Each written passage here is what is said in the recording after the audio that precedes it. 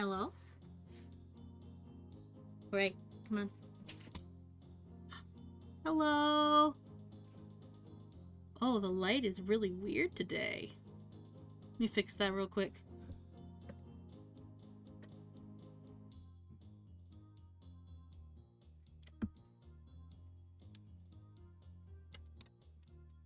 I'm very yellow.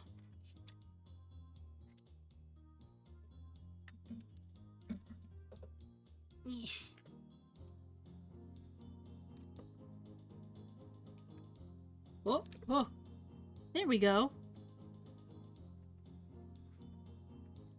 Hello, everyone. Make sure. There we go. Hello, everyone. Happy Pride Month, or so, last day of Pride Month. It's really sad to see it be the end. I hope everyone's doing well. Hope you had fun on your last day of Pride. It's the last day corporations will support the rainbow. The video title is wild. Thank you. Thank you. We're gonna be finishing up with some more Dream Daddy today. I'm excited.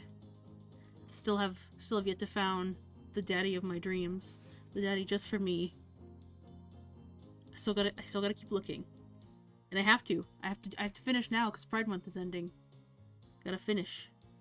Otherwise, I'll never find the perfect daddy for me. So yeah, today's the final day. And I'm taking these 2 consistent days to do like some happy, hey, last hurrahs for Pride. And for those who are new here, hi, I'm Doodle Monster. I draw, I almost said I do art. I draw, and I play video games, and we just sometimes have nice little chats. Yeah, welcome on in, welcome to the show. Hope you guys are doing well. Hope you guys are excited for what's going on today. I'm really excited to finish. I haven't played that game since 2017, and I'm playing it again. So I'm really excited to see I'm excited to see it again. There's so much I forgot about it. And I'm very excited to be playing it again. Also, this is the last. For those who are new, check out the drip. Got my cool outfit on. I know we're missing blue. Sorry, the blue screen in the background gets rid of all my blue. Yeah, I got the pin. Got my cool Pride shirt. Got my little flag. Yep, I'm dressed for the occasion. But I gotta ask, what did you guys do for Pride? Did you guys do anything? Like, have fun, like, just go out with friends, go to the beach, go to the lake, just go somewhere, go to a parade. Or, like, maybe just hang out with some friends, any sort of event for Pride. So let me know what you guys did for Pride. I didn't really get to do much stuff for Pride. I did go to a puppet burlesque show. That was fun. Though I'm not sure if that was fully a Pride event. I mean, I'm trying to think back. Like, it did have Muppets, so I guess that counts. I think that counts. Muppets are gay. That's fine. That counts. That counts. There's an inherent gayness to any puppet. This is just inevitable. Hope you guys liked the music that was playing. Just for you guys. Now, I think right now I'll get that game fired up and ready to go. Let me go open up the game for now and we'll get started trying to find the daddy of our dreams. Alright, let me go get that set up. Excuse me.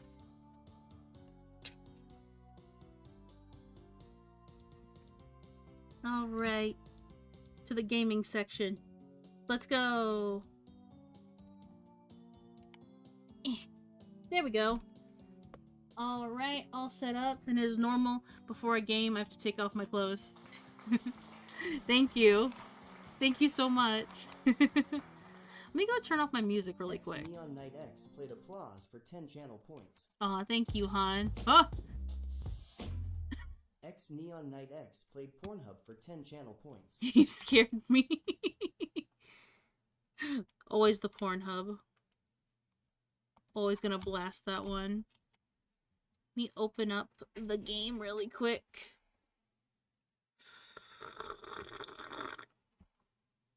My aggressive slurp.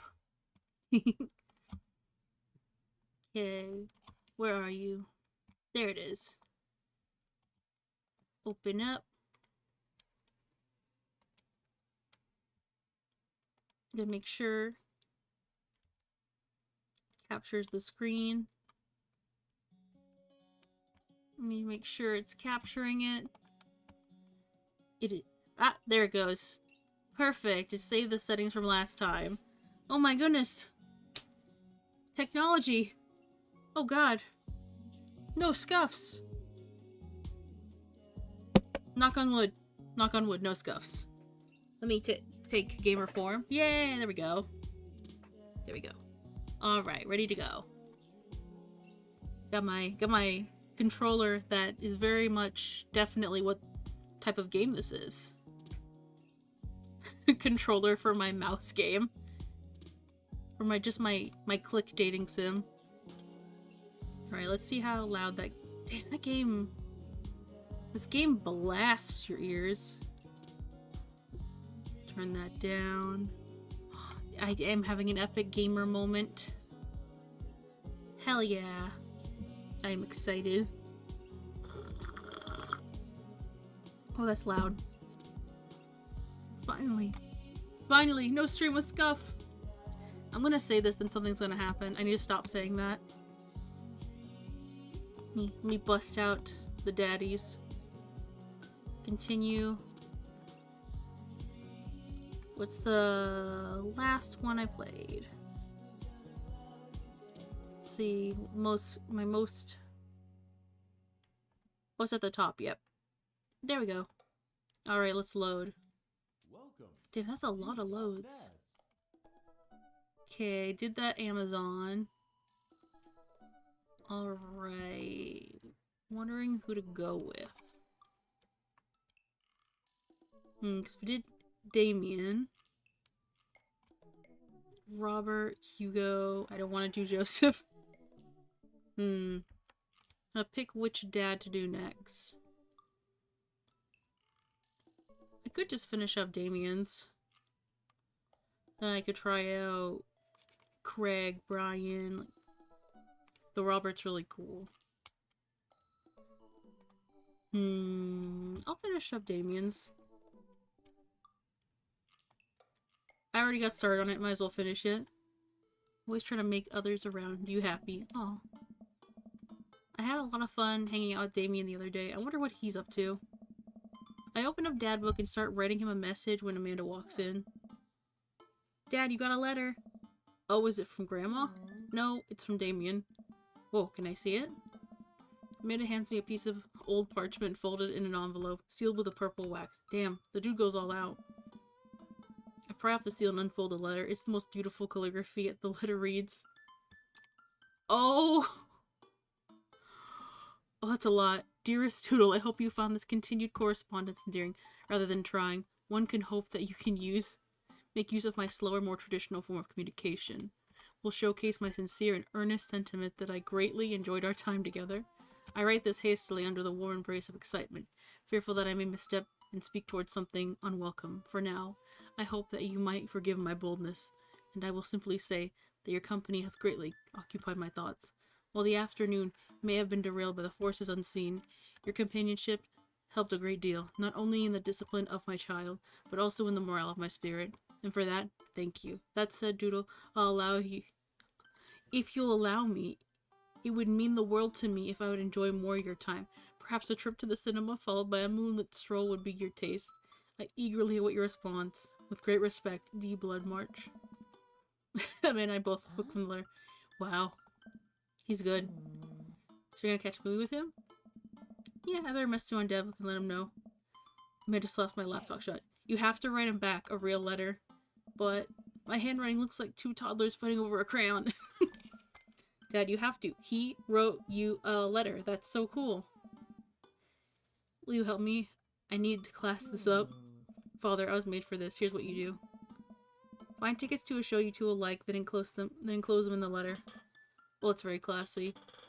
Can we watch the new Garfield movie? Amanda and I hop onto the laptop and peruse the showtimes.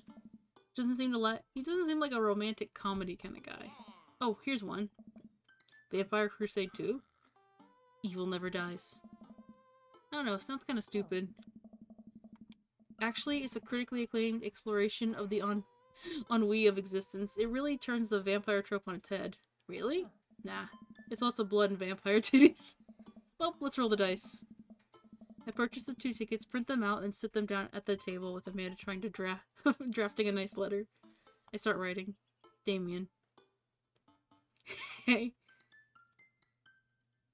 Good morrow to you on this fine eve. I hope this letter finds you in good health. Good one. What's next? You've been good. I must confess, my amateur control of the written word. Just to yourself. Okay. Trucking along. Let me know how you're feeling. Shit. It was pretty messed up. You find me in good spirits, for I felt very much the same to our last encounter. Nice. Ask him to hang out already. True art takes time, Amanda.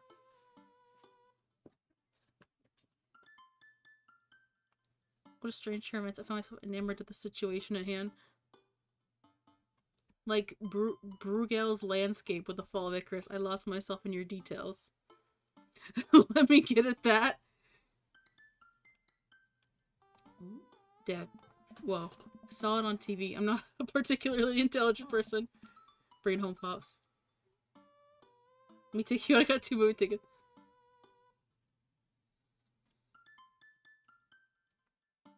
To escort you to the cinema. Smooth. Calling it the cinema is a classy move. Enclosed are 2 tickets to the Vampire Crusade 2, Evil Never Dies, which I'm sure you'll find both titillating and enjoyable. Best wishes. Hard deaths. Namaste. We'll carry on. Let's do best wishes. Then I sign my name. My full name. Fancier that way. Doodle Monster. This okay? Amanda reads over my sloppy handwriting. That's still better than my handwriting. Spelled his name wrong. What? Nah, just trying to keep you on your toes. And we have to seal and put it in the mailbox. Can I seal with tape? It's not authentic enough. I have an idea. I'll be right back. Amanda leaves the room and returns with a candle, a lighter, and a small piece of wood. You gotta have a wax seal. She lights the candle, which starts to burn from a pool of melted wax. What's that other thing? Amanda pours some of the melted wax into a folded letter and expertly presses a small piece of wood into it. She lets it dry for a second, then pulls away, revealing... Here it is, your sigil. A kitten with a bow on its head. Awesome. Scrapbooking stuff always comes in clutch. Well, I guess all I have to do is deliver to the doorstep stuff now, huh? Oh, I thought we were getting a carrier pigeon to do it. I already called my guy. I have a pigeon guy. Marcus has the good pigeons. Don't get your pigeons from Anthony. They're no good. I don't want to know if any of this is true. I head outside and walk over to Davian's house. I slip the letter into the slot in his door and go back home. Mission accomplished? Now we play the waiting game. Finally, night rolls around when I'm supposed to meet Damien. The next day, he left another beautifully crafted letter thanking me for mine and agreeing to meet the evening. Amanda helps me pick out a nice outfit, and I show up to the theater a little bit early. It's a chilly night, and the theater is kind of crowded, but still nice. How do you do? I jump at the sound of his voice. I turn around and see Damien right behind me. You almost gave me a heart attack. How long were you there for? I don't know. I just walked out. My apologies for frightening you. Was that thunder? Is it gonna rain soon? I don't hear anything. What? Oh my. What? Regardless, the hour grows close. Shall we take our seats to the cinema? I thank you again for purchasing our tickets. Please, allow me to repay your deed in Sour Patch Kids or perhaps Milk Duds. Let's do it. We get in line, buy our snacks as we're waiting. I hear a familiar voice behind us. Ugh, my dad's here. I turn around and find Lucian a few feet behind us with a gaggle of other goth kids. Lucian, how nice it is to see you. I didn't know you were going to the theater. I'm glad to see you spending some quality time with your friends. Whatever, Dad. What movie will you be attending tonight? My friends are making me see a kids movie about talking animals and I don't really care about it. Well, I do hope you enjoy your evening. We'll be watching Vampire Crusade 2, Evil Never Dies. Oh my. You watching that? Yeah, I thought Damien would enjoy it. Ha, good luck with that, Dad. Lucian rejoins his friends, and I look over to Damien. Good luck with what? It's nothing. My son loves to tease. We wait in line a little longer, and Damien buys us snacks. He seems a little nervous. I wonder what's wrong. Oh, he's not gonna like blood.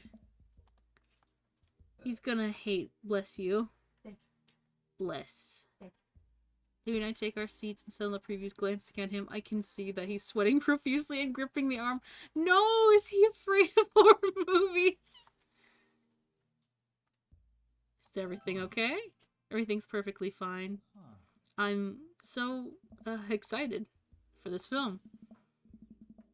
I'm a devoted patron of the arts, especially the scary arts. The scarier the art, the better. Do you have a favorite horror movie? Of course I have a favorite horror movie. Mine is Halloween Town. Terrifying. Oh, interesting. That's odd. I don't seem to remember Halloween Town being that scary. I would have expected him to bring up some strange foreign horror film that I've never heard of. Damien's knuckles are turning white. It looks like he's about to rip the armrest off. Wait a second. Damien, are you afraid of horror movies? What? You must be joking. I love horror movies. The lights dim for the film. Damien screams. No. That was a loud scream.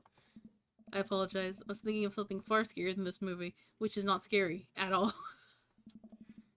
We'll settle the film starts. I offer Damien some licorice, and he takes one. I take note of how much his hands are shaking. The title flashes across the screen in bloody letters. Vampire Crusade 2, Evil Never Dies. A pale man with long silver hair, glittery red eyes, and well-oiled abs sits up in his coffin. Awaken my coven. Two vampires slide the tops of their stone coffins onto the floor. Brother, is it time? I love that these nonsense characters have names. Yes, my husband, but also my mortal enemy. It is time. The three look at each other, then turn to the camera. For the Vampire Crusade, Romulus, Demetrius, and Camilla. This rules. The trio of vampires fly off into the night as foreboding as organ music plays off in the distance. I somehow get lost in the movie. As dumb as it sounded, it's actually a pretty fun flick. Ah! Who's Putin? Farting in the chat, Silver? Ah! Welcome on in. We're doing our best to find a dream daddy. We're continuing with Damien, though I think I know who I'll go with next after this. His wife. I sit at a truce meeting in the general with the human army, whose wife Romulus has fallen in love with. Oh shit. Romulus, it's good to finally meet you. General, I agree. It's good to finally blood you. You see, I would love this movie. I would love this movie so much. Romulus leaps out and slashes the general's throat. Blood splatters over everything, including the camera. Damien screams again, reflexively grasping my hand. I immediately blush, forgetting about any vampires or blood or vampiric blood. Oh, I'm terribly sorry. Damien retracts his hand and places it back on his lap. I was writing a novel in my head about blood magic, and I got an extremely scary section. Damien goes back to quietly stressing out with the movie. It's kind of cute that he won't admit he's afraid of it. I wish he would hold my hand again. Aw. I feel his pain, because I know what it's like to be so scared of one thing that everyone else will be comfortable with. Maybe I could do something to make him feel more comfortable. I've got it. I'll do what all dads do best. Talk during the movie.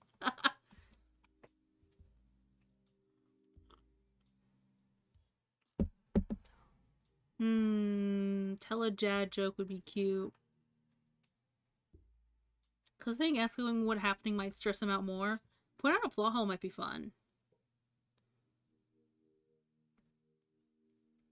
Put out a plot hole. Did you notice the guy fired 7 bullets and the gun only holds 6 bullets? Yes, that's absolutely unforgivable from a filmmaking standpoint. It's almost unwatchable. It's funny how much easier it is to point out tiny mistakes of work and others than it actually is to go create your own thing, huh? Hey, look. That's an anachronism. First movie goes by relatively smoothly, with only a few whimpers from Damien. Maybe he could have liked the romantic comedy better. The final section of the movie, where Romulus, Bad Blood, and the General's wife embrace each other in his crypt. It appears that the true Vampire Crusade was the Vampire Crusade in our hearts, our cold, unbeating hearts. Romulus and General's wife begin making out. Hard. What? The film fades to black and the end appears on the screen. Then it hard cuts as to Demetrius and his rival lover Camilla, who watch from afar. Oh no, twist ending. Our bloodline has been pure for 1,000 years. Romulus has betrayed us by loving a human woman. It must only be for a short time before the next Vampire Crusade 3, evil must die again. More thunder, more ominous organs, and the music fades out. A bloody question mark now accompanies the end. Damien and I walk out of the movie theater amidst the throngs of chattering moviegoers. He's a little more pale than I remember, but otherwise he survived the encounter. He seemed a bit invigorated. What an interesting film. While the premise admittedly struck me as pedestrian, I was intrigued by its harrowing love story and great attention to detail regards in vampiric lore. Yeah, it was pretty good. A little more vampire titties than I thought there would be. Oh, the night is young. Let's take a stroll. Let's go. Damien is making a point of not telling me where he's going. Still, I'm enjoying the walk in the cool night air. Being alone here with Damien is a lot better than being in a crowded theater. Where are we going? Gremlin, run back into the void. Have fun in that void. Hello, Sonic Girl. Hope you're doing well. We're looking for that daddy of our dreams. We're starting with the pale, handsome type. We're trying to get a vampire daddy. Lovely night, isn't it? Lovely as the company, yes. Ooh. He thinks I'm lovely. Damn, okay, here comes the smooth response. Thanks. Cool. You know what? I love that none of these are that good. Cool is the worst one. Okay. These are, you know what? At least thanks. No problem. Crushed it. We'll stand there a little awkward. I sure am a smooth operator. Are you getting hungry? Maybe we should stop off and grab something to eat. Worry not, friend. I have a plan. We turn the corner and grade by the gates of a cemetery? What? We're going in there? A little bit of Victorian flavor, Doodle, trust me. I'm a bit nervous, but Damien hasn't led me wrong yet. Follow his lead into the cemetery. Statues of angels stare down at us as we follow a path through the faded tombstones. I want to check how loud this volume is. Okay, how is it? Let me go check with you guys. Okay, good. It's not too loud. Good. Because it is like suddenly it picked up very much for the graveyard scene. There we go. There we go. After a small hill, we get a beautiful view in the city. The night lights sparkle around us. I kind of want to hand it. I gotta hand it to him. For being a cemetery, this is strangely romantic. I've always wanted to do that. Picnicking in a graveyard. Yes! Picnicking in an old Victorian tradition is an appropriate finish to an evening after a vampire movie, wouldn't you say? That's the stuff. Hell yeah, real gothic date. Flourish Dame produces a picnic. Places a blanket at picnic. He made us food! Wait, where were you hiding that? Under my cloak? Oh, right. And folds the blanket. We both sit down, gazing at our city lights. He produces a bottle of red wine and a fine selection of cheeses. Ooh. In the Victorian era, there was no public art galleries, parks, botanical gardens to speak of. Once royal graveyards became a more popular alternative to church burials. They became the only place that people could see beautiful plant life and fine sculptures. This is true, there was no parks in the Victorian age. That makes sense. This is pretty nice. I have a question though. How are you so okay with being in a graveyard but have trouble handling a scary movie? Listen, fear's not rational, me. I wasn't. He sighs deeply. Yes, I was extremely scared by the movie. I was not writing a book about blood magic in my head. I just never been good at those. I just feel like as if how I look and act, people expect me to love horror films, so I must play the part. Truth be told, I don't know if I have the constitution for them at times. Damien, I'm so sorry. If I would have known, I would have suggested another movie. It's quite alright. I did find myself enjoying this one, thanks to your help. Graveyards, however, I think there's something beautiful about death. Cemeteries are traditionally built away from cities, away from the realm of the living, and it keeps us separated from it. To acknowledge death and become comfortable with it, I think it gives us a certain intimate knowledge of ourselves. To sit amongst generations of those who came before us, to be truly alive in the midst of so much death, brings me so much comfort. Death helps me appreciate life, to savor every end. We sit and enjoy our food and wine. I don't feel scared anymore. Never thought that I'd be comfortable sitting alone in the graveyard at night, but I actually feel very peaceful. Suddenly it doesn't seem like we're alone. Off in the distance, I see a shadowy figure in the trees. What is that? I'm not sure. I notice us. I'm paralyzed with fear as it begins lumbering towards us. Its shape taking more of an animal form than feral. I look to Damien for help. He's just as afraid and transfixed as I am. I want to scream, but I'm stuck in my throat. The creature's getting closer and moving faster. Woof! Oh, it's a dog. It finally comes into the night. The friendliest, dumbest Boston Terrier I've ever seen pulls towards us. The dog trots over to Damien and sniffs his hands. Damien looks ecstatic. He ruffles the dog's fur happily. What a beautiful dog. Hey. We both look up, not expecting to see Robert. Thanks. Robert, what are you doing out here this lovely... He's got a dog? Hunting cryptids. That's right. He likes cryptids. Okay, we know who we're doing next then. Changed my mind. Didn't know you had a dog. This isn't my dog. Never mind. I was one in the street and I put a leash on her. Now we're walking around in this graveyard together. Hunting cryptids. David and I share a look. Make it for a treat? Sure. Won't give her cheese though. Not to worry. Reaches in the depths of the cook and produces a small dog treat. Just has dog treats? What else is he keeping in there? He lifts up the treat and crunches away, wagging its tail furiously. Damien continues to smooth down her fur. Thanks. My absolute pleasure. Damien shakes the dog's paw. Lovely to meet you, my friend. May our paths cross again. Robert and his dog disappear into the darkness. Damien stares after them. I didn't know you liked dogs. Victorians love dogs, actually. Most Victorian women of high fashion would always be accompanied by a small dog, such as a terrier or a Maltese. I think big dogs are nice, too. Yeah, man, dogs are cool. I believe that's enough excitement for one night. Let's say we make our way home.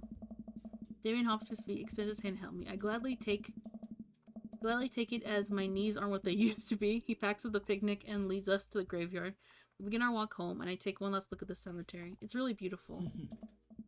Like a proper gentleman, Damien walks up me to my doorstep. Thank you so kindly for your company tonight. Damien, it was my pleasure. If you allow me, it will bring me great joy to offer a token of my affection. He reaches in his cloak and pulls out a folded, monogrammed handkerchief and presses it to my hand. Oh, thank you, Damien. Can't wait to use another. I'm gonna wave at this at passing ship. I'll use this to dry my tears for those I've lost. That's the one. A noble purpose. Got it. Got the eggplants. Hell yeah. Damien shuffles his feet. I want to say it's rare to find someone like you who's open to my eccentricities. No, baby boy. That's the... Make me feel so accepted. Thank you. No! Damien gives my hand a squeeze. Damien blushes and hastily retracts his hand. I must take my leave. Good night. No! Marcus say he's gone. Huh. I unlock the door and step inside.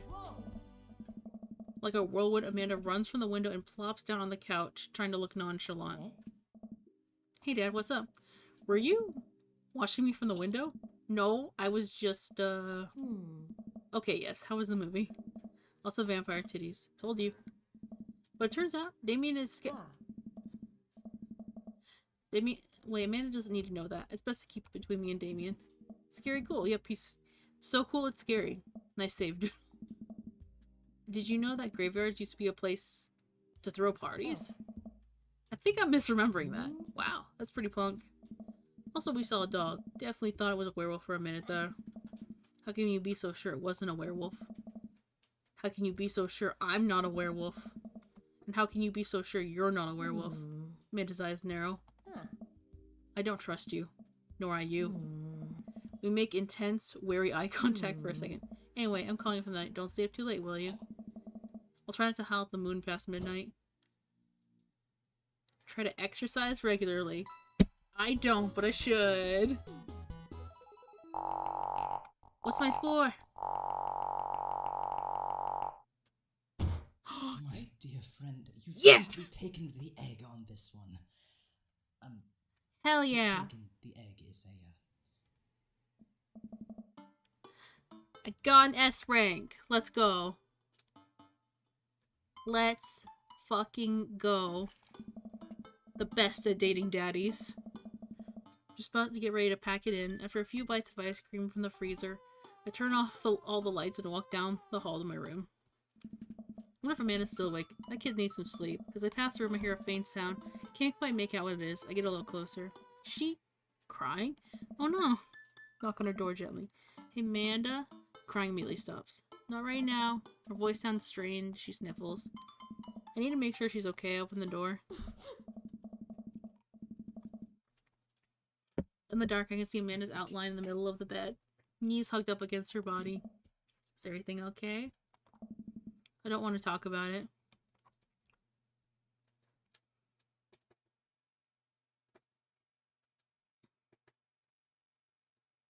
Because I shouldn't press her. Leave her alone. Did something happen?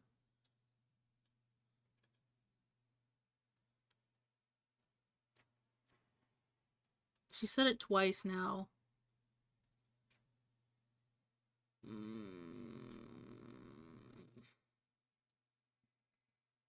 I'll leave her alone. Alright, I'll leave you be. Gently behind me. She immediately starts crying again. Wow. I have no idea what has her so sad. She seemed totally normal. I just feel awful leaving her to cry, but I also get the feeling that if I tried to do anything else, it would have only made her more upset. I can't stop mentally cycling through all the awful things that she could be dealing with right now. More than anything, I just want her to be happy and safe. I have a hard time falling asleep, but when I finally do, I start thinking about Amanda. After a long night of little sleep, I roll out of bed and make myself a pot of coffee. Amanda should be up for school soon. Maybe she'd be willing to talk about whatever is bothering her. 10 minutes later, before she's supposed to leave, Amanda comes out of her room and makes a beeline for the freezer. Morning, Amanda. Morning. She drops her frozen waffle in the toaster and slams the freezer door. She won't look at me. Yikes. So, anything big going on at school today?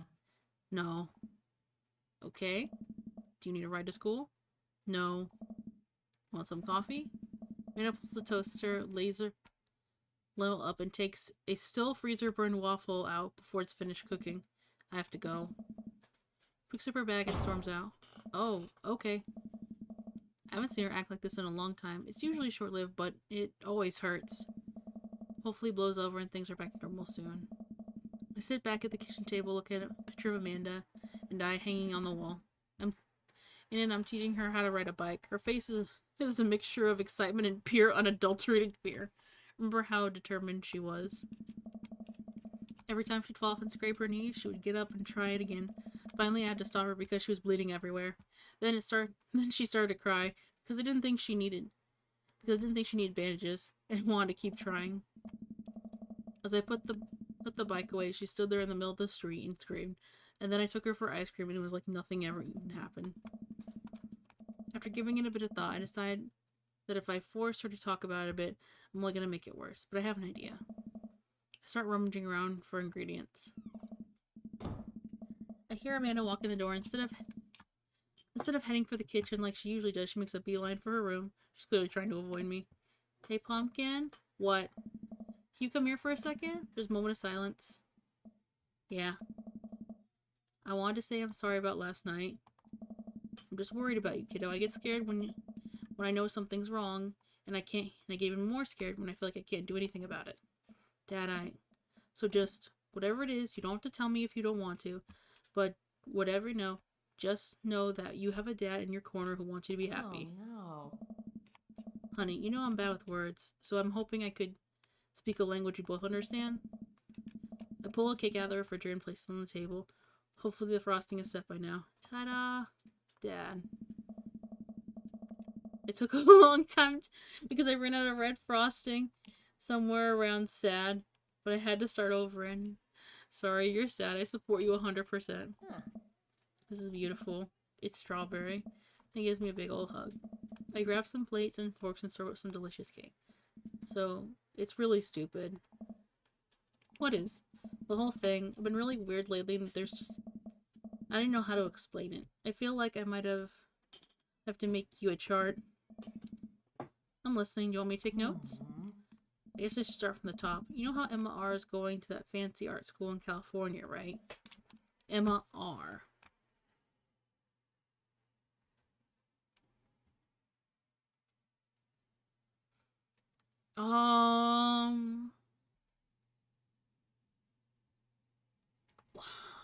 The best friend. Yes. I got it! Ha! I'm the best dad. I'm the daddy now.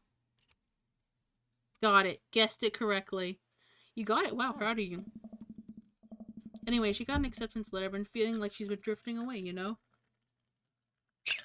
Oh, that does suck, though. I've had friends drift away during college. She's spending a lot more time with Grace and Emma P, and I just thought it was all in my head for a while. But then I found out from Rosie M that both of the Emmas, Grace and Noah, all went to a party at Mackenzie F's on the same night. They all told me they were busy studying for the Calc AB final. Yikes. So, another important piece of information is, God, this is embarrassing. I, have a crush on Noah, that's a thing. What? Whoa. Had? No idea. I definitely didn't know that. Okay. You're a bad liar. So are you. Learn from the worst. Anyway, the only person I ever told about this crush was Emma R. She promised not to tell anyone. I didn't confront them about the party thing because I didn't want to start drama, so I kept quiet and kept going about my business. Made a sighs. One day I invite everyone out to get nachos at the mall after not texting me back for like 2 hours, even though none of them ever put their phones down for more than 60 seconds. They all said they're busy, like, simultaneously. So I tell them, never mind, I'll just eat nachos at home, right? But we were out of chips, and I really wanted nachos. Totally understandable. So I went to the mall anyway, to the food court, and who do I see there? Grace, Emma P, MR, and Noah all hanging out together and eating nachos without me. What? Gets better. I'm standing by the escalators watching them, and I realize that Noah has his arm around Emma R, which is kind of weird, right? And then they kiss. Oh. Yes, I know. So I storm over, and I'm like, hey. And Grace drops a nacho on her shirt because of course she does. Fucking Grace. Am I right? Emma R just, like, glares at me. Grace, nothing's coming up. I don't know who that is. Grace is the...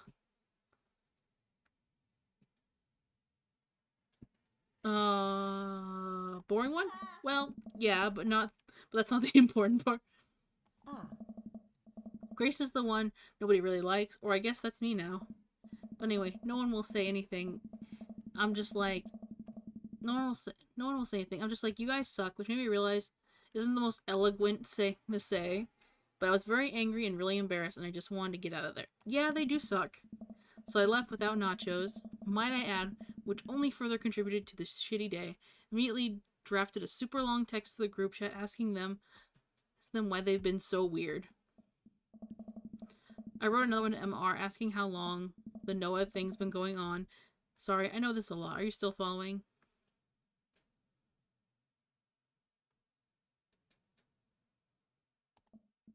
Oh, okay. Get a load of this. MR says, you know what? Let me just read it to you. Ugh. This sucks. I'm sorry she went through this, but I'm enjoying this drama. I'm fully zeroed in. I'm like, what did she say? Get her ass, Amanda. Can you believe that? I cannot believe that. I care so much about like Amanda's social life and mental well-being, but man, do I not understand what she's talking about. This is beyond me, and I am trying my hardest to be supportive. No.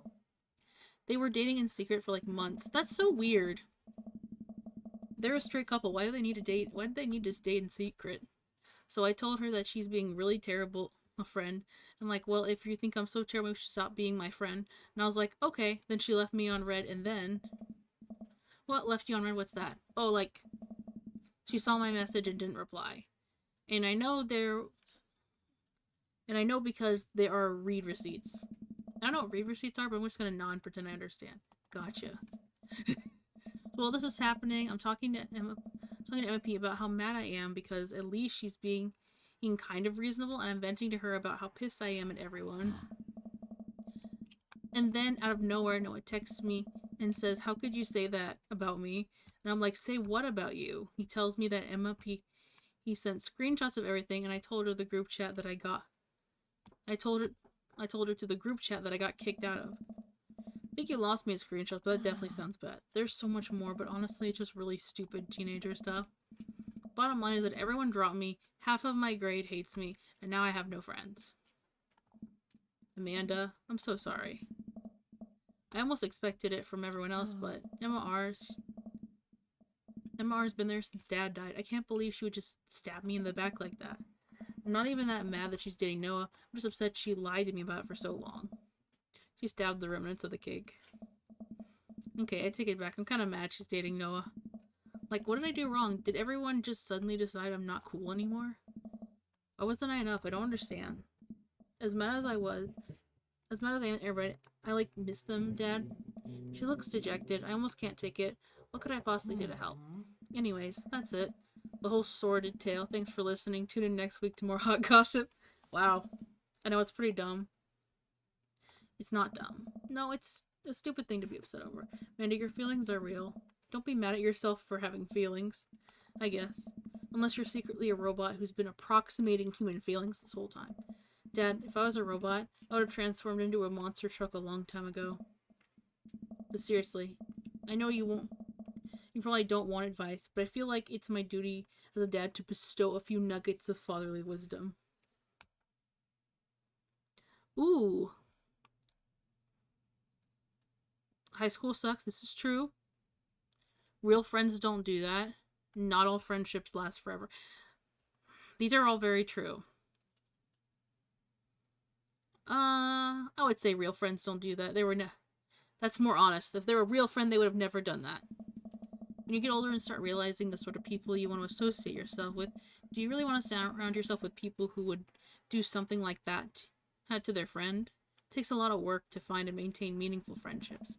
Took me a long time to figure that out myself. Wish I had learned it sooner.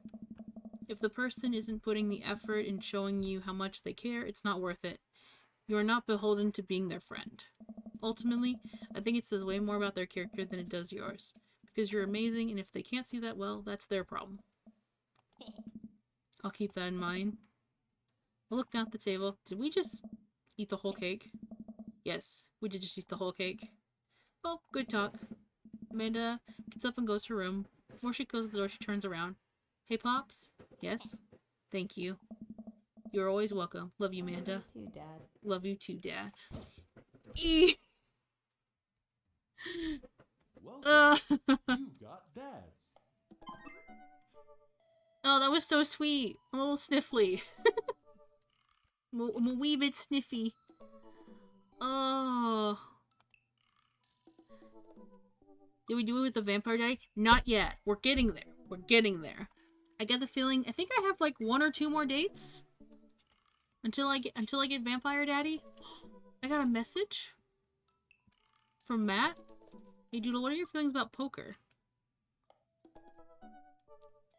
Beyond hardly knowing her. Poker. Aw.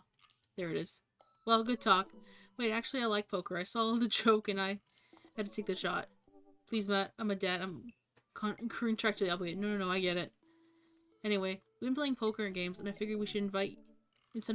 Great. That sounds great. I love losing money. Cool, dude. See you soon. I could lose that money. Playing a poker game. Oh, I don't know anything about poker. Let's go. Probably gonna be a mini game. Matt invited me to a poker night in Joseph's house. I'm going all out. Didn't I do it for you? All I do is for you. Okay, I'm going all out. Taking my coat. I walk across. I spot Matt, who's been walking over to the house, and he's got a case of beer under his arm. Crap, I should have brought something. This is why it makes the choice harder. Like, there's too many hot dads. Crap, I should have brought something. Haha, no worries, man. It's their first time. Just bring a full wallet. How long have you guys been at this for? Years, buddy. It's a nice way to keep in touch with the guys. It's never really high stakes. All in. Craig is there. We pass through the fence enclosing Joseph's backyard. Craig, Brian, and Joseph hover over the patio, drinking beer and chatting. Robert sits in the corner, brooding as usual. Doodle, glad you can make it. So am I. I'm psyched to take all your money. Just like old times. Craig's the resident shark. Prefer the term person who's good at poker. I'm well aware.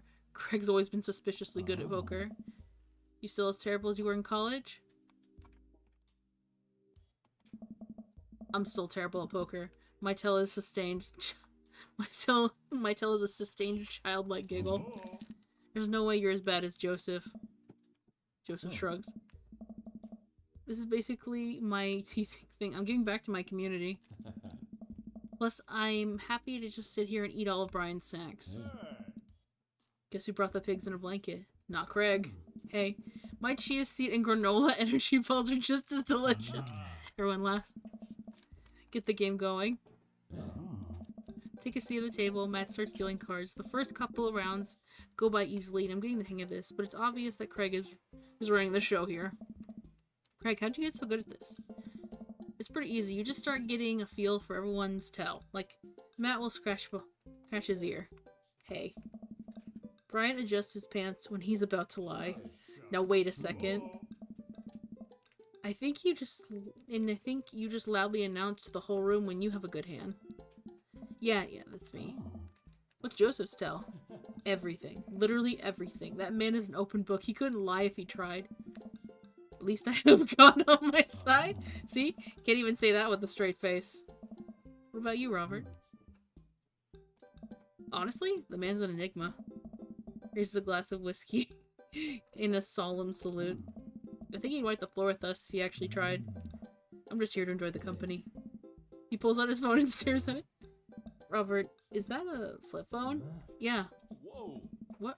Are you a drug dealer now? Yeah, what do you need? Horse? Speed? Do you want Johnny's? I can get you the street stuff easy, but if you're looking for something exotic or designer, that's gonna be 72 hours and a flavor. Ow! Ow! Ow! Owie!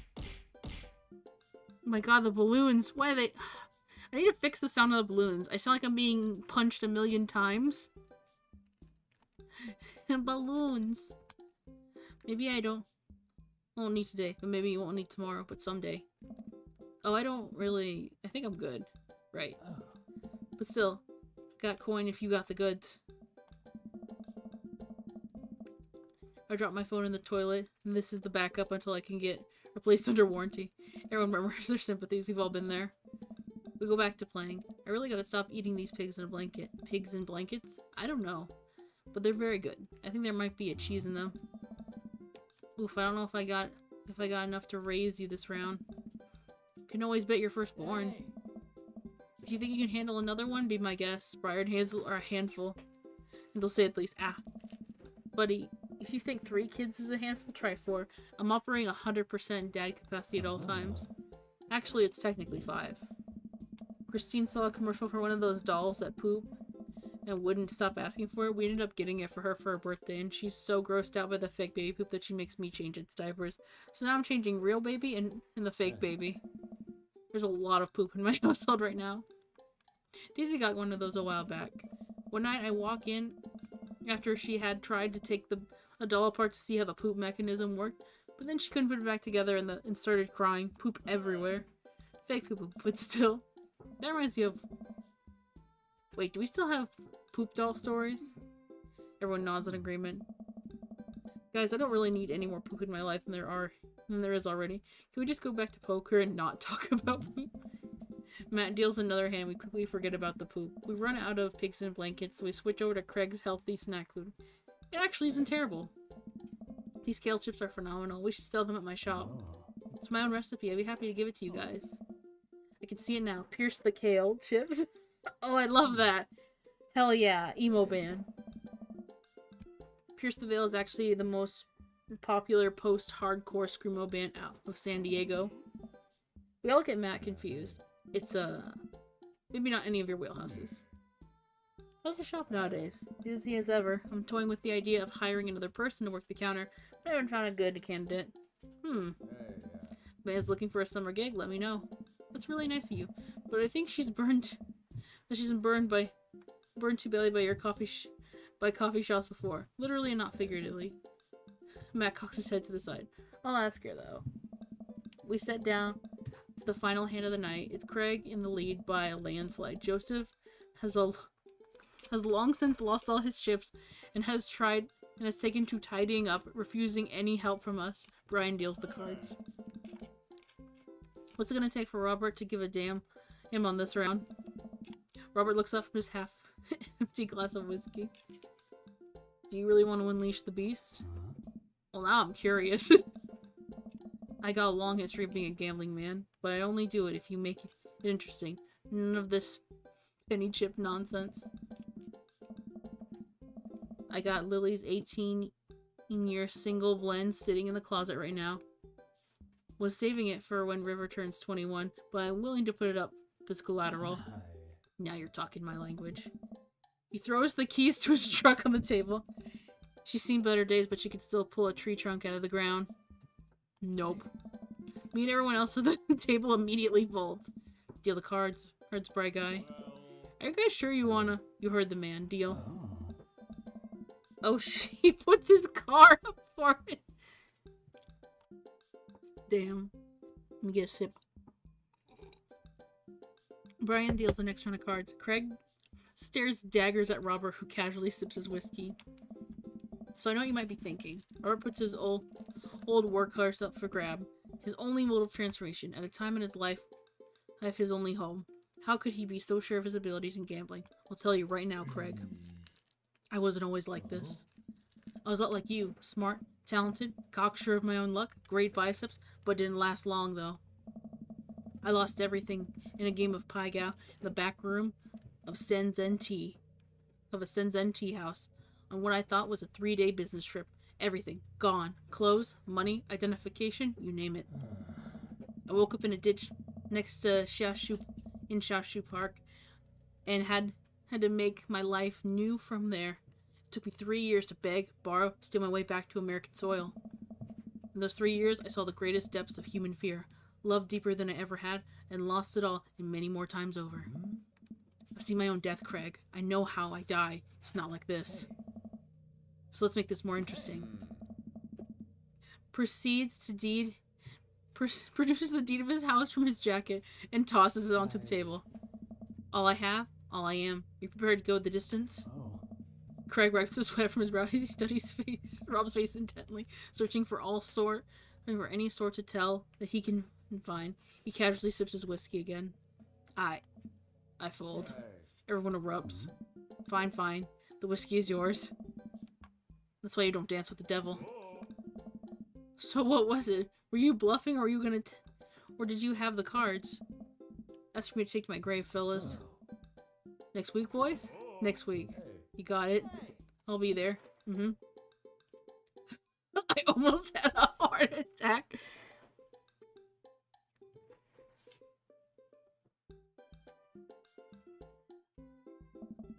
This has been very relaxing, and I sincerely doubt I will wake up in a cold sweat thinking about tonight. Keep on working on that poker face, Doodle. We'll say our goodbyes and head separate ways. Welcome. You've got dads. Beautiful. Beautiful. I love that. Risked everything up. Oh, that's amazing. I want to see how many more... Okay, so I have one last date. One last date. Thank you for that. Clown played Pornhub for 10 channel What does points. this do? Plays the Pornhub sound. Yeah, it plays the Pornhub theme. Which I love. Everyone who comes in, they press it because they're like, what the fuck does this do? Alright, message.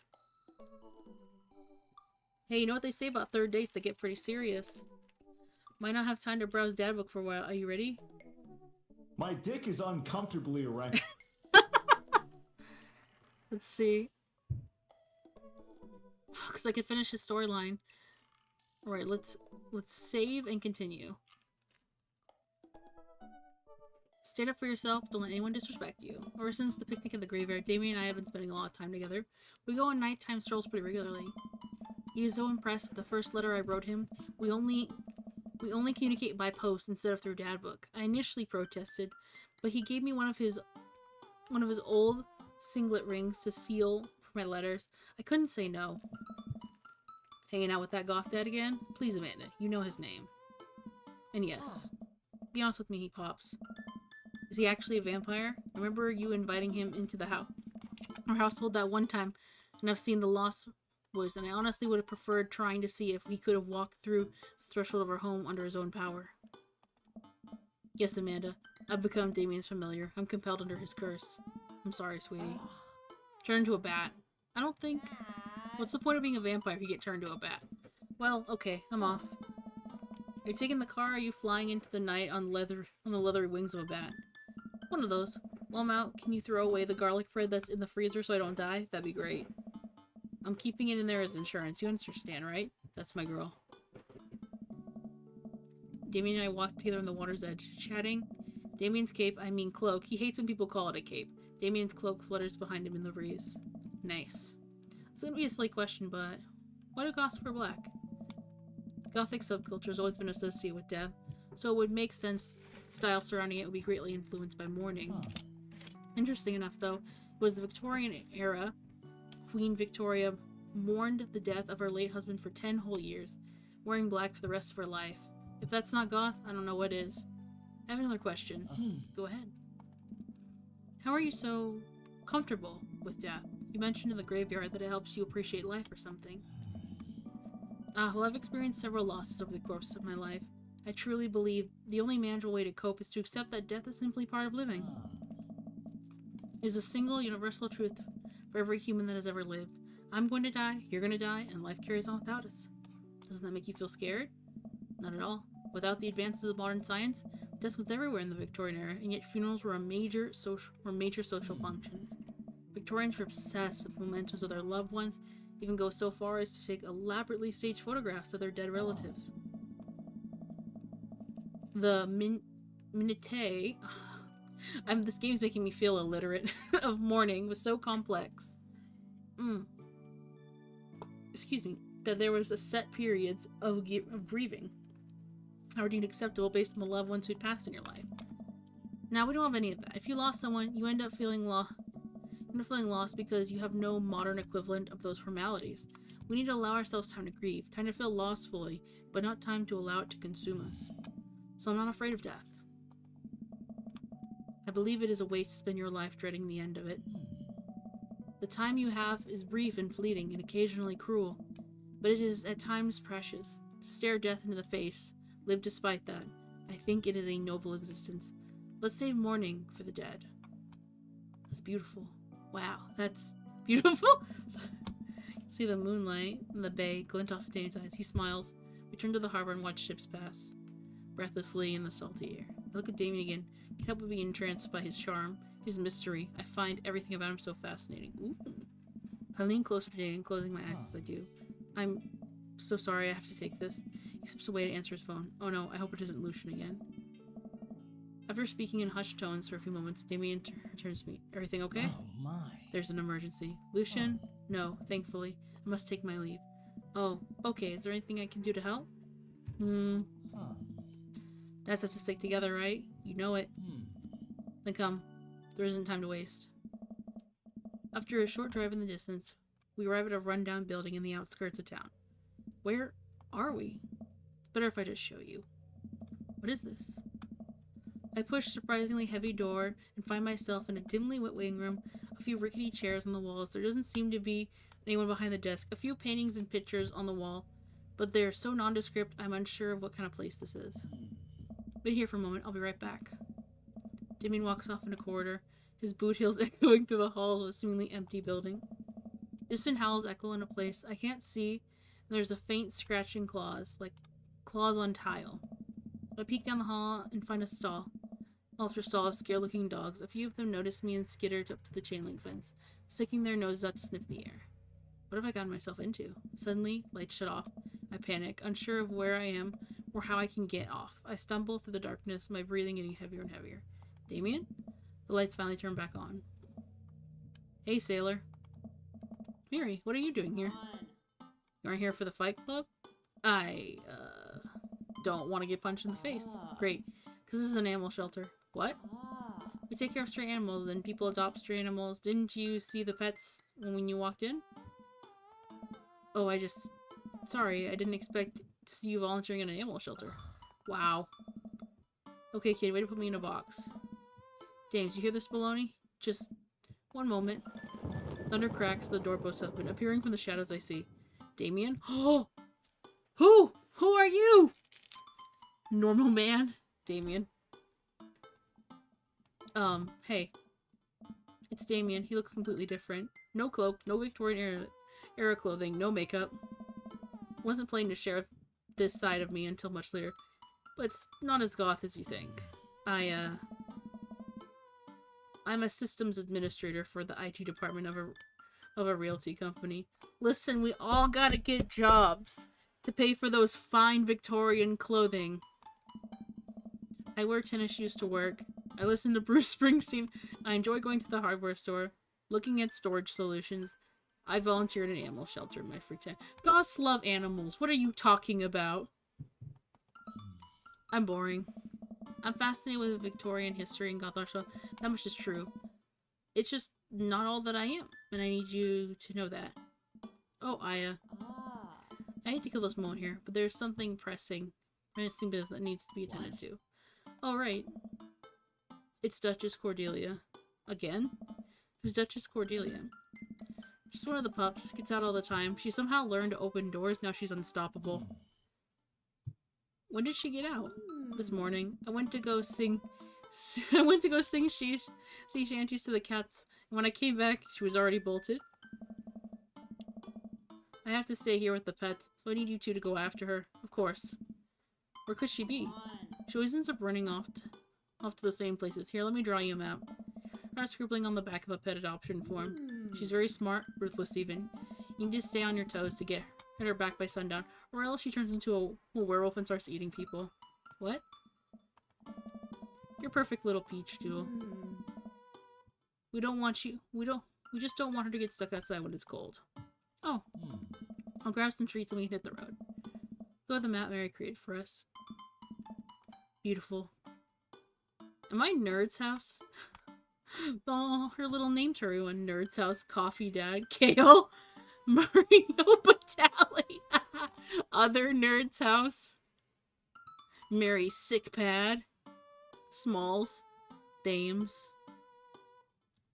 Who's Dames? Yeah, that's... Oh, that's probably Hugo's house, the other nerd. I'm assuming that's Robert's house. Kale is Craig. Smalls. Oh yeah, Damien. Oh, I'll call them Dames. Just Smalls. Who am I forgetting? Who am I forgetting?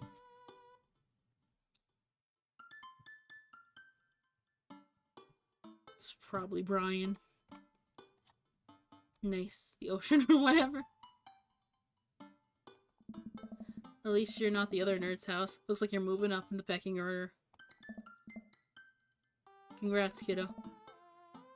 Where should we head first? Okay, there's several different places. Let's go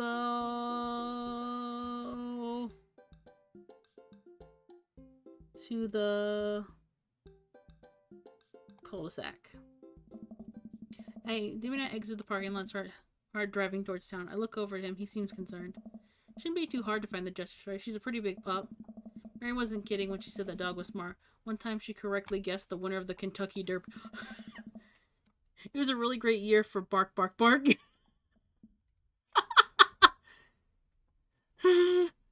Fuck him already. I'm trying. Romancing is an art. I don't know. What do you think our odds are, Doodle?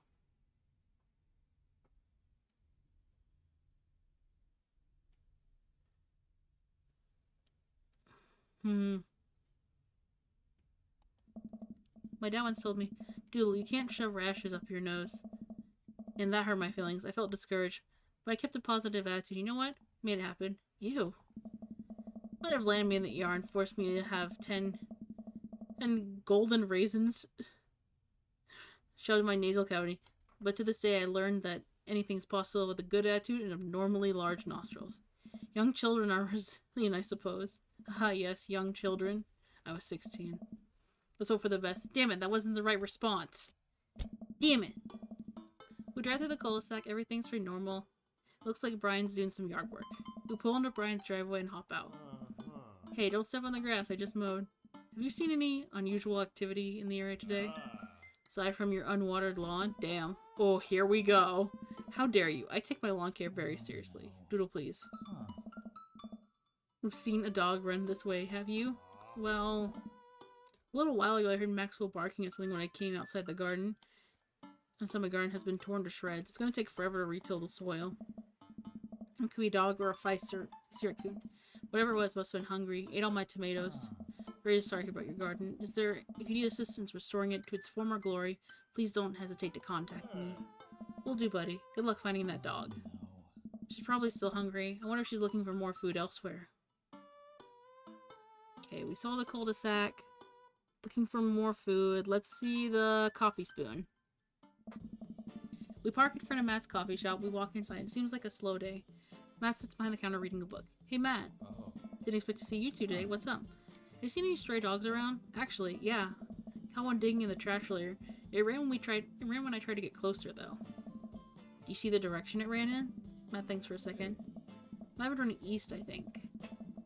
Pup tore through 3 pans of old, said-right banana bread. Want to take some for the road just in case? Sure thing. Matt packages up a slice. Thanks for the slice. The road slice. Banana bread is gonna be so good. I think he meant to give it to you for the dog. Right, I meant. It's gonna be so good for the dog to eat. I feel like we're on the right track. You think? If we keep this up, we'll find Duchess in no time. Hey, if you like dogs so much, why don't you have any? Lucian is severely allergic. I wouldn't want to put him through that. There are still dogs in my life, so for that I'm grateful. There's about to be one more dog in your life, buddy. Splendid attitude. Let's not waste any more time. Verily. Alright, east. East from there. Bayside? To the Bayside. Just like old times, eh? I remember it as if it were yesterday. I mean, earlier today. So what do you think? Any sign of the pooch? Not yet. Although, who knows if she made it to any of these old ships. The Duchess would do that? I wouldn't put it past her. No one can navigate rough seas without a compass. Very smart. Pops? Didn't I turn around and see my daughter? Amanda, what are you doing out here? Do you think all I do is stay... Did you think I just stayed inside all day vegging out on the couch and watching TV? Oh, sorry, what are you doing? I'm heading home so I can veg out on the couch and watch TV. I had to get a burrito first. Young miss, have you seen a dog around here?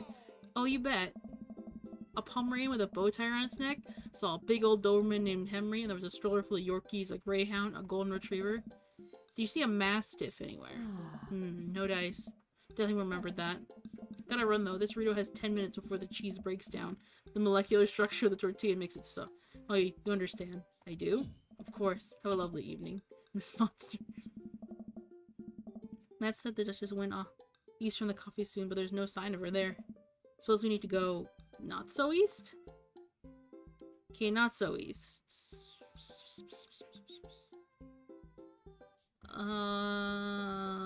Aquarium?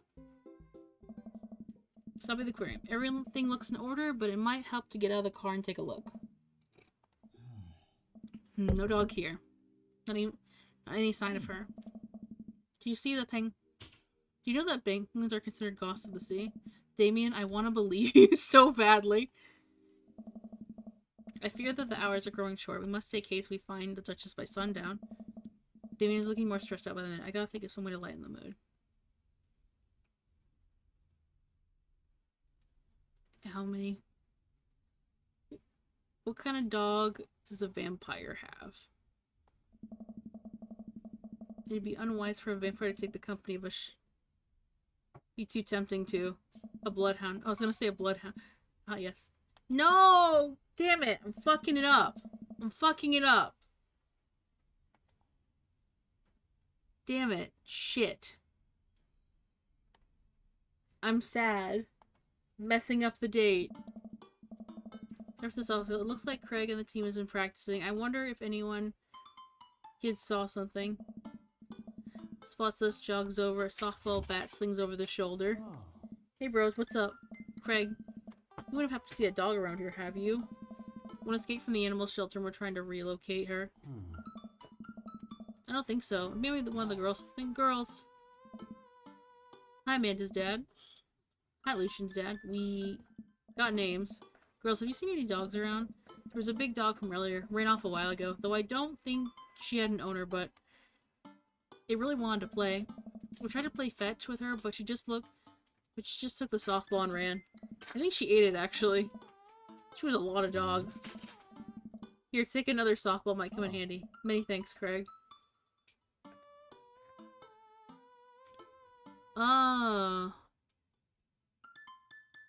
Let's go back to the cul-de-sac. Think back to normal. Doors wide open. Pursue. Classic Dutch. Cordelia. A telltale sign. We should approach with caution. Whatever goes down here, got your back. Creep up to the porch and step inside. She's a big girl. Sitting in the center of Hugo's living room. It's like she owns the damn place. One of the biggest dogs I've ever seen. Woof. She hasn't broken anything in here yet. Wonderful. You have to get the leash before she tries to escape again. And get out of here before Hugo comes. Easy peasy. Duchess, come here. Duchess eyes Damon warily. She approaches and begins to growl. She's on guard. We need another plan.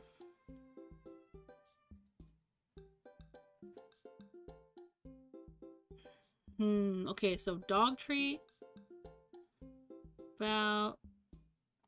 Hand her the dog treat from the shelter bag out of his pocket and holds it in front of Duchess. She eyes it suspiciously, then growls.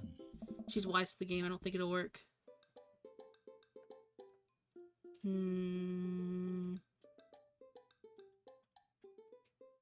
Try the softball. I pulled the softball that Craig gave us. Hey girl, remember this? Duchess' tail starts wagging. She's not getting any closer. Damien stops me. If you throw that in here, she'll destroy the house. You're right. Give her the banana bread. Oh! Oh, shit! Out of my pocket, pull it out, and slice the banana. And pull out a slice of right said banana bread Matt gave me. Duchess sniffs the air and hones in on the bread. Come here, girl. Nice and easy. Some yummy, homemade, vegan, and possibly gluten-free banana bread, if that's what you're into. Duchess cautiously approaches me and gives the banana bread a good whip before gently taking it from my hand, dropping it to the ground like dogs always seem to do for some reason. She curls up and starts munching the bread. Success.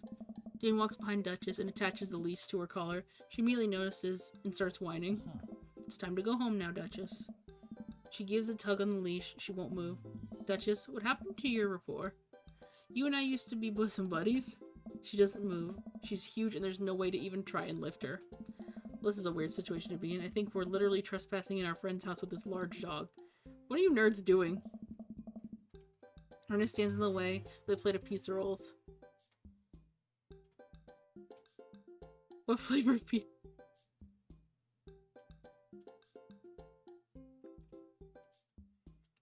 We're definitely not trespassing.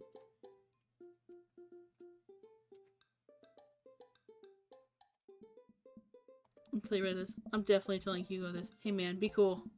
I am cool. Cool enough to not tell your dad? You're good. Let's just notice his Ernest and starts pulling against the leash. Why is this dog in my house? It's a long... Duchess suddenly breaks free from danger grip and hurls towards Ernest. Ah! Ernest and Duchess fall to the ground. Pizza rolls fly everywhere. This is bad. Ernest, are you okay? Ernest feeds Duchess a pizza roll. Hey, she likes pizza rolls. Ernest sits up, but the dog keeps licking his face. Oh, hey. Hugo stands at the door, looking like he's at a loss for words. What are you guys doing? Whose dog is this? It's a long story, but it involves a large dog who knows how to open doors. Boof. Hugo, may I present you Duchess Cordelia. How do you do? Borf. We're friends. Duchess licks Ernest's face. She's from a local animal shelter. She got out and we've been chasing her all around town. Your house was her final stop. Dad, can we keep her? No. Ernest, I don't know if we're set up to take care of her. Wait, did you call me Dad? Come on, please. Look how cute she is. Hugo sighs. We've been talking about adopting a dog for a while. But you have to promise me you'll take care of her. Yeah, I'll give her all the pizza rolls her little heart desires. I suddenly remember what's on the back of the map when I pull a pen out of my pocket. Got the forms ready for you if you're interested. I'll even waive the adoption fee since, you know, technically we broke into your household. Well, alright, it's a deal. Hugo steps onto the porch with us and signs the form while Ernest plays with Duchess inside. He seems to be happy with his new friend. Oh. I know, he called me Dad, can you believe it? Damien places a hand on Hugo's shoulder. I certainly can. I think this will be good for Ernest. It should teach him some responsibility. She's probably looking at getting better locks for your doors, though. The Duchess is a wily one, but you do right by her and she will love you two forever. Thank you. Surprise dog. Long story short, Duchess now lives happily in a happy home, and neither of us have charged for breaking and entering. So all in all, I think it was a fine day's work. Nice work, you two. Hey. Dill, you could be a valuable asset to our team of volunteers. You know, if you ever feel like petting some puppies, hit me up. Mary, I always feel like petting puppies. Good to know. Well, catch you fellas later. Mary starts to leave. One last thing. Hey. Damien's been telling me about you. Glad he finally brought you around. Oh yeah. Ugh. Damien's my special boy. That's my homeboy. My rotten soldier. My sweet cheese. Go way back. I got a vested interest in his health, success, and well-being. If you ever hurt him, Mary. Huh? You can fill in the blanks. I gulp. Yes, ma'am. Mary leaves me alone with Damien. So, about the whole goth thing. I, completely understand if you aren't interested in me anymore. What? Am I missing something here? I'm not a cool goth prince. I'm boring. I own 5 pairs of tennis shoes. I wear dumb glasses. Don't you care? He looks nervous. Damon, do you really think I like you because of all the goth stuff? That's all cool, but the best thing about you is how passionate you are about things you love. History, art, Victorian fashion, dogs, storage solutions. It doesn't matter what it is. You care, and that's awesome. Also, the glasses are very cute. Nice. Smooth. Smooth. You don't think I'm boring at all? If you're boring, then I don't know what that makes me. I spend too much time online shopping for flashlight. I get excited to mow my lawn on Saturdays. I get cranky about commercials being too loud. I've even been thinking about making my own peanut butter. Then maybe we can be boring together. It would never be boring if it was with you. Aww! Damien suddenly closes the gap between us and pulls me in for a hug. Buries his face on my shoulder. He smells like lavender and rosemary. Ooh. I was scared you wouldn't like me. Quite the opposite. Damien pulls me away for a second and looks me in the eyes. Without his colored contacts, his eyes are so dark and soulful. I didn't even notice his eyes are a different color. May I kiss you? Yes!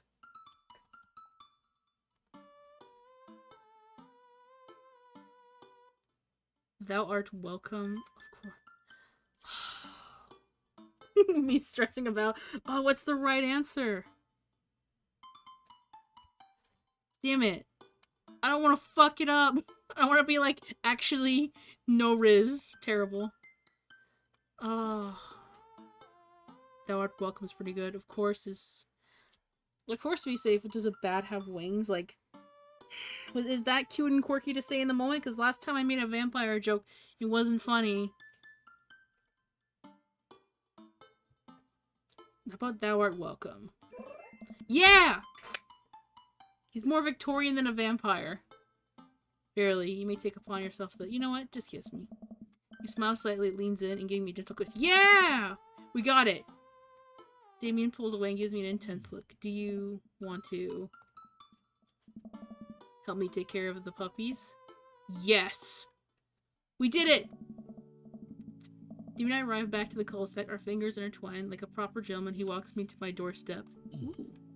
This was lovely. Thank you for understanding. Thank you for everything. Very happy I can be myself with you. I'm glad, but I have one request. Huh. What's that? Can we keep sending each other letters? But of course. Damien kissed me one last time before turning around and heading home. Let's go.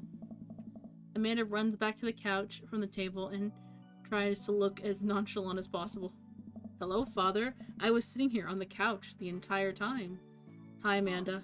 So, are you guys, like, starting a vampire coven together? Oh, plot twist. Mothman. Damien's actually Mothman. Didn't see it coming either. Genius. Whatever's happening, I'm really glad you two are happy. You deserve it, Dad. Aw, supportive child. Shucks. Gonna head to bed. Catch you in the morning? Sure thing. I make my way to the room, fall into the bed with my heart full, excited for the days to come. Hooray! Oh no, I'm scared of my ranking. Probably gonna be a B. Oh, that's better than I thought. Familiar with the works of Corey Feldman? Let's go. He simply slayed in The Lost Boys. Gas is cheaper in the suburbs. I'll keep that in mind. Ooh, I think everything is finally set up. I did it. We got him. I think that's her in her car in the driveway. Okay, gotta act natural. Be cool, Doodle. Be cool. Amanda walks through the door with a suspicious look on her face. Hey, Dad. Off to a good start. Something fishy? Rats. Sorry, sweetie, it's the feds. My life of crime is finally catching up to you. I tried to send them off in a different direction, but even if I'm no match for the power and funding of the U.S. government. Well, they think they're gonna take me alive. They got another thing coming. I'm kidding. You're right. I have a little surprise for you. Yeah, I can tell. You're bad at lying. Man, my dear, would you care to join me in the kitchen? Father would fill my heart with glee. I lean over to Amanda to the kitchen table, where a present lies under a covered tablecloth. Something special. I want to get you a little something. You graduated high school last week, and I know you told me not to make a big deal out of it, but... Aw, Dad, you... I dramatically whip the cloth of the table. Amanda's jaw drops. No way. I figure you won't be able to get a cable in the dorm, so I thought it'd be nice to take a piece of home with you. A DVD box set of Long Haul Paranormal Ice Grow Truckers. This is all 19 seasons. And bonus material, including commentary of the actual ghosts featured on the show. Dad, I love this. Thank you. Gives me a big hug. I'm glad you like it. Hey, do you want to hang out with me in the backyard a bit? Toss the old pigskin around? Totally. Follow Amanda to the back door. What? You told me not to make a big deal, but you seem to forget that my entire mission in life is to make a big deal out of your accomplishments. So consider this your graduation party. Surprise! That everyone's here. Yeah, everyone wanted to come and support you. Is that mac and cheese? Is that a mac and cheese bar? Oh, that's so good. Sure is. Fully customizable down to the type of mac. There's an ice cream machine, the good kind with the crunchies in the middle. Yeah. I don't know what to say. Don't say anything. Just go have fun with your pals, alright? I'm so proud of you, Amanda. Amanda smiles and runs to her friends. I should make the rounds and make sure everyone's having a good time. But first, mac and cheese. I walk over to Mary, who's having a lively conversation with Amanda. We have a real fluffy Samoyed right now. His name's Harold. He loves belly rubs, and he loves to lick your face if you get too close. I love Samoyeds! The little fluffy dog. Thank you so much for filling me in great detail about every single dog currently at the shelter. Please tell me about the Afghan with the 3 legs again. Oh! Hey. Sure, Quatch, we call him. It's one of those ironic names. You know, if you're really interested, probably steal one for you. Really? Nah, but I can get you to meet all of them. We could use extra hands around the shelter. If those extra hands happen to steal a dog, I'm glad you two are gonna bond over cute dogs. Really warms my heart. Dad, we're having a moment. Hey, Sailor, your kid's a good egg. Where's your goth friends? You two are usually attached to the hip these days. He's, around. Stellar. Turns her attention to Amanda. It's not too hard to sneak a dog into college. Trust me, I did it plenty back in the day. At one point, I had 3 cats living in my dorm. I'll decide to leave them to it. Aw, she's really sweet. Suddenly, a huge dog leaps into my arms. Duchess! Hugo and Earth run up there. Duchess gives my face a few broad licks and hops down. We're working on that. Got her in disciplinary class. She's a wild spirit who runs where she may. That's the first time you smile. Don't mind at all. Look at it. Looks like the 3 of you are getting along nicely. She's a valuable addition to the clan. If I hold up my homework in front of her, she'll eat it. Cool. We'll deal with that later. Duchess Cordelia spots a squirrel and darts across her. Ernest follows her, laughing. He's actually been a lot more manageable lately. I was thinking of taking care of the dog is good for him. Thanks for breaking into my house, I guess. Anytime. Doodle. Brian, you made it. Huh. I don't pass up on a good Mac. Real. What do you think of the party? It's not bad. Not bad? Yeah, just not bad. Don't let him bait you. Don't let him bait you. Thank you for the lovely compliment. Daisy trots up. Hi. Amanda's dad. Hey. Brian's daughter. See how that feels? This is a great party. Thank you so much for inviting us. You're very welcome. Tiny child who knows how to pay a compliment. Brian and I lock eyes. This isn't over. Hey, bro. Bro. This is a real rager. Taking our older age into consideration. I'm trying to be in bed at a reasonable hour tonight. Don't get me too wild. Don't worry, dude. I'll keep an eye on your fruit punch intake. You know, I'm really glad we're bros again. Let's hit the gym sometime soon, huh? Sure thing, dude. Brian and Hazel peek out from behind Craig. Hi, little ones. Hello. Hiya. Thank you for all the ice cream cake.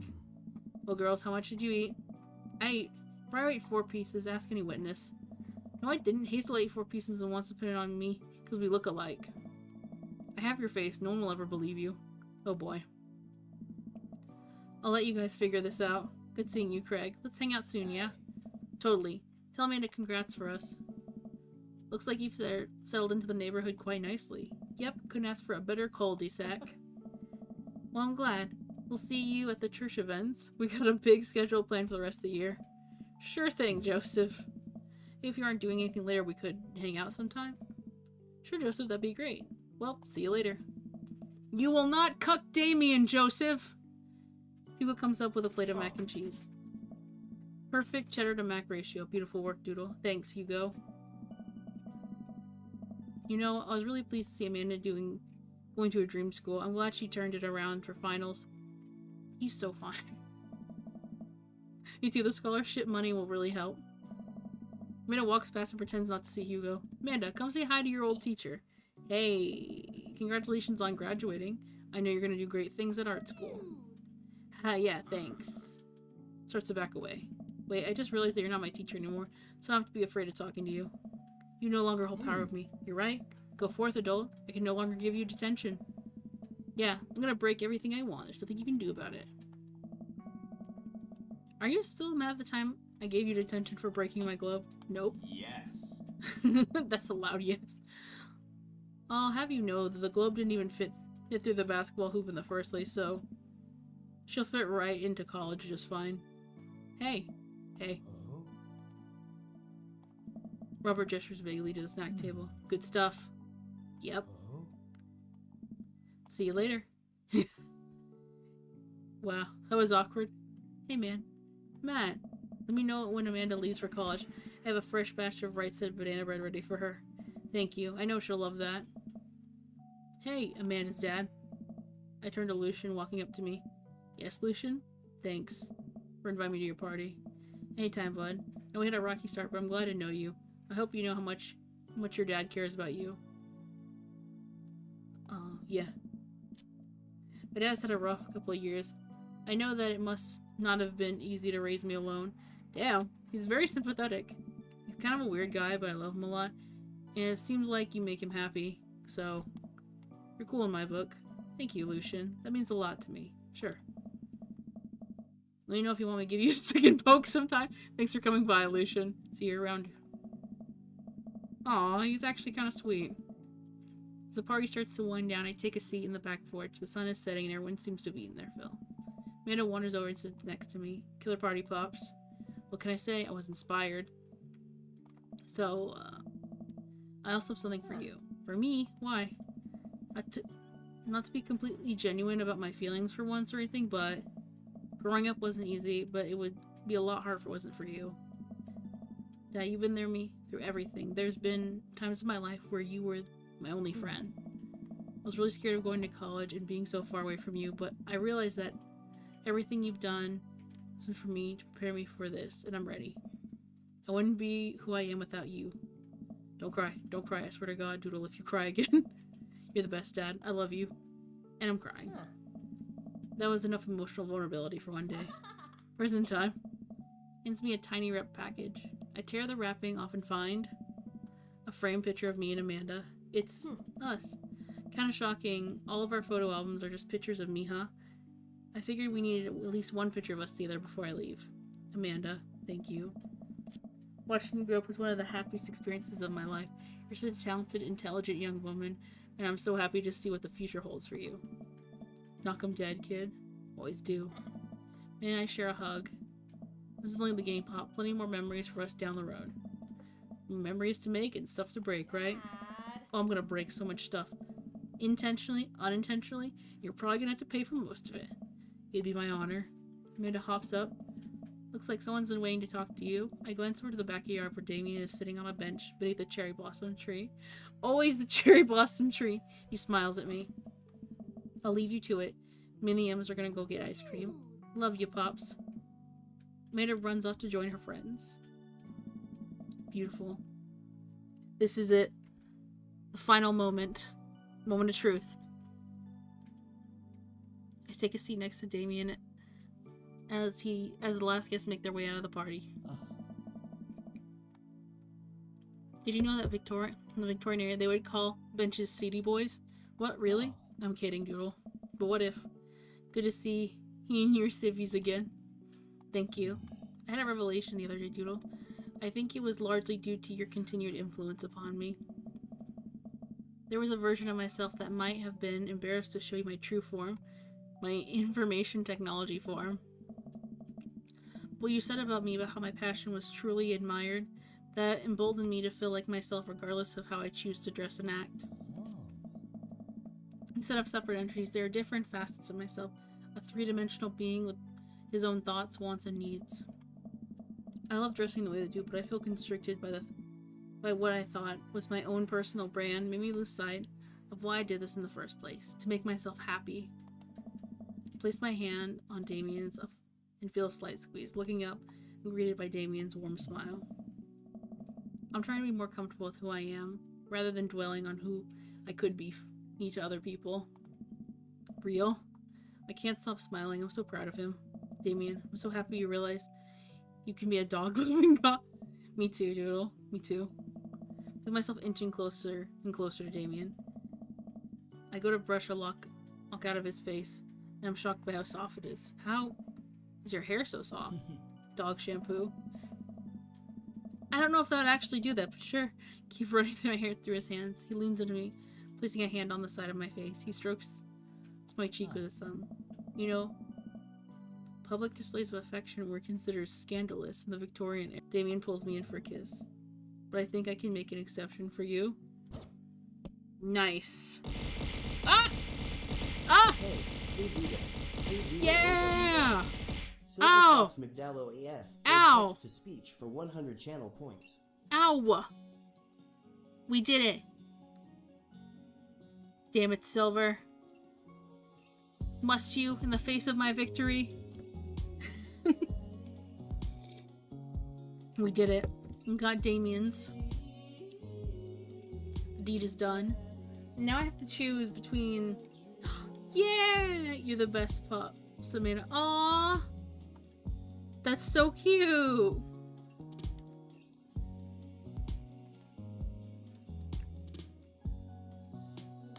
Let's go. Let's get that picture. Nice. Nice. I forgot a lot of dating sims just give you, like, a special little picture when you do their route. Nice. Where's the shirtless picture, too? Hell yeah. Okay, finish Damien's route. We did it. Continue.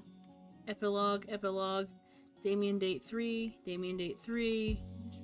Okay, load the dad book. Okay, let's load that. Welcome. You Listen. got dads. The rule for most dating games. I just saw the... We did it, folks. We were gay. Let's go! We did it. One dad down. Let's go. Let's go. Now I gotta choose carefully which dad next. I'm thinking about Hugo or Robert. With Brian, it's just gonna be a competition. Don't know who to choose. Maybe I should do a randomizer really quick because I don't know actually. I'm putting everyone's name but Joseph's. Fuck that guy. Hold on, I'm gonna do a wheel. I can't decide. I'm too indecisive. Give me a second. I'm pulling up a wheel. I'm sorry. I don't have decision-making skills. I'm just gonna look up decision wheel. Pull up the wheel. Pull up the wheel. Wheel decide.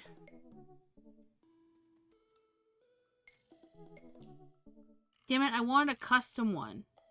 Okay. Okay, what are my options? Got Matt, Brian, Robert, Hugo, Craig. Okay, those are my options, so... Let me write that down. Craig. Matt. Say Craig. Matt. Brian.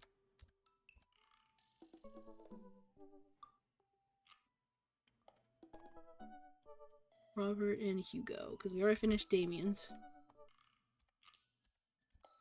Robert. Hugo. Alright.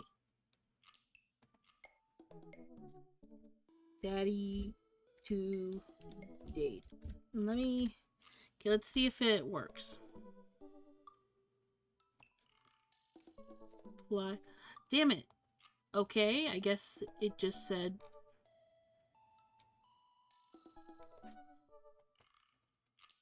Alright, got it. Let me capture the screen really quick so everyone sees. Okay. Window capture. Alright, got the wheel. Got the dad dating wheel. This says daddy to date. Alright, let's spin the wheel. Ready? Alright, let's see who we get. Oh shit, we get Craig. Alright, then that's my next option. We're gonna date the athlete, Dad. Let's go. Alright, Craig, it is. Gonna date your best bro.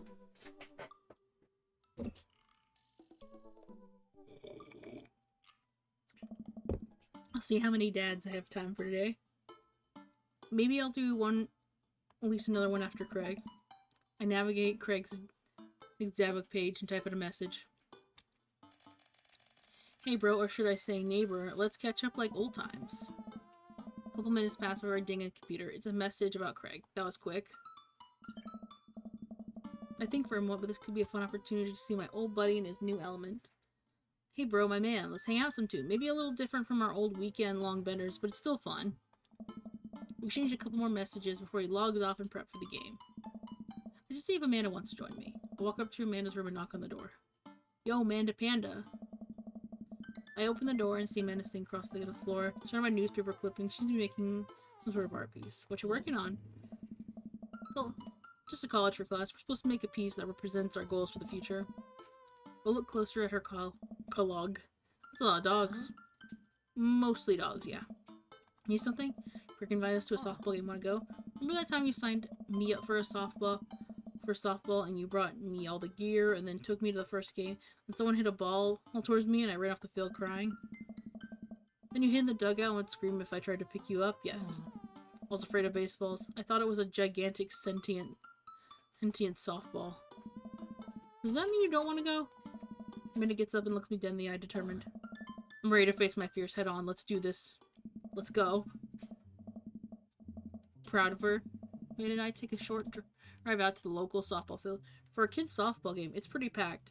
We clamber up to the bleachers and take our seats in the top row. I don't see Craig anywhere. When do you see kids start crying and running off the field? You know that your relationship with softball is different from everyone else's relationship with softball, right? Okay, but if I don't see some kids cry, I'm gonna be pretty disappointed. For nostalgic purposes, of course. Not because I take joy of children in my amusement. Definitely not that. Excuse me. Game starts, the kids run onto the field. I see Craig in the dugout with a clipboard. He has River strapped to his chest. As per usual, there's a guy in a pancake costume doing jumping jacks across the field. I guess that's the mascot? Reading the kid's brightly colored jersey, it says Maple Bay Flapjacks against the Pinewood Ocelots. Go Flapjacks? Oh, Choke up on the bat, Miranda. Yeah, Miranda, square up. How much do you know about softball? Enough to know that balls are relatively hard, despite their name. Huh? But yelling is fun. Give it a shot. It's cathartic. Keep your eye on the ball. What's important is you're having fun. Are you willing to sacrifice to win? Leave it all on the field, Miranda. If you want this, you're gonna have to bleed for it. Who I assume to be Miranda's father gives me a dirty look. I shoot it back to him. That attitude is not gonna bring Amanda to D1. Dad, please, don't fight other dads while we're out here. We watch a couple of innings on the softball. Well, softball, they aren't ready for the major leagues yet, but Craig's trained his team pretty well. It seems like he's really good with kids.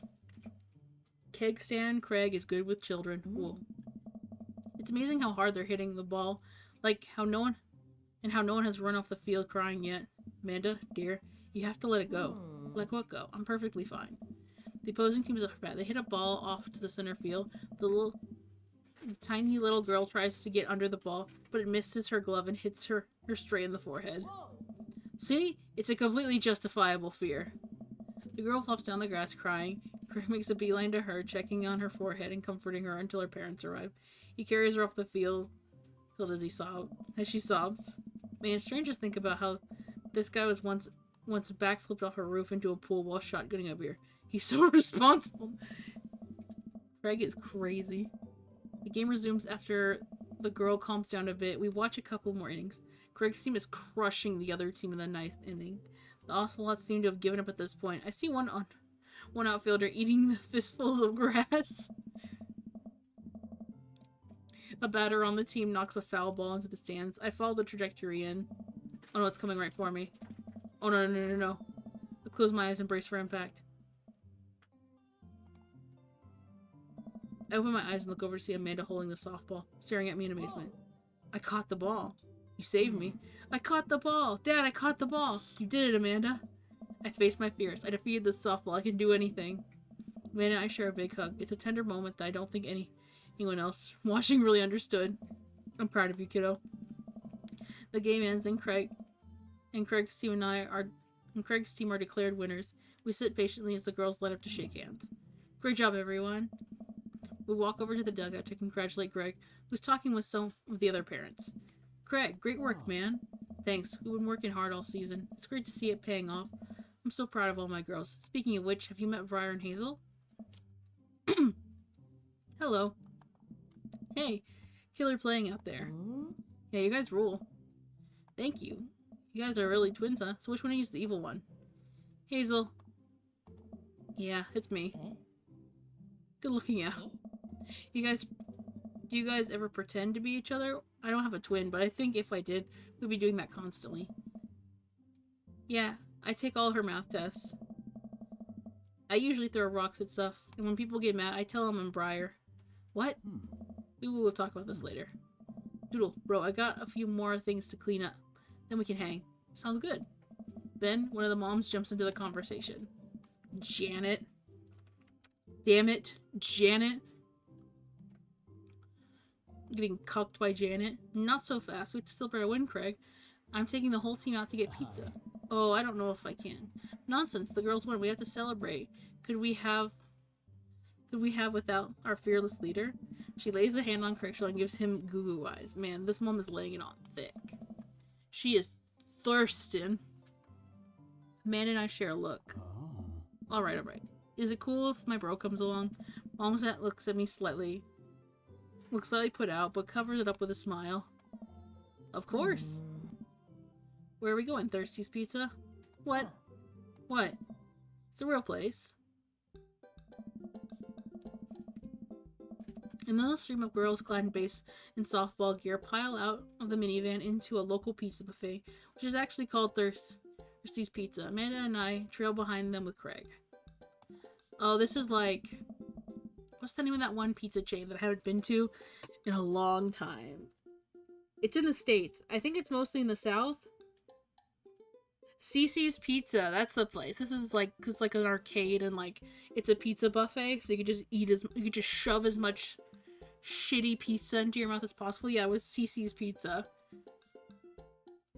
Because I think they're only in the South. They're just huge pizza buffets with like the most horrid abominations of pizza you could think of. We ate there a lot growing up. I'll never forget their mac and cheese pizza. It was an experience. Like, I remember going there so much. It probably is, like, along that vein. Of, like, eating so much at this pizza buffet. Reminds me of all the awful pizza we put in our bodies back in the day. Remember how we used to just fold pies in half and put taco fillings on the inside? Ah, pizzacos. I can never forget. How do we survive college? Our bodies were younger then, more elastic, more able to handle the toxic waste we put inside of us. Good old days. Kids running around playing arcade games, eating greasy food. Amanda and I jump on a couple of slices of mediocre pizza. Hey, give me a piece of that. No, absolutely not. I'm just kidding. I'm strictly eating salad here. Thanks for addressing the issue, Amanda. Dad. A different mom walks up to talking to Craig as if we weren't even here. Craig, thank you so much for looking after our kids. My daughter tells me every day how great you are. Well, I'm happy to look after them. Definitely helps that I have kids of my own. It's been so hard since Daniel left. I'm glad to know that my children have a strong male role model in their lives. Amanda and I look at each other again. Craig gets it from all angles, huh? Damn, everyone wants a piece of him. Craig smiles sheepishly. Thank you so much, dude. Craig holds up a fist bump for the mom in what I think is a maneuver to lighten the conversation. He looks super uncomfortable. I should throw him a bone here. Tag team, Amanda. Create a diversion. Smoke screen, Martha. Read a diversion. I pull out the first thing that comes to mind. Well, who watched Paranormal Ice Truckers last night? What? Pelham Flint Dogbone visited a truck stop that was also a cemetery and led an exorcism of a ghost that was haunting a hot dog grill. A nudge made it for sport. There was also a demon haunting the bathroom stalls and kept throwing a poop at the wall. Pretty scary stuff. Actually, now I think about it, there's a good chance that non-paranormal explanation for that. But still, quality television. I haven't seen that. I haven't seen that either. Wow. We have so much in common. Damn. Fuck. Wrong thing. Wrong move. Damn it. So I'm talking to Hazel. Yep, they're pretty excited for it. You keep them natural, right? Oh, of course. I could always use the help after watching But I could always use help watching after everyone if you're not doing anything tonight. Leslie is really going for the gold. Nice. Actually, be nice to have the nice for River and myself, but thanks for the invite. Martha, you might want to grab your child. She's stuffing pizza into the coin slot. Martha angrily turns her attention to her own daughter. Tiffany, not another arcade machine. I swear if I have to buy it. Martha storms off towards her kid. She seems nice. Yeah, the team is one big, weird family. Takes all sorts, right? Tiffany, don't eat the tokens. Tiffany's a stellar hitter. Whew, I finally have the time to talk to Craig now. Man, you're a busy guy, huh? Only on days like today, I hope. Dad, hey girls. Dad, can you help us beat our record on DDR? We told Ariana's dad that if you destroy him on the dance map, we told that we could destroy you on the dance map. Please help. Girls, you know I don't have my jukes anymore. But Dad, Craig looks at me like a hurt puppy. Sorry, dudes. Duty calls. I promise we'll catch up in a bit. It's all good, buddy. Craig runs off with his 3 daughters while I'm left here alone with mine. I was really hoping to hang out with Craig more day, but it seems like he's getting dragged in every direction. Definitely wasn't like this in college. I feel like we might be a third wheel here. There are worse places than an arcade to be left to your own devices. You're right. Or drop some coin on pinball. You know it. Man and I pull up to a machine that's pretty hot. It's feeling pretty hot and I get to work. I'm a little rusty, but the pinball wizard within me will never die. I pull out a decent score, then challenge Amanda to top mine. And immediately gets multi-ball. Looks like she takes after her father. You're pretty good. Aww. Don't patronize me. Hey, trying to pay a compliment. Amanda shushes me. She's in her zen zone. She fights valiantly, racking up points for the millions. She's this close to being my score, but I feel honored just being able to watch. Need to get some water. I think the dialogue moves so fast. Almost forgot to hydrate. Ugh. More thirsty moms coming up. Oof. You're friends with Craig, right? Janet walks up and leans against the pinball machine. Rude. Yeah, we went to college together. Please don't lean on my thing. Oh, that's so interesting. So, do you, know if he's available? Honestly, don't know if I could say. Seriously, you're gonna make me tilt? Just because it seems like so much work to watch after his kids. Don't you think it'd be great if he... Lady, I swear to God. All of a sudden, the buzzer sounds and the game's over. Janet made the machine tilt. Whoa. You stone harpy. What? Aww. I said I have to go over there now and put pizza in my mouth so I don't say anything that'll hurt your feelings. Amanda. Nice. Bro, what's going on? Now's our chance. If we don't get out of here now, we're stuck for the rest of the night.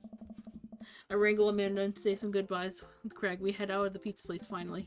Amanda promises that she'll keep the couch warm for me and heads home.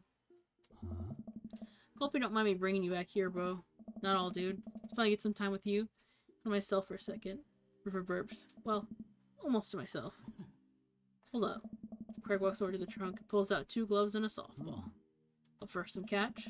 This might be less catch and more you throwing the ball and me running after it, but sure. We stand in the middle of an empty baseball diamond and start tossing the ball back and forth. I have a cooler in my car that we could grab, but there's only juice boxes in there. Man, fatherhood is strange. You're telling me, I can't believe if I'm looking back on my keg stand and Craig days and reminiscing about it. There were some good times. Don't know anyone else who could pull off the rare horizontal keg stand. It was a feat of discipline, bro. Trust me. I haven't properly hung out with Craig in so long. I don't even know where to begin. You know what? Start strong. Ask about the kids. I can't believe you're a father of 3. Neither can I. You know me, I'm an indecisive person. You switched your major 4 times. Yeah, I had no idea what I wanted to do with my life. But raising kids, when Briar and Hazel were born, it finally made sense. It was like all the time I spent trying to figure out things that led to them. Couldn't be happier. I don't think I ever cared about anything as much as I care about them. I had the exact feeling when Amanda was born. It was the best thing to ever happen to me. It could be the only thing that ever happened to me, and I'd still be proud of the life I lived. It's about coaching softball. So, softball coach the life you wanted, or was it thrust upon you? I'll admit I was hesitant at first. Briar and Hazel had so much energy that we just had to get them into sports. But No one was there when we were to run the team. The more I did, and I did it. The more I did it, the more I saw how much it meant to all the girls. I'm worried there'd be a riot if I quit. I would also be afraid of tiny children with metal bats. They're quick and they work as a team. I've trained them too well. They take you down like a pack of velociraptors on a T-Rex. Exactly. How about your business? So you run a business now? Yep. We sell fitness gear, imports, and exports mostly, but we're coming up on our own line of athleisure wear soon. Ooh. I nod. I use most of my sweatpants for watching TV, and not, sweating. Sounds like he'll make a killing. If you're nerdy athletic here, I got your back. You could sponsor me. I could rip your athleisure wear brand while I mow my lawn. That is the glamorous lifestyle we're catering to, yes. Sorry, I had a burp in my throat. It's nice out here, quiet. Must be good to get away from the softball moms for a bit, huh? Christ, Janet. Yeah, that was a lot. Are they always like that? Actually, this wasn't nearly as bad. Yikes. I'm just so not interested. Well, what are you interested in? Oh, whoa. That's not a subtle question! I mean, it's fine because we're friends. It's less weird because we're friends. But still, not a subtle question at all. Peace and quiet? That's hot. Hot silence. The ultimate sexual fantasy is sleeping in on a Saturday. Oh, is it? But seriously, I can't get back into dating right now. Couldn't if I wanted to. There's no time. I feel so uncomfortable trying to introduce a stranger into my girls' lives. They've already been through so much. I just can't put them through that. Buddy, I hear you.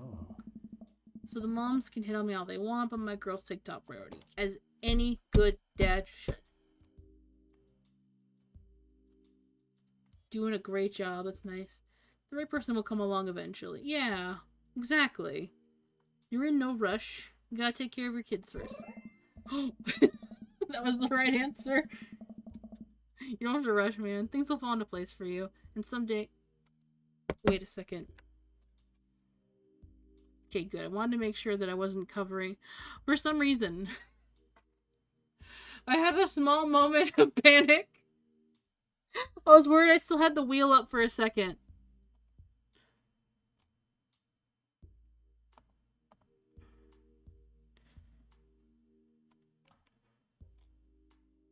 I was so scared I had the wheel. Thank goodness, because for some reason your brain... You know when your brain tells you to be cautious of things? Your brain's like, what if you still had the wheel up? I'm like, oh my god, what if I still had the wheel up? Okay, good. I wanted to make sure. Just having a moment. Let's rush, man. Things will fall into place for you. And someday you're going to find someone who cares about your kids just as much as they care about you. Bro, that's so sweet. I'm distracted to miss the softball. It hits me right in the head. Wow, that hurts. It was right all along. Sorry, dude. Craig runs over to me. You okay? Yeah, I'm fine. Wait, let me do the dad thing for a second. Craig spends a moment examining my head. It's worse than I thought. Don't tell me you have to kiss it to make it better. Hey! You would be so lucky. Not kissing is for the weak. I mean... That's a little saucy. It's gonna be like... I mean, I feel like I earned it at this point, waiting all day to hang out with you. Oh, that was spicy. That was a little spicy. I mean, I think I earned it. What do you mean earned it? What do you mean by that? Nice. Already got a kiss. Walk it off, champ. Are the lights on the softball field really hot, or is that just me? Ooh, that's spicy. Just been dust myself off. River yawns. Hey, little buddy. Must be getting tired, huh? Hate to say it, but I should probably head out. Sorry things are so... You get older and life just gets kind of in the way, huh? Start walking back to the parking lot. Remember that one house party we went to that got broken up by a helicopter? How could I forget? You and me hopped the fence over a concrete wall to get away. The other side of the fence was a parking lot where a bunch of cops were parked. Oh man, yeah. Can you imagine the look on our faces? We walked straight past them like we were out for a stroll. And not knowing we were at the party, they started joking with us on how big of a bust it was. We had to talk with them for 30 minutes. You told them you were interested in joining the academy. They started giving me pointers for the exam. The longest 30 minutes of my life. Man, college. Good old days, right? We get back to our cars. Craig pulls me in for a big hug, or at least as much as we can manage with the baby between us. Nice. Never enough time, huh? Guess not. Let me make it up to you. Let's hang out soon, yeah? I'd like that. Nice. As I yawn as I walk the door, spotting Amanda hunched over her collage, glue stick in hand. Burning the midnight art oil. Figured I might do something productive between episodes of Shark Hunter and Shark Hunter lip sync battles. Do the sharks lip sync or the shark hunters lip sync? Yes. I look over the shoulder at her collage. Amanda, this is some good art. Look at the good art you made. Thanks, I'm just about done. Like before, still a lot of dogs. One in the corner. A pile of cash. In the other, it's... Amanda, is that me? Yep, the whole thing is about my goals for the future. And those are basically just to sit in a giant pile of money with my 20 dogs. Also to have a strong and mutually supportive relationship with my father into adulthood. Oh, now you've done it. Get ready to watch your dad cry. It's happening. Oh, Dad, you did this with your good art. She pats my back. Hey, how was your hang with Craig? I wipe a tear from my eye. It was good. That Craig sure is busy. Yeah, dude. Softball life isn't for quitters. Also, I'm proud of you for facing your fears today. How does it feel? I'm on top of the world, Pops. I should start facing my fears more often. Oh yeah? How about tomorrow we hit some empty parking lots? Dare I say practice parallel parking? Baby steps, Dad. Working my way up to it. Alright, I'm gonna hit the hay. Take care of late night television for me, alright? I'll let them know you said hey. Stand up for yourself, don't let anyone disrespect you. Yeah! Date complete! Marinara! History Channel fiscal responsibility. Man, that was amazing. Yeah! It's like back in college. Well, I got an S. Nice. Whistle while you work. You've got dads. Hell yeah. First date was a success. Well, I got a message from Craig. Hey dude, I've got the... Whoa. Oh god, just the thing. I'll head to the store and grab you a real chunky milkshake, cherry licorice, and a book... A real chunky milkshake. A book of word jumbles that I find helpful in the strenuous times of these. What? Wouldn't that make it worse? Oh, it's not for diarrhea. Milkshakes are just comforting. Wait, why are we talking about this? But I've got the runs. I mean, I feel like running. I'll come with me to the gym. What if I feel less excited about that than getting home remedies for diarrhea? Come on, man, it'll be fun. You know what? Sure. What are we gonna miss? There's 30 minutes left in this meat hell marathon. I'm outside right now. I'm warming up. Oh, okay. Okay. At least let me see if Betty gets away from the wolves and wolves to go get her spore wrapped cheesecake out of it. Don't know what that would be.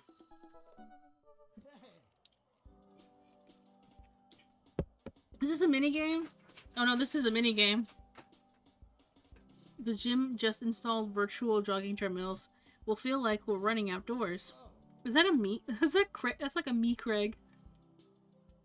You see the other runners on the screen too. Joseph's also running. Other runners? Will I be able to keep up with them? Don't worry. We're here to cheer each other on. I'll be right with you. You get a rhythm going and your heart rate up. Don't overexert yourself. You'll do great. Let's go.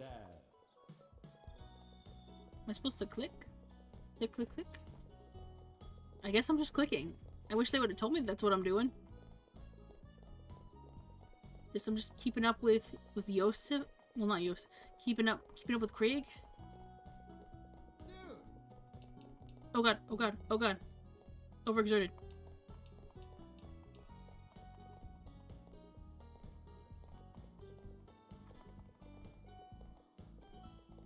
I don't know if I'm doing this right.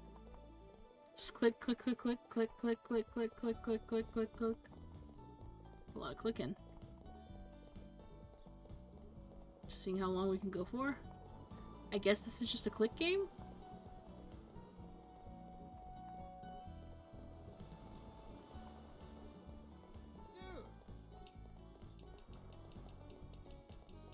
It turns into an eggplant whenever you gotta run. Max speed.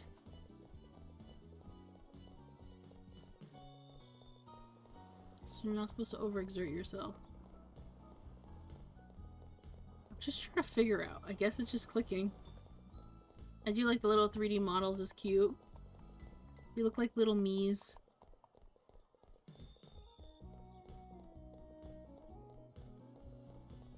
See if I'm doing this right. Dude!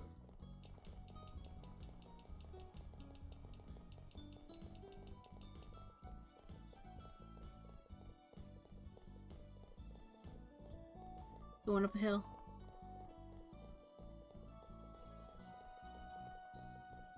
The slowest running possible.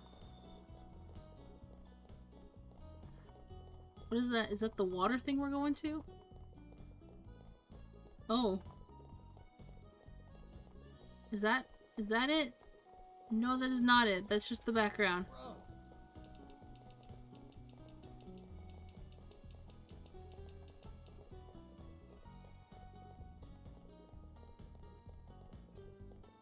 Greg, where are we going? Where are we going? Where are we going?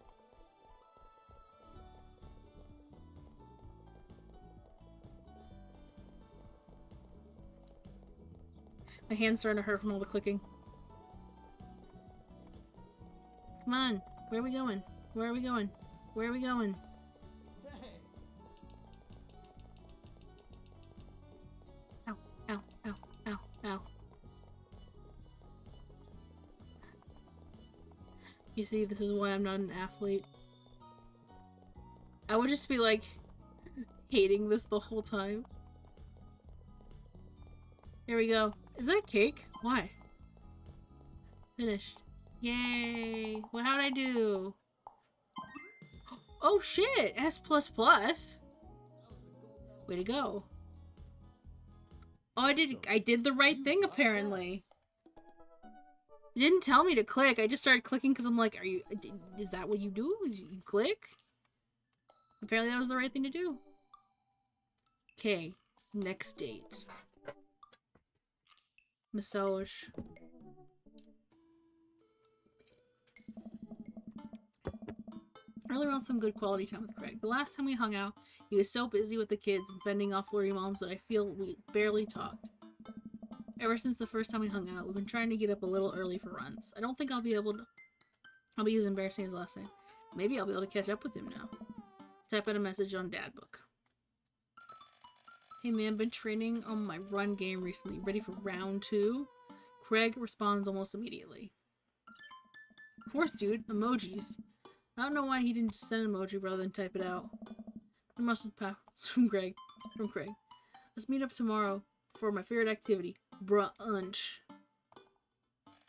Brunch? What's that? It's when you run, then get brunch. Oh, actually. Okay, he might convince me with food. Craig and I agreed to meet him in the morning and have a chance to spend the evening hanging out with Amanda. So, we're doing pizza tonight? Again? Can we do salad night? Dad, are you on a health kick? Not yet. I formed the committee to examine the possibility of being on a health kick. They haven't returned with their findings. Dad, if you go on a health kick, then I have to go on a health kick by virtue of being under the same roof as you, and I don't know if there's the constitution for that.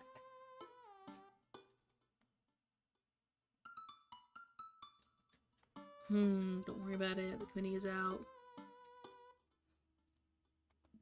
The committee isn't back with their findings yet.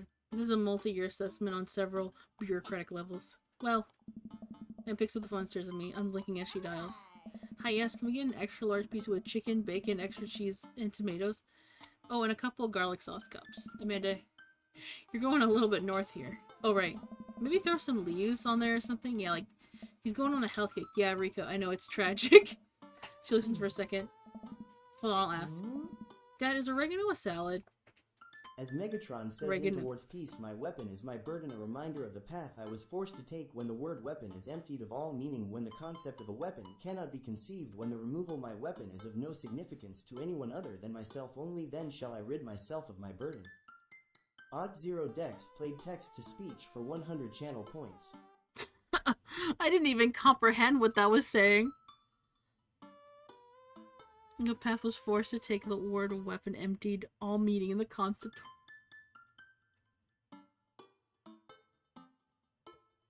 Hello, Autodex. Welcome on in. Welcome on into the Welcome to the Daddy stream. Happy last day of Pride. I am so sorry. I'm trying to comprehend what that says. I hope you're doing well. It's okay. I forget how everything works sometimes. I am doing well. I'm still deciding if oregano is a salad. You know what? It's a salad. Yeah, Rico, sprinkle some of that on there. Yeah, Cash is fine. Say hi to the wife and kids for me. Amanda hangs up. Rico says, hey. Food gets delivered and we plop down the couch and eat some za. Be careful. Running is a gateway drug. It's a slippery slope, Dad. First, you go on a couple light jogs, and before you know it, you're converting the garage into a home gym and renewing your subscription to some sort of weekly kombucha delivery service. Question. Shoot. What's kombucha? Okay, so you aren't too far gone yet. Just giving you a hard time, Pops. I'm really happy you're running more and caring about your health. I want to keep you around for as long as possible. Thanks, kiddo. Speaking of which, I'm running with Craig tomorrow. Gonna be able to keep up with him? Hey. Probably not. We'll have to eat more pizza. Eat more pizza than is probably healthy in the name of carbo loading. But I call it a night so that I'm ready for tomorrow. When I started running in the mornings, it was pretty hellish. Now that I'm a few sessions in, admittedly it's a bit easier. Despite it's always ending in me dry heaving over a trash can. Is that what the runner's high is, or is it just dry heaving? Lace up my tennis shoes, throw on a t-shirt from Ryder Summit I went to 20 years ago, and head out the door at a moderate jog. Craig is already outside with River strapped to his chest. Hey. He's dressed head to toe in color-coordinated running gear. Wow, I look like a total schlub next to this guy. Hey, bro. Morning, Craig. River's gonna be running with us? Best she can. We're taking it to the limit, aren't we, kiddo? Goo. Oh, I know what that means.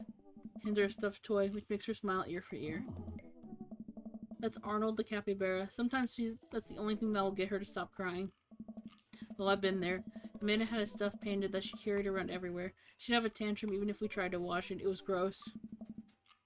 So you've been running lately? Every morning for 30 minutes. I'm basically an athlete by this point. Huh. Well, I'll try to keep up. So where are we heading? I think we can do a couple laps around the park. Okay, that sounds reasonable. Then we'll do some hill climbs up a slope. Okay, I could probably handle that. Then we'll close it off by doing some wilderness survival hike running to increase our agility. I'm suddenly struck with an overwhelming need to crawl back into bed. That's not okay with you? I usually throw some timed murder sprints in there, but I'll go easy since you're a beginner. That sounds like something I'm able to physically do. Hey. Great, let's get started. Craig and I finally arrive at the park. A few other lone joggers make their way around the perimeter, and River waves enthusiastically as everyone we pass. It's a lot more peaceful in the mornings, aside from the birds chirping and River gurgling away in her stroll. It's pretty quiet. Alright, good warm-up. Was that a warm-up? Hey. Let's start the show. But wait. Craig reaches his bag and tosses me a water bottle. I fumble, but thankfully don't drop it. You gotta hydrate, bro. Take a long drink of water and feel reinvigorated. Man, I don't drink enough water. I look down and pick up Arnold River's toy and hand it back to her. Let's just drop this. Thanks for looking out, bro. Hey. You ready? Yeah. Finally finish our however many laps around the park. I'm breathing heavily and I can't believe if I didn't lose Craig. He's even breathing heavily too, which makes me feel a little better. I look down at my shirt and notice that I'm drenched in sweat. Almost like a frowny face. That's one. What? Hey. I'm kidding. Good hustle out there. I'm really impressed. You're way better than the last time. I might launch you off a treadmill. Yeah, man. You really pushed me to my limit just now. Can't believe I held on. Sometimes you just need someone there to push you and do your absolute best. I'm glad I could be that guy, bro. Who's ready for hill climbs? Blap. There's my little cheerleader. Doodle, you ready? Oh, we're so real.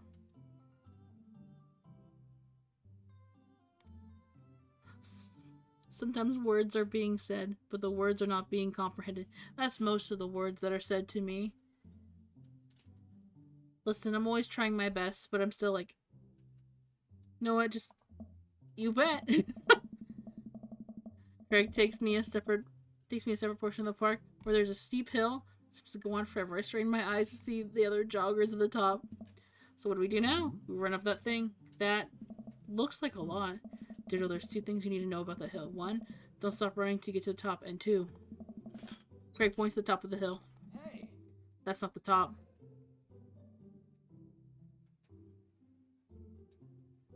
The longest. Ah! Let's do this. I don't know. I reached the top of the hill after making my way past the original. Thought was the top. Once there, I hunch over to my knees, gasp for air. My lungs are like daggers poking my ribs. I can feel my heart in my ears. Piffib River. I'm having a moment, please. Oh boy. Craig looks like he's taking a beating as well. So he is human. Doodle, put your arms on your head and stretch out your elbows. It'll help you breathe better. They do as Craig says. It feels a little better, but I'm still in agony. And here. Craig tosses me a water bottle again. I hydrate like my life depends on it. Thanks, dude. Bro! Phenomenal work. You feel the lightness in your head. That's runner's high. Oh, that's it. I thought it was, you know, dying. Want to take it slow for a bit? I would like that very much. We're catching our breath. River starts crying. What's wrong, sweet pea? You don't want to play with Arnold? Craig looks around at us.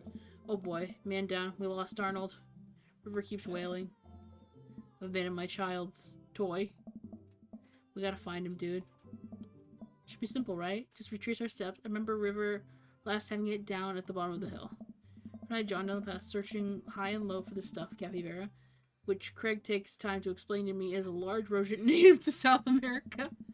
We get to the place where River might have dropped it, but it's still nowhere to be found. Looks like we got a mystery on our hands. Gotta get to the bottom of this. I suspect foul play. Looks like a prime case of world-renowned detective monster. Oh. Nice. Dude, it's time for a bro adventure. A bro venture? We high-five and decide to jog down the path to see if we can find any leads. Looks like there's a couple more places to check. Some bros around here that we could interrogate. Sounds good. Wait, who's good cop and who's bad cop? I'll think about it for a second. Well, I think with your stature and overall resilience, that would make you an intimidating bad cop. But on the other hand, you do have an adorable baby strapped to your chest that softens your edge a bit. All valid points. I think you'd make a great good cop because of your congenial attitude and willingness to try new things. But then again, I've seen how you get when there's too many commercial breaks during a show. You do have potential to be a scary bad cop. I don't want to have to watch Meet Hell in 3-minute segments with 5 minutes of commercial in between. They're loud. The commercials are too loud. I just want to watch my shows in peace without people yelling at me to buy wiper fluid and stuff. Very valid. Hey! Case in point. Let's play it moment by moment. Smart. Nice. So, we're two protective. To the playground. Make our way to the small playground at the edge of the park. A couple of kids play in the jungle gym while the parents watch nearby on benches. Over on one bench, I spot a familiar face.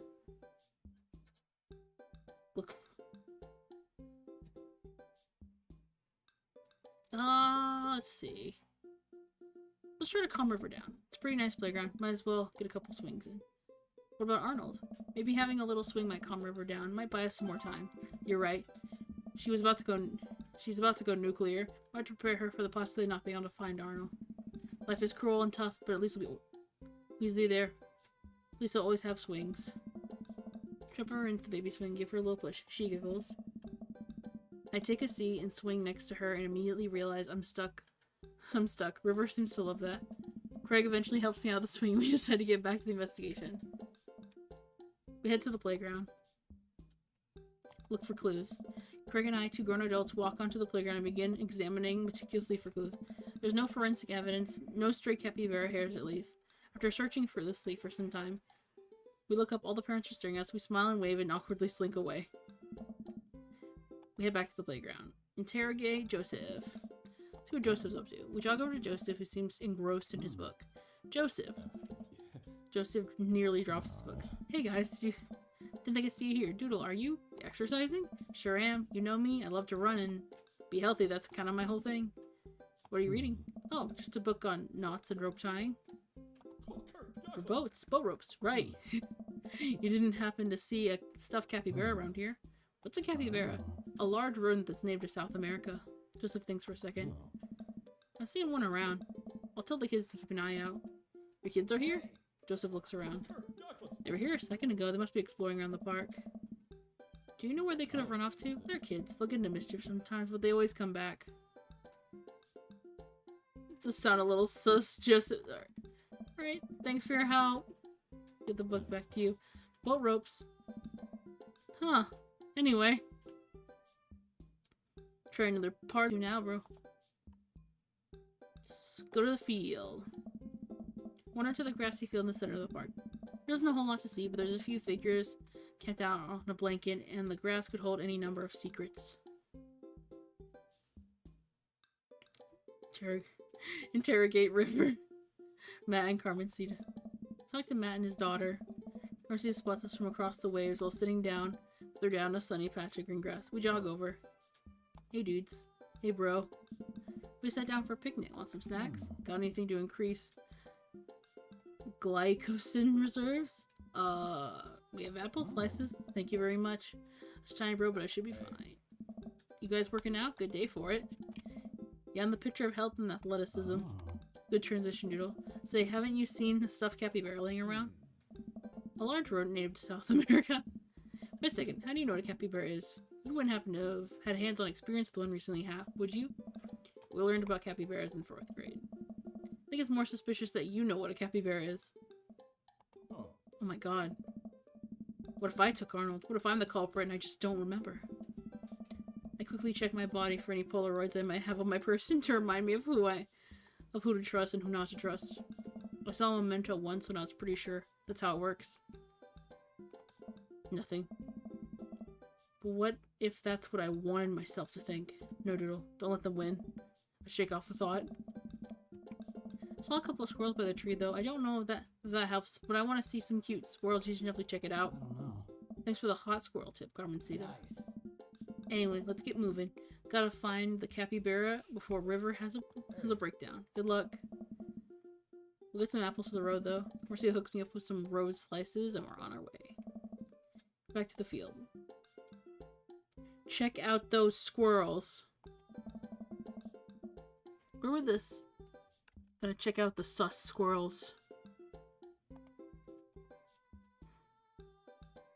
Drinking fountain. We head over to the drinking fountain. Nada. Didn't realize. So it was a light when we were back to the field. Ask River. Wait, let me try this. It's always the least culprit you expect. She looks like she's on the verge of tears. Good cop. Hey, sweetie. Wants to find your capybara more than me. We need more clues. I think somewhere there's a baby of you. And that baby brain of yours must have something that'll lead us to the perp. What do you say, kiddo? Bleh. I turn to Craig. We're getting nowhere with the witness. Move her to the field. Look at another part of the park. Dad, do us where we should go next. Oh, it has re-examined the field. Back to the field. Look for clues. Comb through the field of grass and flowers. Can't see anything behind a couple ladybugs and a nickel. While I'm looking, Craig calls me from across the field. Doodle! I jog over. Craig is kneeling in the grass. I suspect something. I approach. My heart in my throat. I lean over Craig. I see it. This is Arnold's leg. I put my hand over River's eyes. No one should be subjected to this senseless violence. Oh my god, who?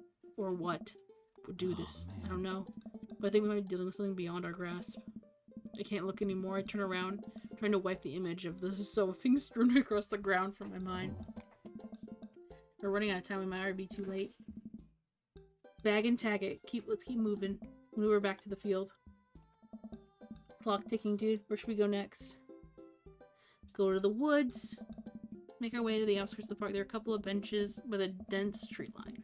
Looks like Robert's all here by himself. This seems to be like the perfect place to look for clues. Interrogate Robert. Maybe Robert saw something. We walk over to his bench. Hey, Rob. Don't call me that. Okay. Hi, Robert. Don't call me that either. Okay. Hey, buddy. What are you up to? Thinking. This is my thinking bench. I have to get a solid 2 or 3 hours of brooding per day, filling quotas. Have you some chance seen a small stuffed capybara around? Capybara is a large rodent native to South America. I know. Have you seen one? A stuffed one. Not a real one. That'd be weird.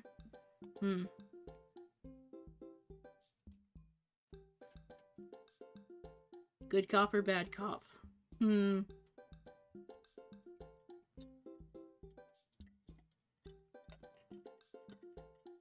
because he was being a good cop.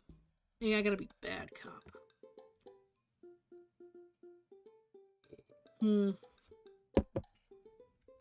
I was just good cop. And we're switching over, so I'm guessing bad cop. Alright, Robert, we've been nice. Help us out or I'm gonna go off. Learn to fight, then come back and kick your ass. How to fight? Well, fine. If you don't tell us what we want to hear, I'm gonna spoil the season finale of Long Home Paranormal Ice Truckers. You're bluffing. My buddy here doesn't play by the rules. Doodle will do it. Calvin Flint crashed into a haunted... Stop. You're a monster. That's my monster is my last name. Seen any goddamn capybara, okay? Damn. Turn to the woods. Look for clues. The bench, the outside, hoping to find anything that might lead us to Arnold. There are a couple of cigarettes and empty beer cans around the around the thicket. This is probably the hot spot by edgy teens who hang out and say swears and stuff. But it doesn't seem like there's any recent activity that's capybara related. Might be a dead end partner, bro. We turn to the woods. I'm starting to put the pieces together, or have indigestion. We better keep moving.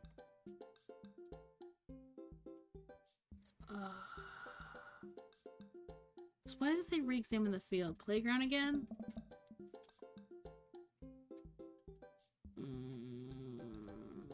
Turn to the park. Still hung together, but not for long. Her eyes, tiny eyes betray a barely concealed boiling rage beneath hers, or something. She's a baby, I don't know, let's move. Re-examine the field, move her back to the field. Or not. Bro, she's getting fussy. Where to next? I don't know.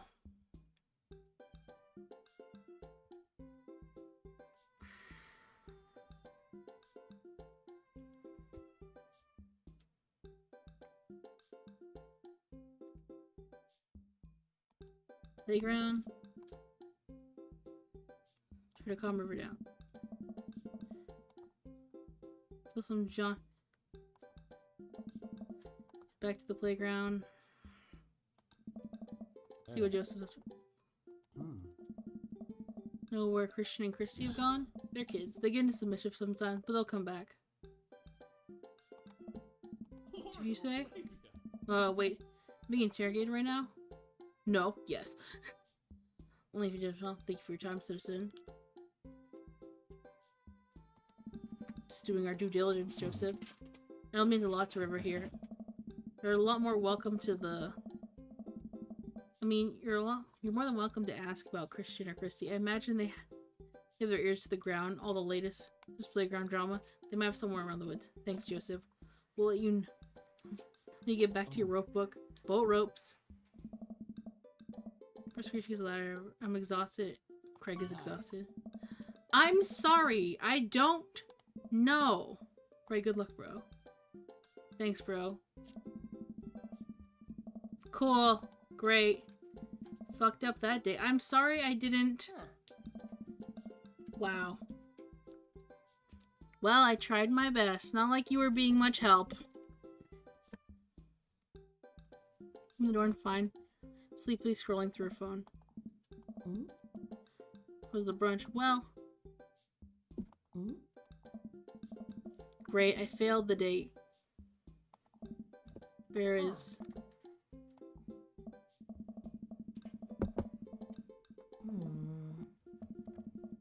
That sucks so much. Whereas we ended up a piece of cake. I actually felt pretty great. My legs give out. Fall on the floor. Just gonna hang out here for a while. Take your time getting up. Yay! I'm gonna have failed that day. You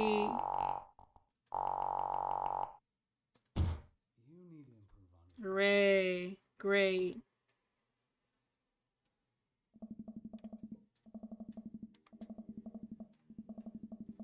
Cool. I'm so pressed about this. So I take a long walk home. The neighborhood digging sites, strolls around the suburb. Low crime rate. I finally was getting on the right track and immediately it's like, nope, you took too long. Nope, you took too long. That kind of just made me annoyed, especially when I made it to the right track. I don't know, I hate that it cut off at that point when I was finally getting to the answers. Alright, that's...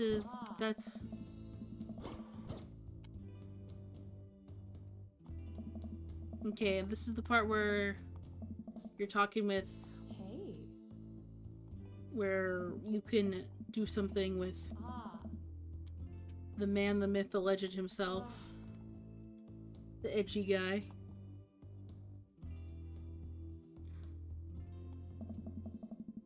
Too much energy to give her any more time tonight. When it gets up, how would I call you a cab, Mary? What do you say, cowboy? Call a cab with my phone without Amanda's help, but soon enough it's on its way. Mary leans against the door frame. I try to small talk, but I can't think of anything. Eventually I drift back to the corner. We give each other a nod as we walk through the door. There we go. Welcome. You got dads. Would I have a favor to ask? Let me over for dinner. I know it's kind of a faux pas to invite. I've known the guy for years, and I still can't get a good read on him, and I know it's gonna be super awkward if I go by myself. Could you please come with me? I love food. Especially when there's free food. I don't know why you're so sweaty over cooking, but sure. I'm down. Thank you. Eat that dinner. Man.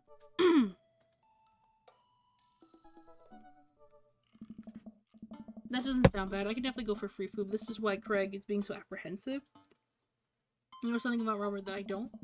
I hurry up and reply before my dad brain can work itself into a paranoid spiral. Yeah, dude, I'm down. Thank you. We decided to meet up before heading to Slade. Craig's waiting my porch, bottle of wine in hand. Bro. Doodle boy, I'm glad to see you. Likewise, man. Classy of you to bring wine. Oh, that's not wine. It's sparkling apple cider. Robert literally has a wine cellar, so I think he's good. Wow. Or at least I think it's a wine cellar. Genuinely unsure of what he's telling the truth or not. Thank God it's not just me. I never know. He's so deadpan on everything. I just usually laugh it off, but man, that guy's an enigma. Start walking over to Robert's house. Does he even know how to cook? I have severe doubts that whether he knows how to, like, shave properly or iron shirts. I feel like you learn to cook after the two part. One time I saw him grab a hot dog from a trash can.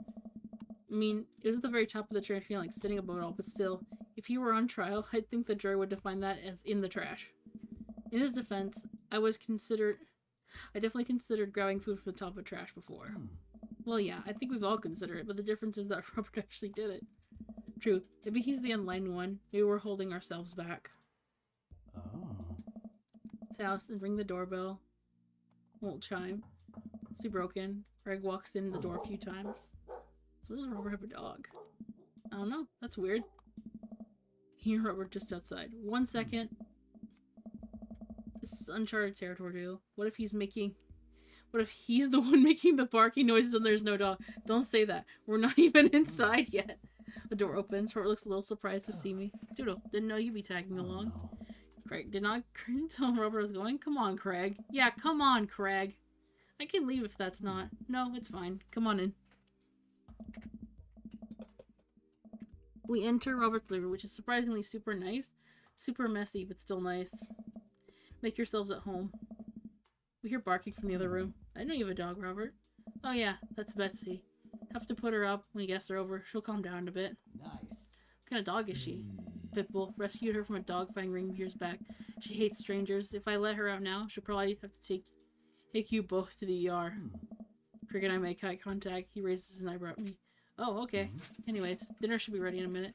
Hope you guys like Osobuco. Don't know what that is. Leaves the room, presumably to go to the kitchen. Craig leans in and whispers. Was the dog fighting real or was he just kidding? I don't know. Dude. What's Osobu? I don't know. Did you make up that word? Until I have Osobuco in front of me, I can only assume. Stood in silence for a second, taking in Robert's living room. Are we about to get sawed? Nah. Usually you wake up in those situations. We voluntarily walked into this one. Because I'm carrying 3 paper plates of steaming food like a waiter.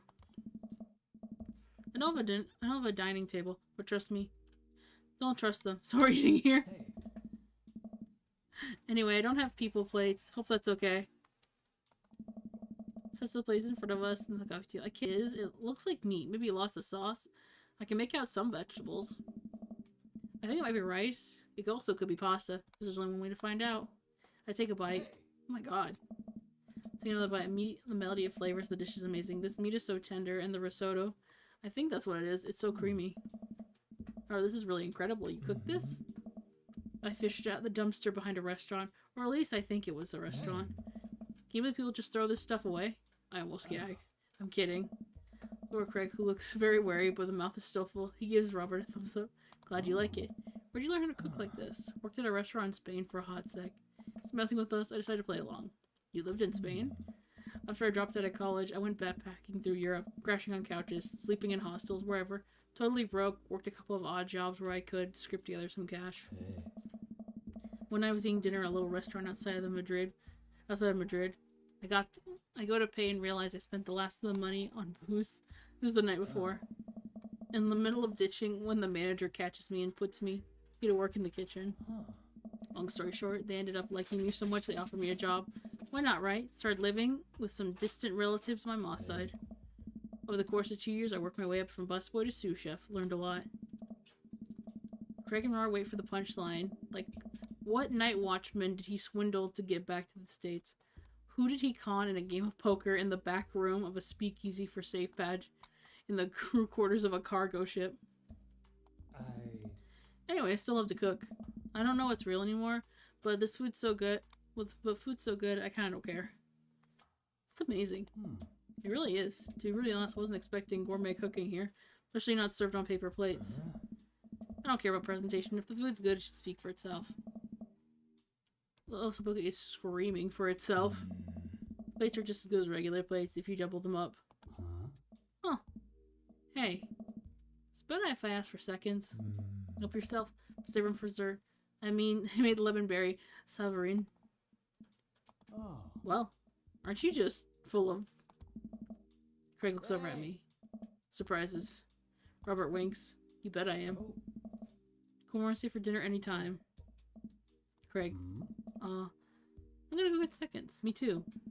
Consuming more my body can handle, and then really ensuring a food coma later with a generous serving of whatever savarin is. Craig and I decide to head out. Thanks for coming. I'm making an attempt to be more social. Always happy to stop by if you want company.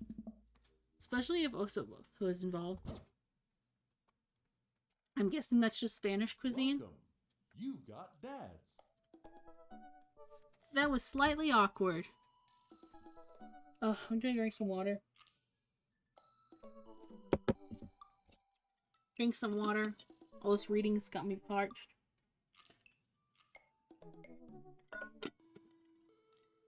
Ah.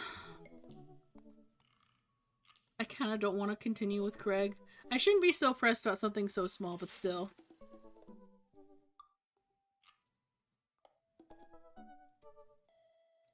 No, I'll continue where I left off.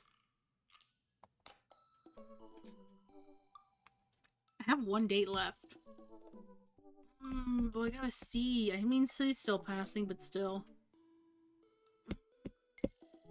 Serious date.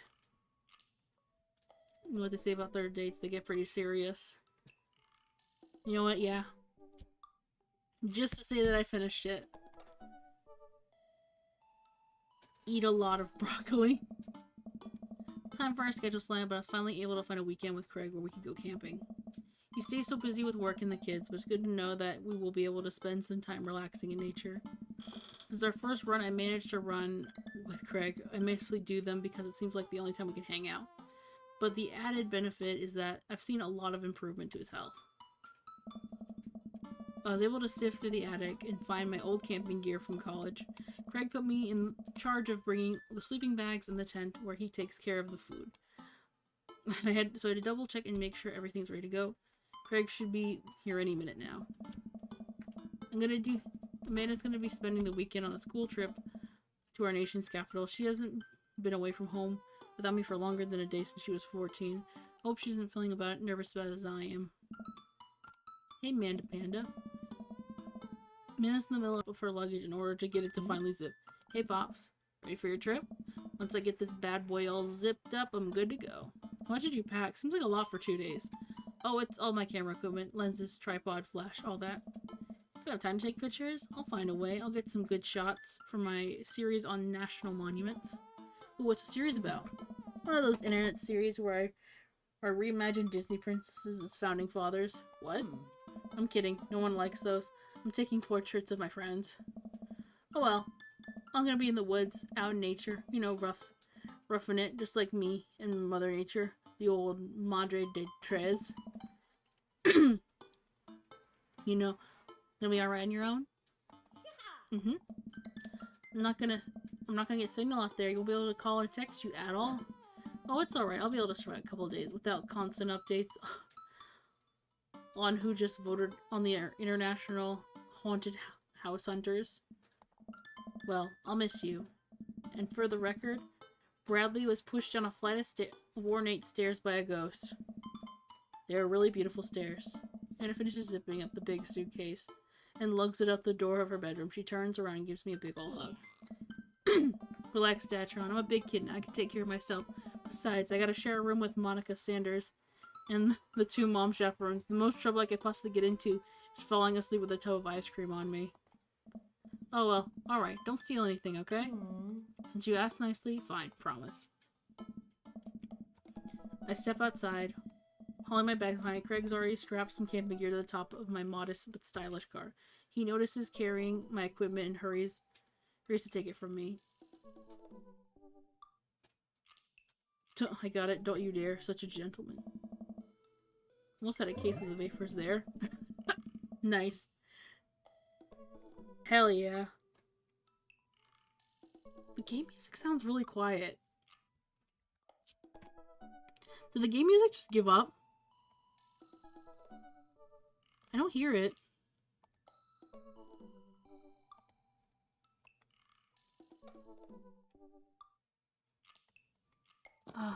Never fear, these muscles were made for picking up heavy things and putting them in other places. Remember, it's your weekend to relax. Take it easy. Guess I can't argue with that. Everything good with Amanda? Yep, on our way to the school field trip in Washington, D.C. What about your offspring? Already at Smash for the weekend. I'm ready to get my camp on. Throw the rest of my stuff into Craig's car and we get in. Oh no. What's wrong? I think I left my juicer plugged in. We gotta go back. Worry that someone's gonna break into your house and cold press some carrots? No, it's just... Try to relax, man. Let the juicer float away. Take all your worries and blend them into some pulpy good vibes. Craig takes a deep breath. Do you have anything to listen to? All I had in my place is a series of CDs that guide you through a thorough and intense calisthenics workout. Do you want to listen to those? I'm just kidding. Craig hands me a thick case full of CDs. Take your pick. I thumb through a page of kids sing-along CDs. Oh yeah, Twinkle Twinkle Little Star takes me back. Keep going. And get to the end of the case to find one very last slot, a blank CD with Craig's handwriting on it. DJ Kids Extends Mega Mix Volume 1. Made it just for the trip. I think you'll like it. Put the CD into the car, the stereo, and I immediately transported to the old dorm room. Hit after hit plays. Soon enough, we're both happily singing to the lyrics as we fly down the highway. Exchange student roommate who had a really bad cough that sounded exactly like a dog's bark. Then we had a room inspection. The RA was so suspicious, but they could never prove anything. Carl was just under a blanket. Bless that pup's courage under fire. Man, we did some dumb things back in college. Hours fly by and we belt out our tunes in whatever non-existent key our voices register in. Soon enough, we're surrounded by the lush trees, spectacular vistas of everything amazing nature has to offer. Feels good to be back out there. Real good. We park our car at the entrance of a familiar trail and load up the gear on our backs. I'm thankful that I've been working on my health for the past couple of weeks, otherwise I'd be dreading all the hiking that's about to happen. Craig looks intently at his phone. Everything alright? Yep, just had to fire off one last work email. Craig pockets the phone, and then we start off the trap. It's relatively easy, but I know it could have been huffing and puffing at this point if it weren't for all the murder sprints. I don't want to know what a murder sprint is. Look around and take in all the tall trees and animal chirps. Everything okay back there? There's no reception out here. Oh yeah, being out in the middle of nowhere will do that. Recognize the look of anxiety on Craig's face. What if there's a problem?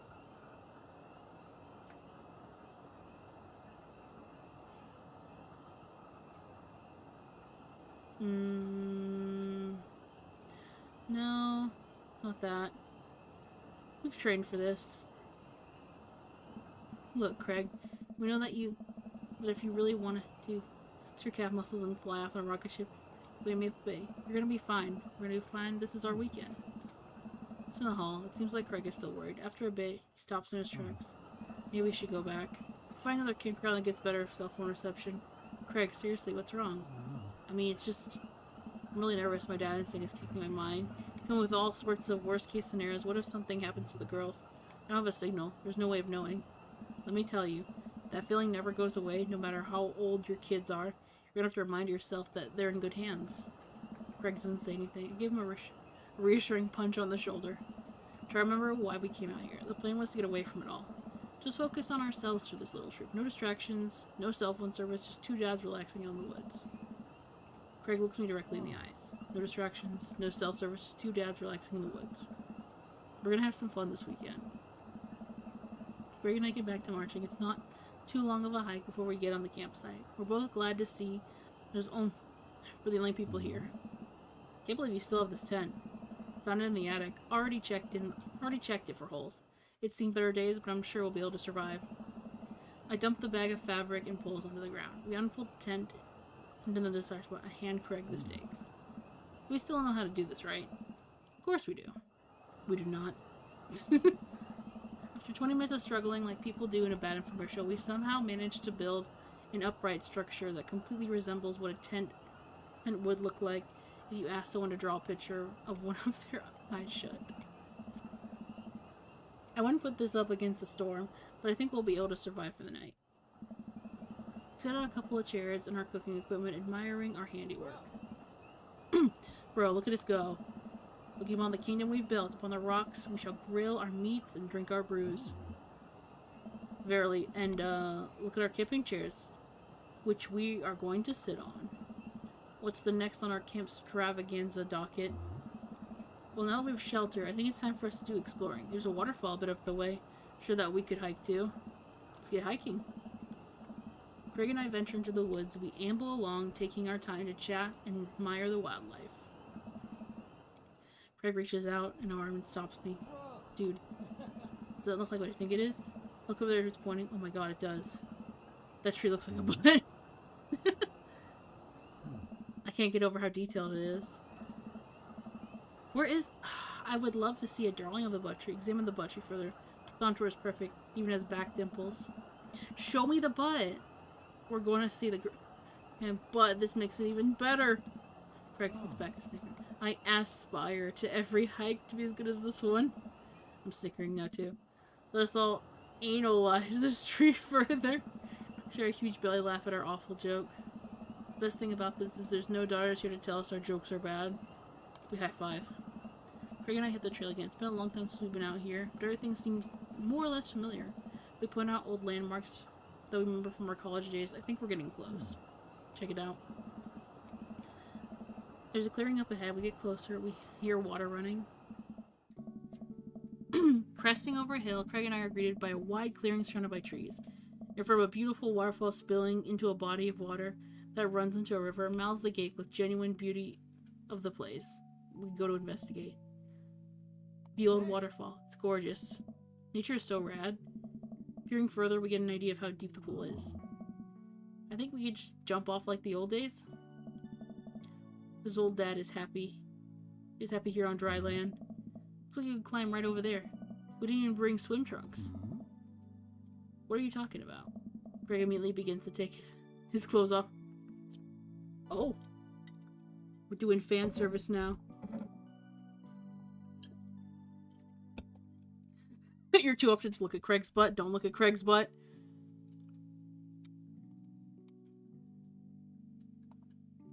Finally, fan service on this one.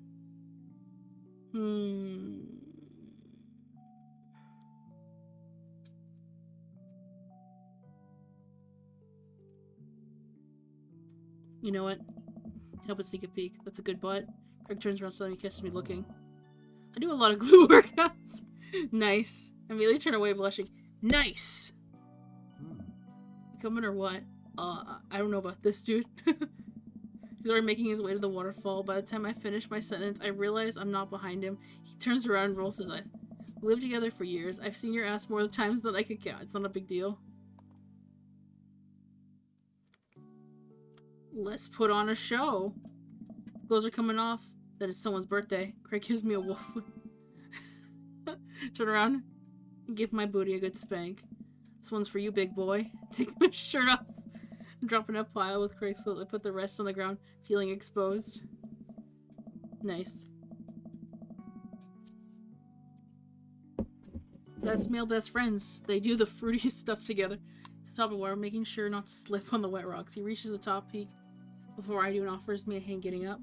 At the top, we look over the cliff into a tiny lake. It seems so much more higher from this perspective.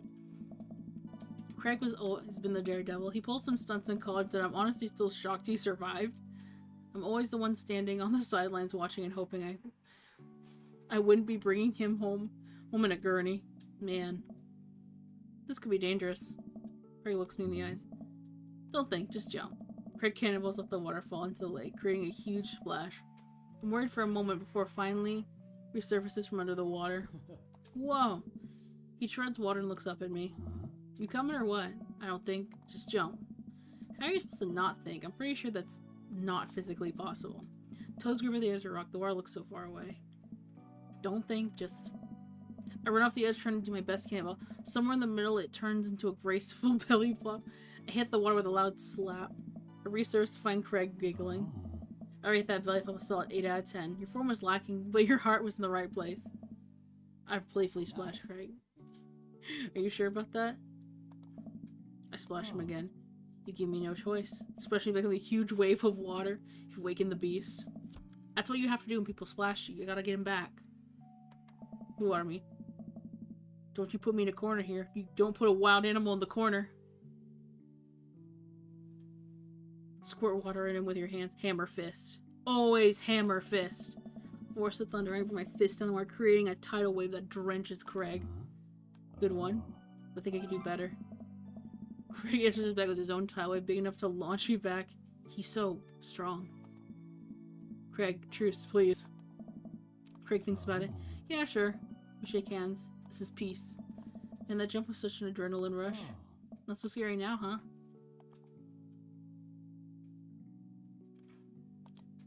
I'll race you to the top. Good form on that one. Wanna go again?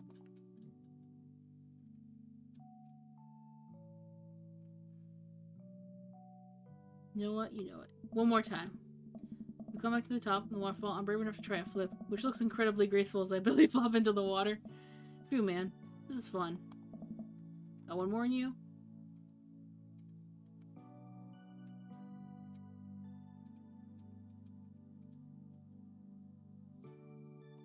I live for danger. Makes us one more time. We get to the water and both... I think that's my limit. We should get going back before it gets too dark. You're right. We should probably head back. Put our clothes on and notice that they're soaking wet. Maybe the splash fight was not the best idea. Ah, that's okay. We'll get a fire going in no time. We can dry off and get some dinner going. Sopping wet, we hike back to the camp, unpack everything we need. Eat for dinner. Greg pulls up a couple steaks and chopped potatoes and those in tinfoil. You ready for feast? Hey man, take a seat. The Craig train pulling into the relaxation station. I'm your conductor. Let me cook for you. Absolutely not. Cooking is the one thing that relaxes me the most. I'll take it away from here. Craig cooks now? I remember his sophomore year diet consisted of microwavable mac and cheese, but not not microwave. In trouble believing in the thing he just said. At least let me start a fire. Sure. I'm eager to grab my matches. Reaches into his backpack, rummages in his bag, pulling things out, checking your pocket. Uh-oh. I know I packed it. Checks from the bag. Still can't find it. My stomach grumbles, now more acutely aware of how cold and wet that I am. We need to get a fire started. Oh well. It's not the end of the world. God, I'm so stupid. I could have sworn I packed it. I'm sorry, dude. Don't be. We can figure this out. We can start a fire. We're smart guys. I mean, how hard can it be? I've watched plenty of survival programs on TV. Bless. If a naked reality TV star can do it, so can we. We just need some wood. We gesture to the trees around us. There's no shortage of that. And some tinder. We can make that wood. I think some ancient aliens are supposed to come by and give us advanced technology or renovate our house. Depends on the show. Greg and I gather a variety of wood, bark, and moss until we all have materials that could conceptually make a passable looking campfire. Just add fire, right? That's the fun part. The sun is now setting. A cool breeze rustles in the leaves. Leaves and trees around us. We have to get to work. I've done this in the past. I know I can figure it out. Just give me a second. Any way I can help? Give me some moral support. Lifts my spirits. Make this fire happen. You can do it. Never better. Never knew a better, Craig. Go overboard with the compliments. You can do it. It's pretty normal. It's kind of lame. Oh, I don't want to mess it up. I want to mess it up. It's the final day. I want to get that final route.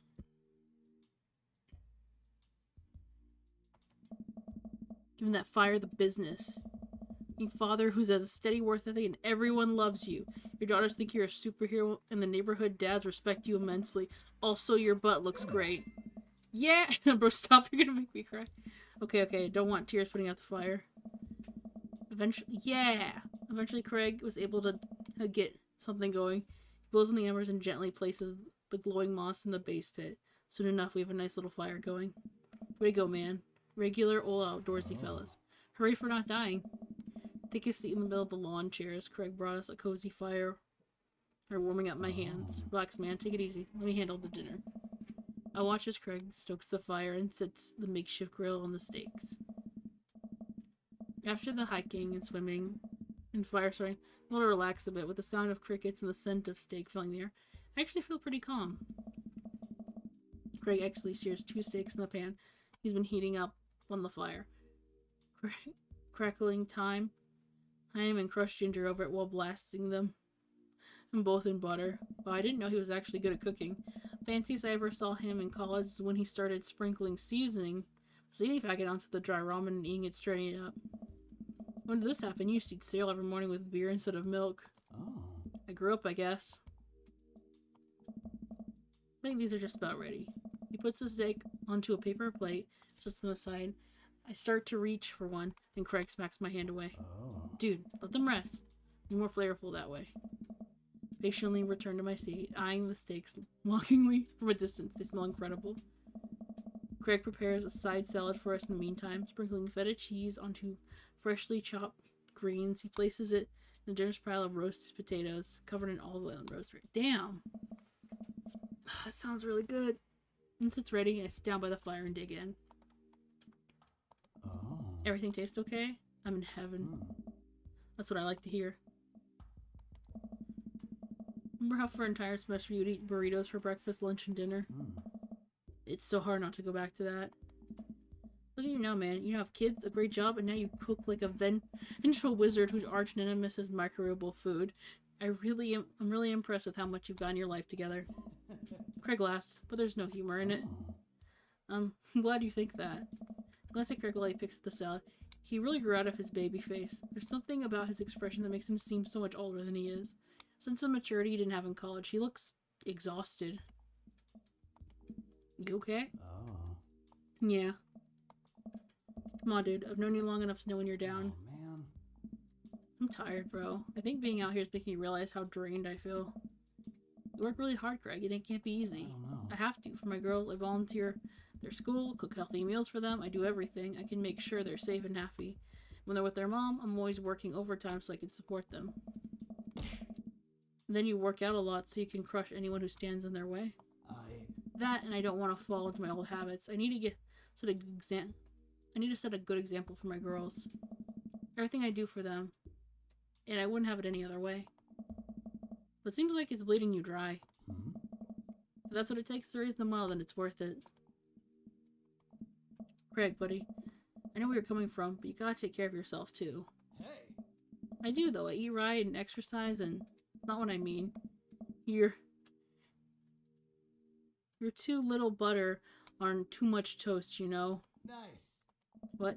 You're spreading yourself too thin. Life needs balance. It's great that you care this much about your kids, but you can't neglect your own needs because you're too busy taking care of everyone else's. You matter too. I don't know. It's just, I know I can provide for my family, and if I take a step back and look at everything objectively, I know I'm doing right by them. Oh. But I can't explain it, man. There's always a voice in the back of my head telling me that I need to do more. It's like it's never enough for me. Every time I try to relax, the voice keeps telling me I don't deserve it. To be honest, I feel guilty for being out here. Greg, you're trying your best. You're doing an amazing job. That's a fact. But even if you weren't, you still deserve happiness. Oh, man. Do I, though? Hell yeah, bro. Oh, shit. I look at Craig and think about what a good friend he's been. Even better father he is. He's compassionate, hardworking, relentlessly positive. He encourages everyone to be the best version of themselves. He makes me want to be a better person. Nice. Only you could see yourself the way I see you. Oh. Always good words. Craig beams, gets up and walks over to his supplies. Oh. Come on, I brought dessert. Oh? You gonna use the campfire to torch the tops of some creme brulee? What? I know little to nothing about cooking.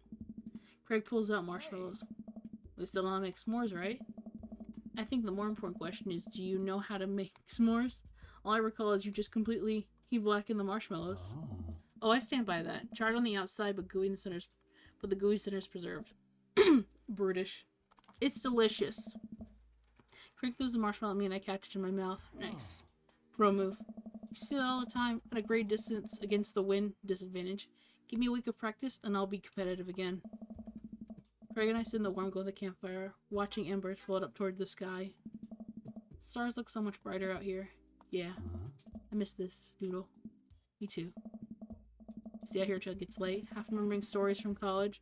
We watch as the fire dies and eventually clamber into the tent. Did they only bring one blanket? I crawl in and I unfurl my sleeping bag. Wait. Where's the other sleep? There it is. There it is. Look around for a second. Oh. Oh no. Must have left it at home. It's all yours, dude. I'm sorry. I'll just curl up over here. No way. Here. Unzips the sleeping bag and spreads it out, so there's enough room for both of us to lay on top of it. Night, bro. Good night, bro. Roll over and we face away from it. Without a blanket, it's really cold. I shiver without realizing it. I find myself nestling closer to Craig. I'm sure he won't mind. He turns over. I can feel his breath on my neck. It's hard to focus on anything else. Oh. I turn over, trying to get more comfortable. Open my eyes to find Craig's face only a few inches from mine. For once, he looks at peace. His eyes flutter open. His hand finds a place on my waist. Oh. Oh. It's getting spicy now.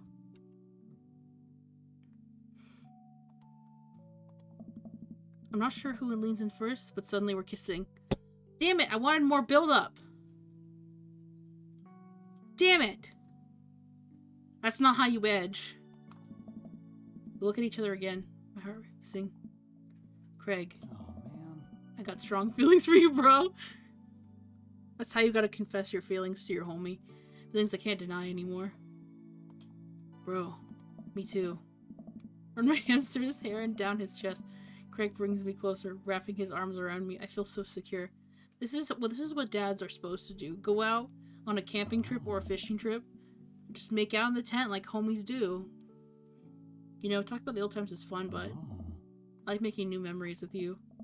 I smile, tracing the lines of his hip with my finger. That's saucy. We kissed again. I'm not worried about us getting too cold tonight. No? Definitely not.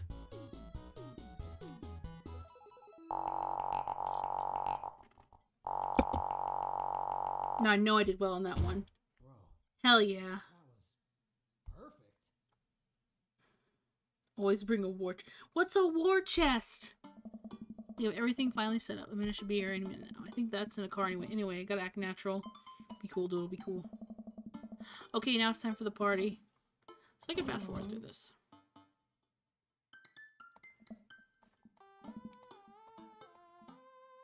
Okay, so I can fast forward through this.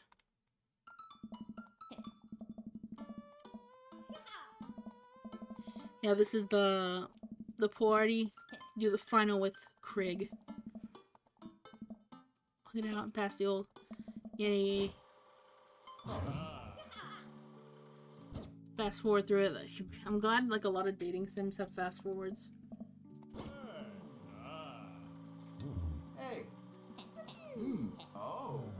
Fast forward, fast forward.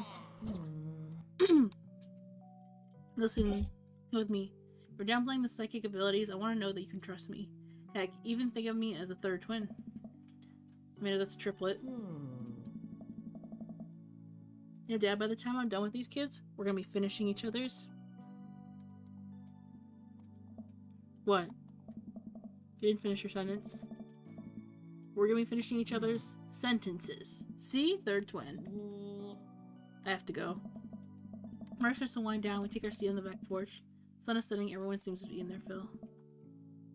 Okay, heartfelt moment. Heartfelt moment. We had that last time. Heartfelt moment. I take a seat next to Craig. The last guests make their way to the party. Bro. This reminds me of the parties we used to throw. Fewer keg stands, of course. Probably for the best. Don't want to get my hip replaced after a party trick that goes wrong. We can leave keg stands to the past. Taking this weekend to relax. This party was the first stop out of the express train from Relaxation Station. Next stop is Napville. Pull into the Doodle Concourse. I'd like to book a ticket to Napville as well. I might have to meet you halfway at eating food directly off your own stomach town. We both giggle, but man, do I just want to pour some chips on my belly while I'll hang out in a hammock. Oh, that sounds great. Craig, I think I'm glad you're making time for yourself. Me too. Stress is a funny thing, dude. I didn't realize how overworked I was until I got away from the city. It's honestly just as destructive as binge drinking every night and eating burritos off the floor. I guess we need to get out of the city more often then. Craig kicks his legs up on the side of the bench and leans onto me, laying down on my lap. I run fingers through his hair. Nice. You're looking for balance. I admire that. I'm not trying to feel guilty about doing things for myself. It's a process. It'll take some time for us to figure it out. I might need your help, bro. Greg, I'll be your bro to the day I die. Even if being your bro means forcing you to take care of yourself, I'll happily oblige. Craig looks up at me smiling. Bro. It means so much to me. Craig sits up and pulls me in for a kiss. Nice. Bro. We both... It's just the bros are so great. We're gonna be alright. Let's go, homosexual. We did it. I'm gonna zoom through all these credits.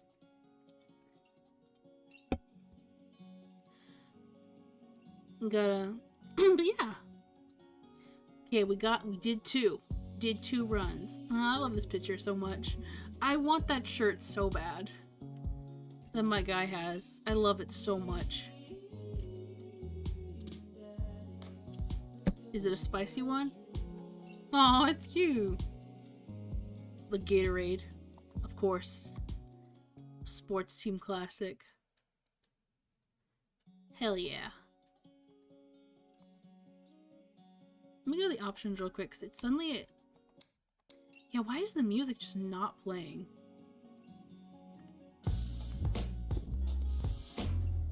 Oh, right, I have streamer safe mode on. Pornhub for 10 channel points. This just completely mutes the game?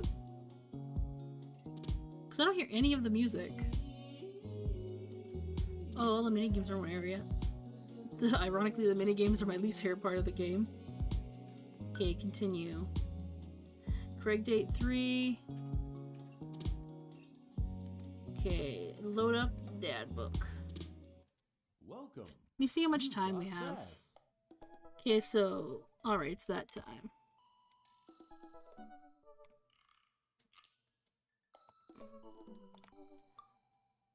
Ha! Gay? Porno sound. You're gay. Ugh. There's a lot of reading.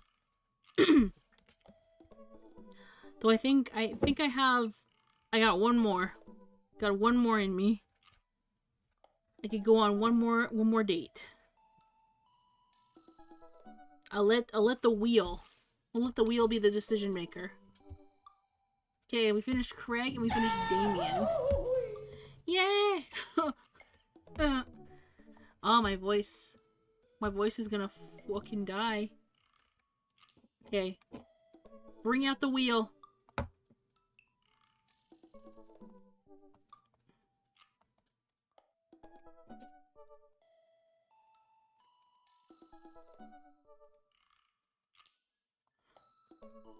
Oh my god. Disappeared. Modify wheel. Okay. No more Craig. We did it. What's the point in playing a dating simulator if you can't get the harem ending? Okay, there we go. I'm gonna bring the wheel back. Wheel time. Alright. Alright, let's see who's gonna be next.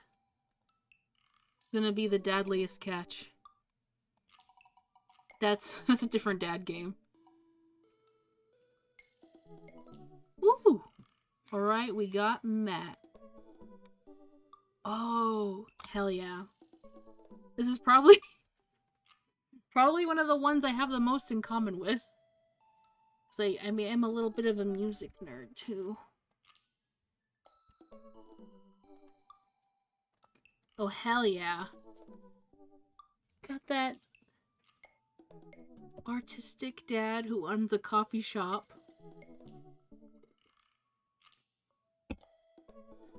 Let's go. Alright, let me get that off the screen. Get the wheel off the screen.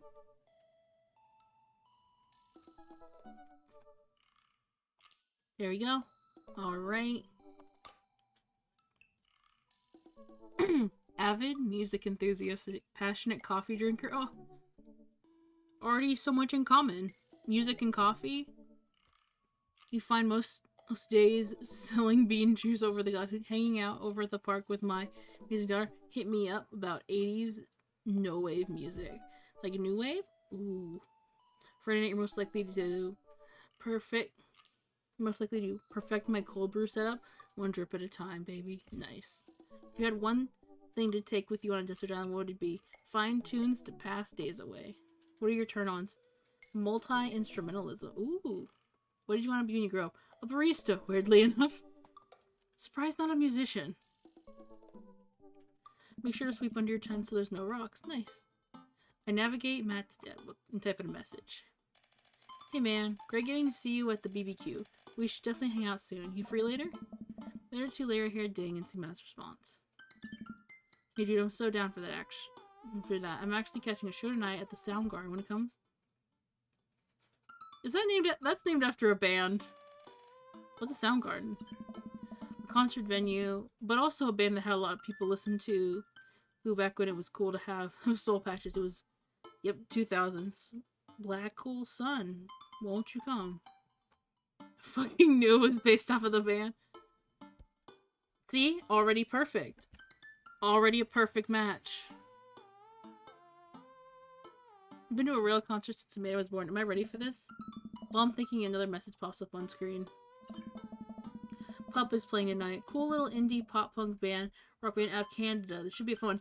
Oh right, this game introduced me to that band. Oh my god, they're a really good. I forgot. That's how I found their music was through this game. I didn't know you were allowed to string that many words together to describe a band. Whatever you need to, let's get out of your comfort zone. Some of the best pop punk bands come from Canada. I'll log off the dad book and think for a second. Wait, was it the last time I went to the concert? I mentally track back decades of memories of old denim jackets, moral panic over teenagers turning to the occult. Oh god, I had a mullet back then. Oh god, I thought it was cool. Oh god, other people thought it was cool. And finally I remember the strange 80s prog rock I used to listen to, mentally envisioning all the airbrush vans in the parking lot. Man, how do anyone survive the 80s? I must inform this man that mullets have come back. I must inform myself that mullets have come back. I've been to a concert a long time. What do you even do at concerts now? I spend most of the day pacing around the house thinking about the relationship with coolness. I mean, I always thought I was cool. At least relative to a bunch of other dads my age. Dad, what are you doing? I'll look over and see man at the door. Getting home from school. Anyway, what's up? Amanda, how do I be cool? Let me put a coffee first. This is gonna be a long night. No, seriously. Matt invited me to a concert and I don't think I've been to one since you were born. Yeah, you have. You took me to one when I was 12, remember? Suddenly, I'm overwhelmed by the sea of screaming preteens. Oh god, I tried so hard to forget. The one where I had to camp out with you in line so we could get a good spot, then you cried and screamed the whole time? Dad, it was so much more than that. I'm not even ashamed to say it. Oh, so you're not ashamed. You seem pretty ashamed when you found all those drawings you made of the dancing boys kissing in your Trapper Keeper. Let's go, Fujoshi arc. You don't even find the good stuff. You should be all set for the concert. If you remember, just it's a big glittery sign and cry a lot. You'll fit right in. Well, it's a smaller place. So I think Matt mentioned they're a punk band. DIY glitter punk, thrash, straight edge. Come on, Dad, give me something to work with. Are they post punk, proto punk, C punk, Jeremy punk?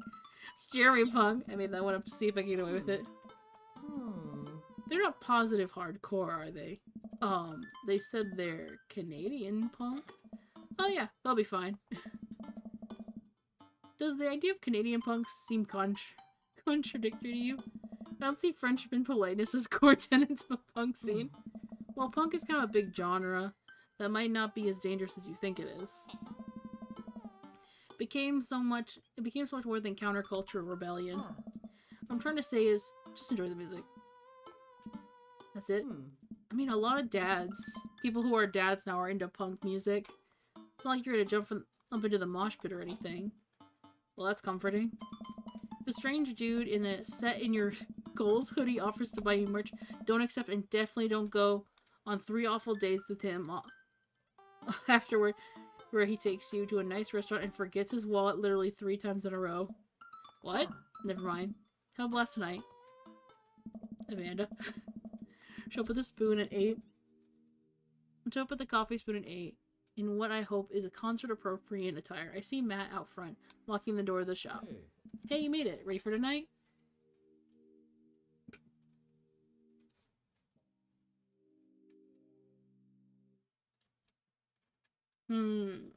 Ready? I was born ready.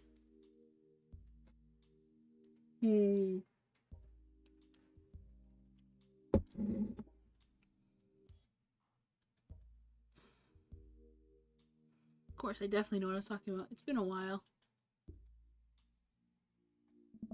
Oh man, I gotta admit, I haven't been to a real concert since Pet Rocks were cool. I have no idea what I'm in for. Did your daughter make you take one of those boy band concerts where everyone holds signs and screams? Yeah. Got 2 lined up next month. Still can't get the glitter out of my car from the last one. Stay strong. But dude, I get to take you for first time last time. This is gonna be awesome. Just hang in, doodle. And you'll be good. The scene is super supportive. It's a blast. Quick question. Shoot. What is scene? Now let's Tyler. Sorry. It's just weird because scene can describe music scene as it pertains to a community of people who like the same genre, but also can describe a genre of music no one wants to admit they were into. True.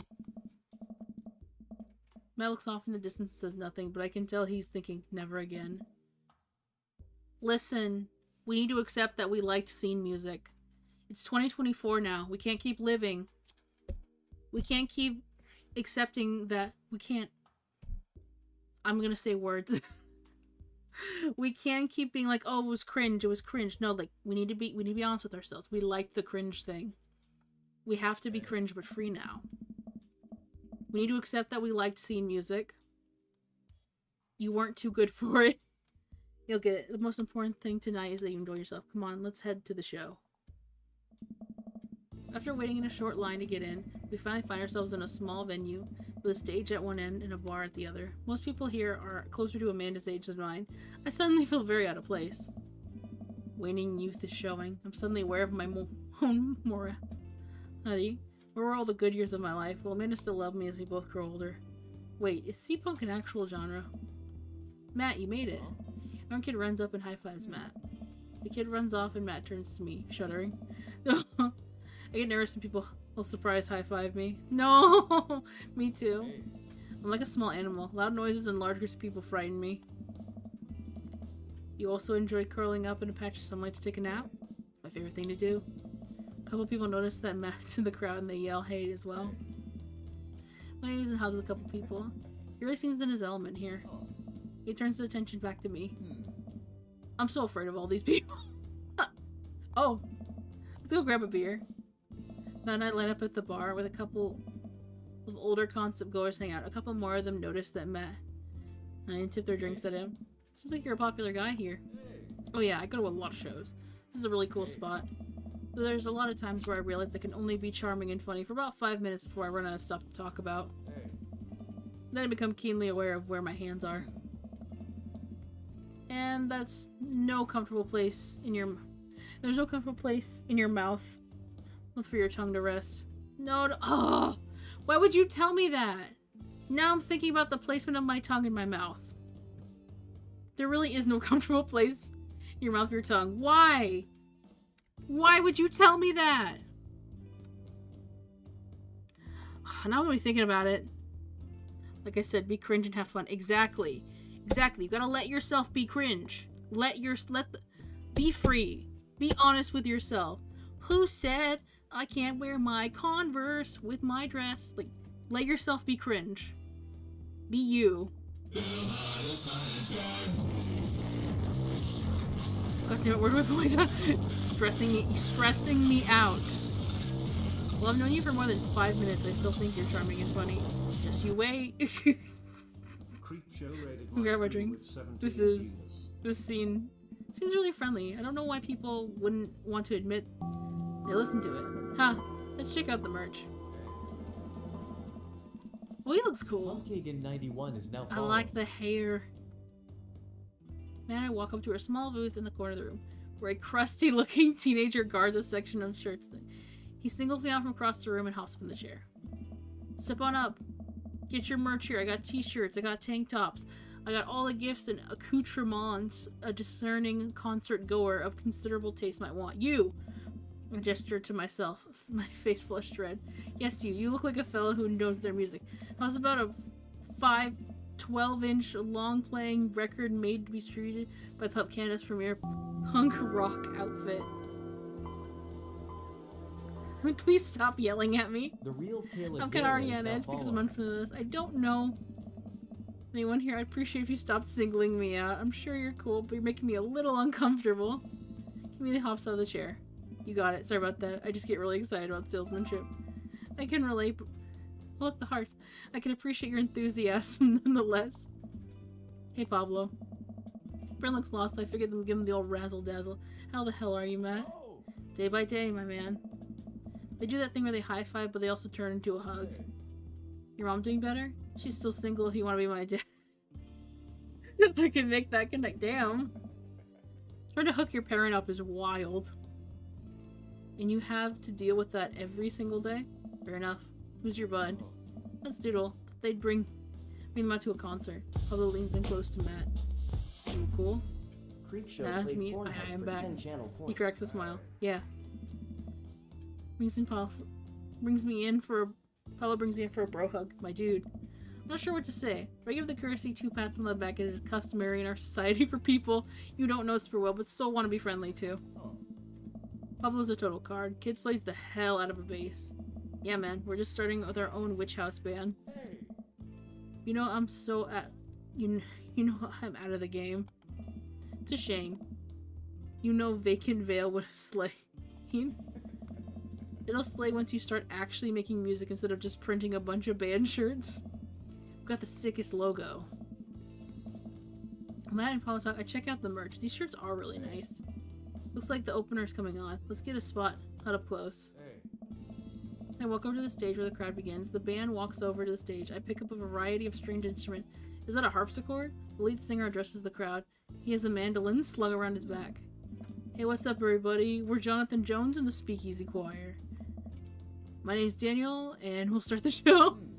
I know these guys. What? That's when I respond. The band starts playing the most cacophonous noise I've ever heard.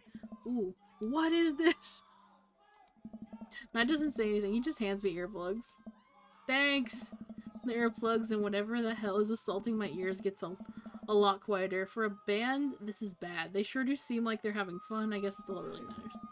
Jesus, did the cellist just break his bow in half? I don't get this.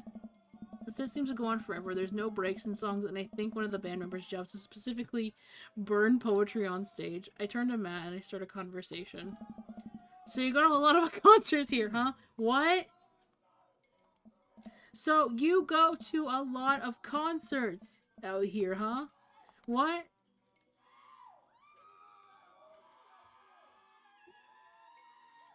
You know what? So you... Haha, yeah.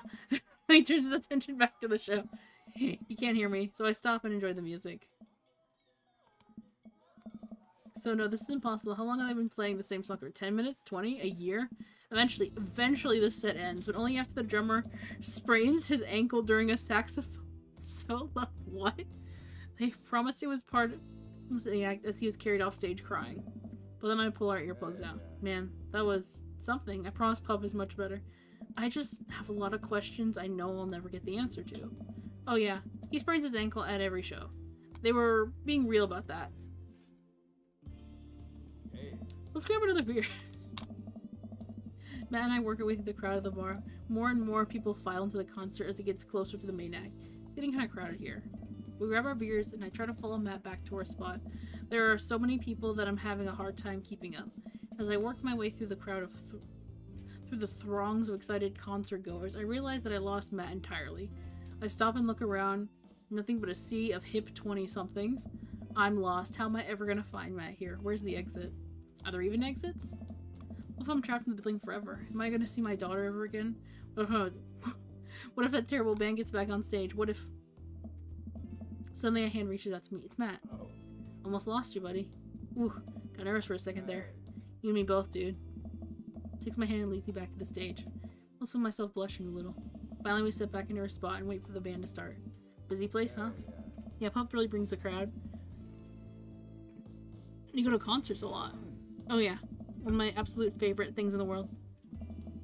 There's one thing, I think it's one thing to listen to music and connect with it. But when you're in a room full of people connecting with music in just the same way that you are, that's magic. I've always wanted to go to a concert. I've never actually been to a concert before. Which is weird because I'm a huge music lover. Suddenly I had the urge to pee, curse this tiny dad bladder. I've never heard it put that way. That's really beautiful. Also, I have to pee. Hurry up, man. They're about to go on. I squeezed my way through the crowd to the restroom.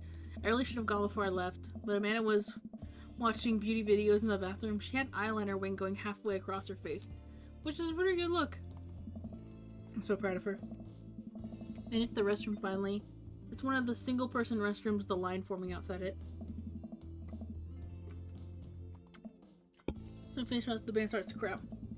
People initially milling around the venue are against the stage as Pup plays their first song. How am I ever gonna find Matt now? Oh no! I'm sure Matt will get there too. Get a chance to be trampled by the youths. Avoid the youths! Go! Oh god. Oh god. Oh my god. Oh my god. Where do I go? Where do I go? Where do I go? Where do I go? Where do I go? Where do I go? Where do I go? Come on. Come on. Come on. Come on. I'm just a guy with a hat. Come on, I'm going. I'm going. I'm going. I got places to be.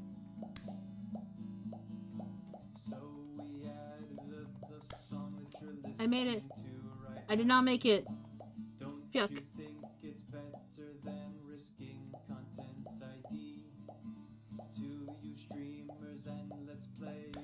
Can you not? I'm not even in the mosh pit yet. Or at least I don't think I am. Leave me alone. Leave me alone. That's right. The band's called Pup and their song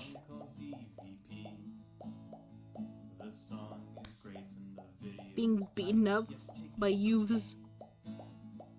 It's like footage Hey, of man. NES and SNES games with the lyrics added into them. It's Come on. really cool. Come on. It's kind of hard to explain right now, but you'll get it, I promise. You should really go check it out. It's a really good video. Where am I supposed to go? Damn, this place is huge. You're listening to right now. Don't you think it's better than risking content ID? To you streamers and let's players, I have one decree. Please check out the band called Pup and their song DVP. Yay, I survived. DVP. But really, content ID demands Hell yeah. a serious I moshed with the youths. But is this the time or place to talk about it? Oh no. This is Oh my goodness, I didn't even see you. Hello. dads know that. Oh my god, I didn't even hear the sound, Raiders. God, how did we get Oh here? my god, I'm so sorry. What a mess. I don't know why my alerts are so quiet. Welcome on in, Raiders. What a mess. Thank you so much for following. So we have Punk Age Gen this 91. Thank you so much, Creepshow. I'm so sorry. I didn't even hear you guys come in. Don't you think What is all this screaming? and risking What is going on? Wait, the scream was in the stream. I thought it was outside my house. players, I have one Anyway, have a good night. Thank you. I'm so sorry. Oh my god, it's been so quiet. Why can't I hear any of it? Thank you so much for the raid, Creepshow. I hope you had a wonderful stream. And thank you also for following Real Kayak Gala. I don't know why I didn't hear it. Thank you so much. Yeah, we're just... For people who just came in, hi. My name is Doodle Monster. I'm sorry I didn't hear you guys come in. I got stuck in the middle of a game where I was moshing through a crowd. I'm playing Dream Daddy to find my Dream Daddy. I'm Doodle Monster. I do art. I play games. I'm just a fun little puppet. Welcome on in. And if you need to take a break, guys, take a break, rest. If you need some time, thank you so much again for rating Creepshow. If you need to, like, have a good night, sleep tight, take care, and thank you again. Okay, we're gonna finish up. We're finishing up Matt's run for Dream Daddy. We're getting through it. I just finished moshing. Okay, I was finally able to work my way through the crowd where Matt originally was. He was nowhere to be found. Shoot, I guess we'll have to keep looking. I'm bumped into from behind. I couldn't find myself in the middle of youths running around the circle. I'm in the pit. How do I get out of the pit? Out of nowhere, the youth shoulders himself into me and keeps moving in the circle. Hey, I guess I'm moving in a circle now, frantically in search of my way out. I can see all the other youths rhythmically slamming into each other. Another youth slams into me. I lose balance. I'm able to topple. This is it. This is how I die. Trampled by the boots of counterculture. Someone grabs my hand. Something familiar. I look up and see Matt. He pulls me up to my feet. Nice. You're wild, dude. Oh, I got the eggplants!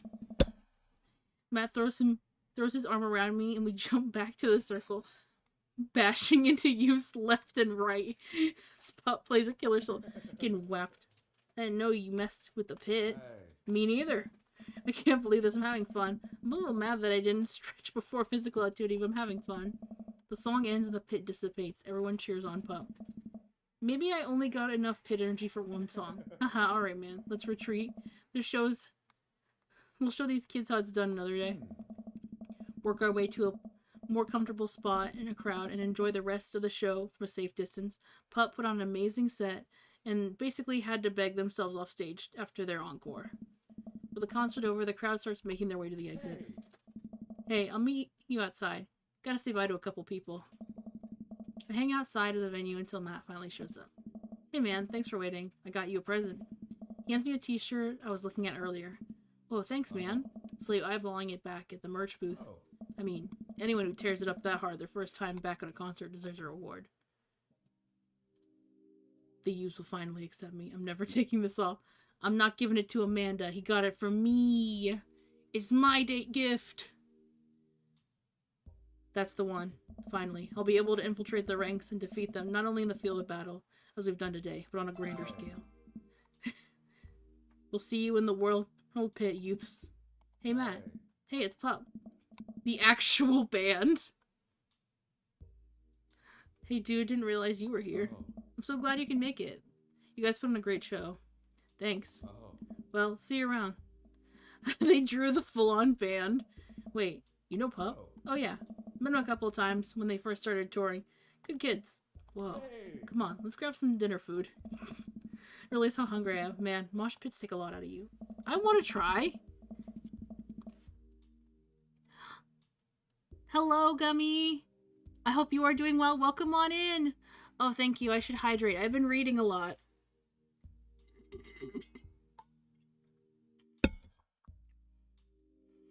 Oh, thank you. I did need to, that was a loud slurp. And I need to stretch. I appreciate that so much. Yeah, I haven't played this game in forever too. I figured I needed to take the last day of Pride Month to find a proper daddy. Like, I have to, in honor of the spirit. Thank you for coming on in. I can't hear any of my sound alerts. I don't know why. Like, I couldn't hear the raid at all. And I can't hear any alerts. Like, I don't know what's going on. Maybe I need to turn up the audio. Is there... I don't have any audio. Like, what's going on? Hold on, let me get to the bottom of this real quick before I continue. I swear to God.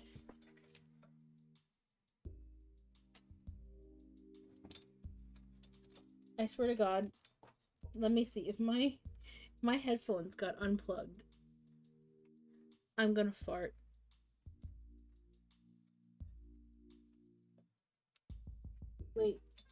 Wait. Is that... Don't mind me, I'm just going through 100 chords right now. No, it's plugged in. Okay, so... There's something that I can't... There's something that I'm missing. Oh my god, my sound's back.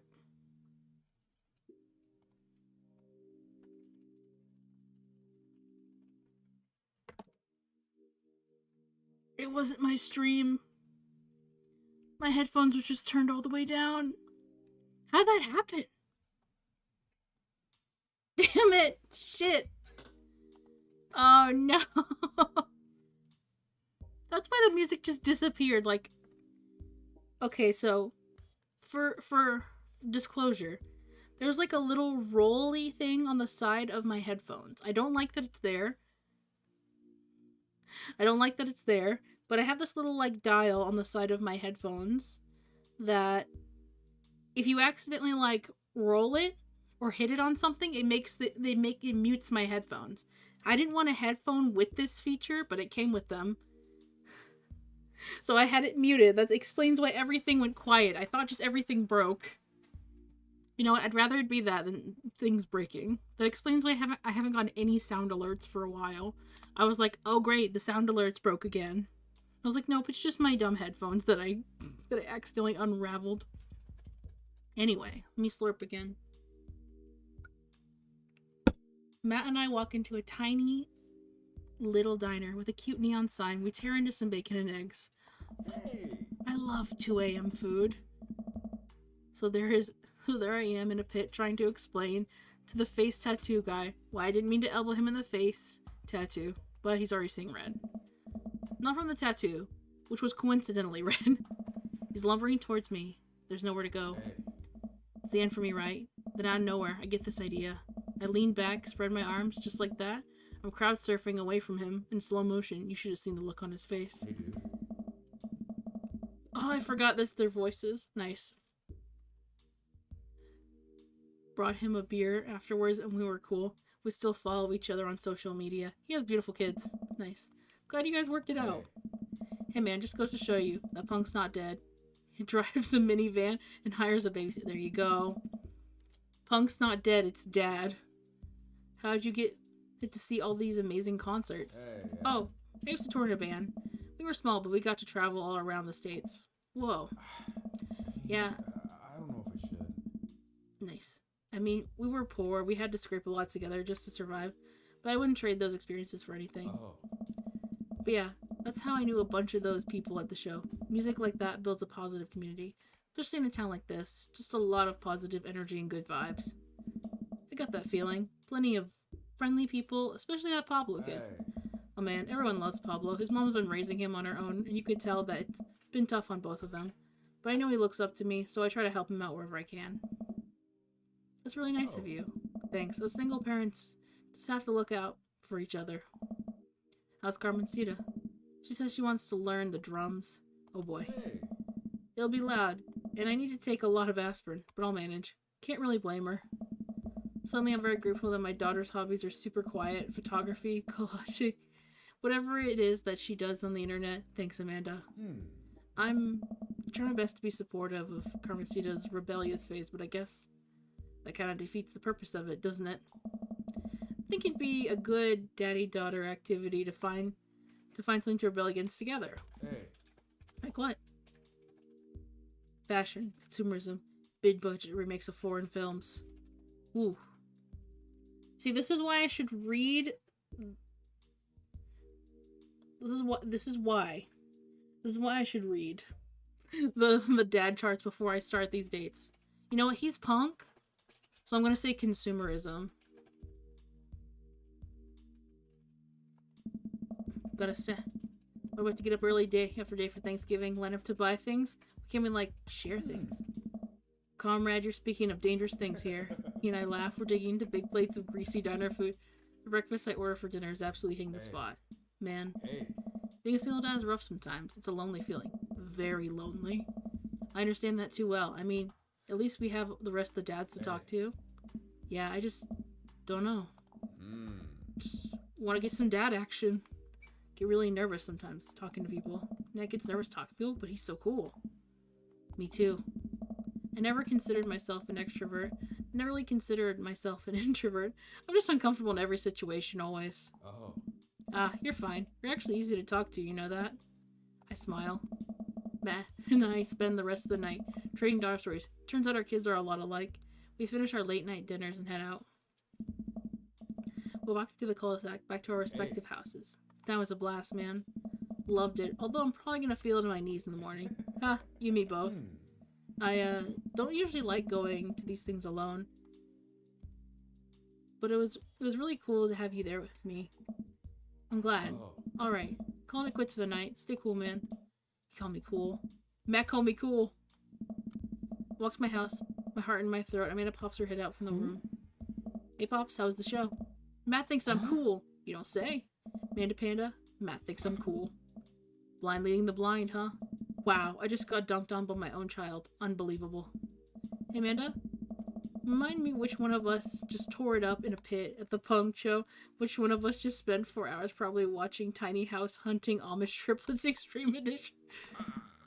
First of all, how dare you? That show is a classic. Second of all, you moshed in a pit? Who even are you?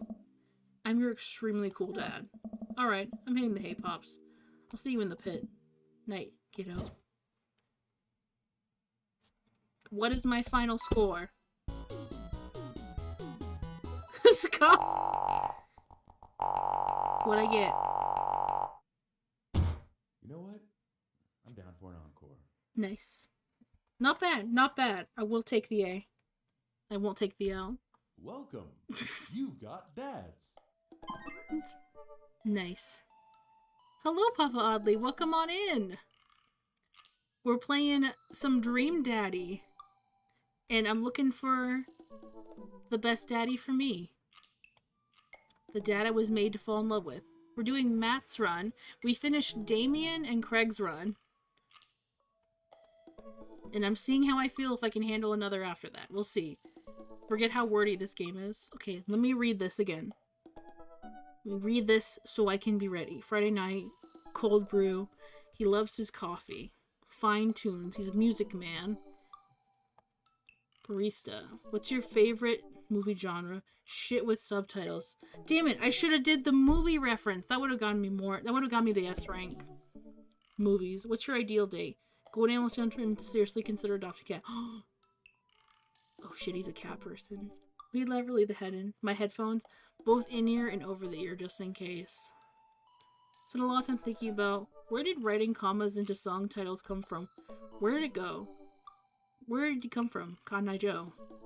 Did we all just agree that it's a bad idea? I mean, it is, yeah. Okay. We did some studying. Get back into it.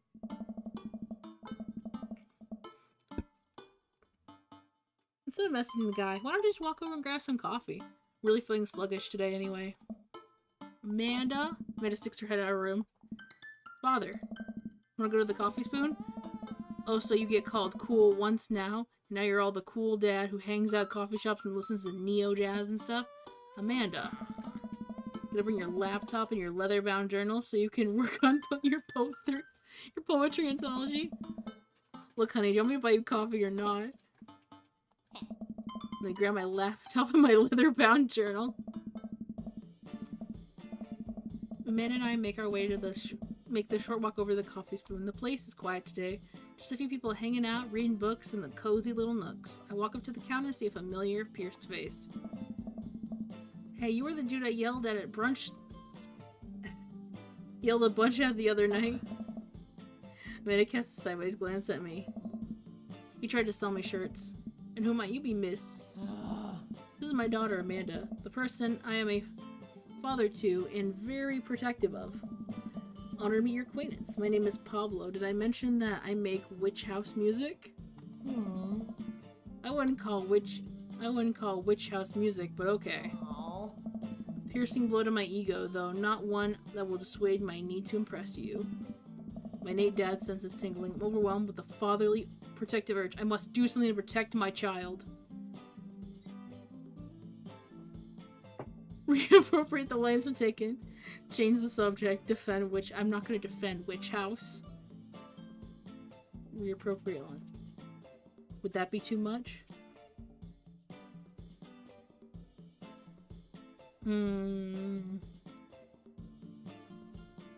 I will find you, and I will kill you. Is that too much? Might be too much. I'll change the subject. Anyway, Pablo, I didn't know you worked here. Oh yeah, man, today's my first day. Matt's still training me. Doodle. Matt comes from washing dishes in the back room. Me, Amanda, and I. He is a high five as fellow cool people do. I see you met my newest employee. At your service, although I only until Vacant Veil starts their world tour. When's that? Well, we have to put it on a record first. Alright, Pablo. Now what do we do with customers again? Right, yes. Pablo clears his throat. Hello, good folk of Maple Bay. Can I interest you in a tasty caffeinated beverage? A smashing pumpkin spice latte. A classic. And you?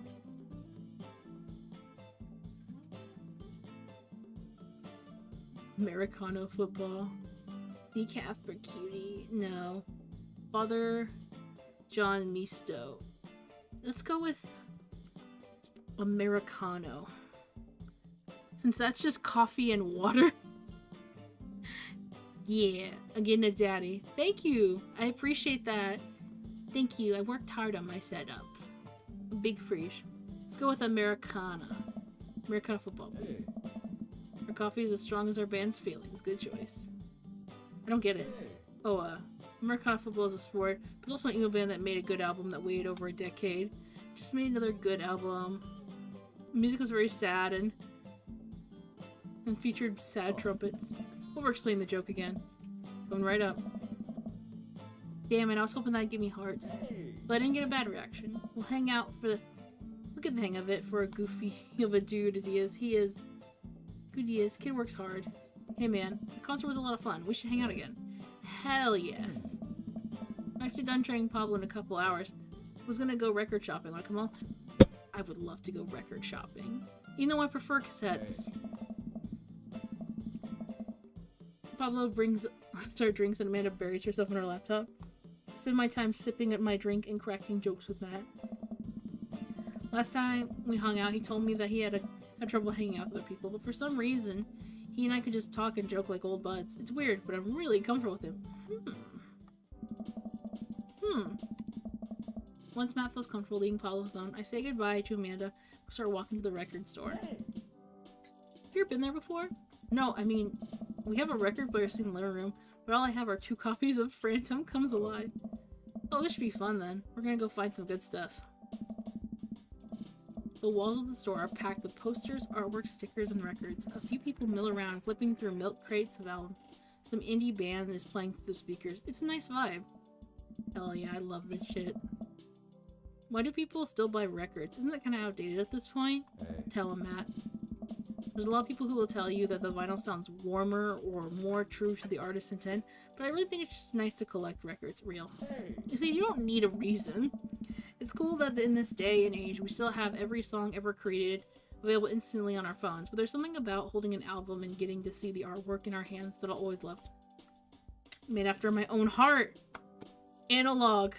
Love that shit. Absolutely. Felt that. Hey. Felt that. That's why I get as many records that I have in physical form as possible.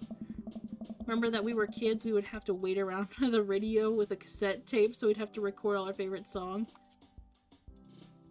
I love cassettes. Made each listen extra special, and mixtapes were even cooler because of how much work they put in. I want to make mixtapes. You have to make a playlist. I think the last time someone gave me a real mixtape was in high school. Hey.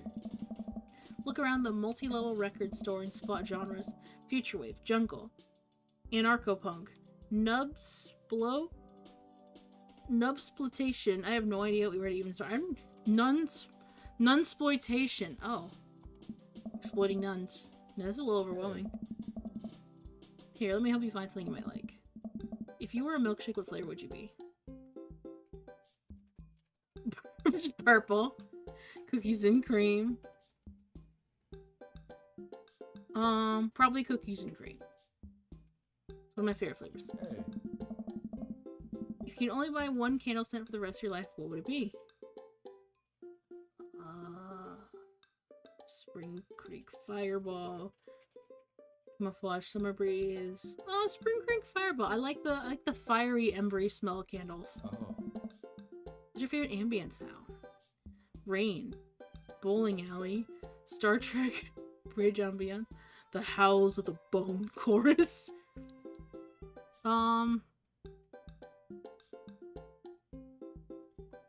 Let's go for something a little unusual.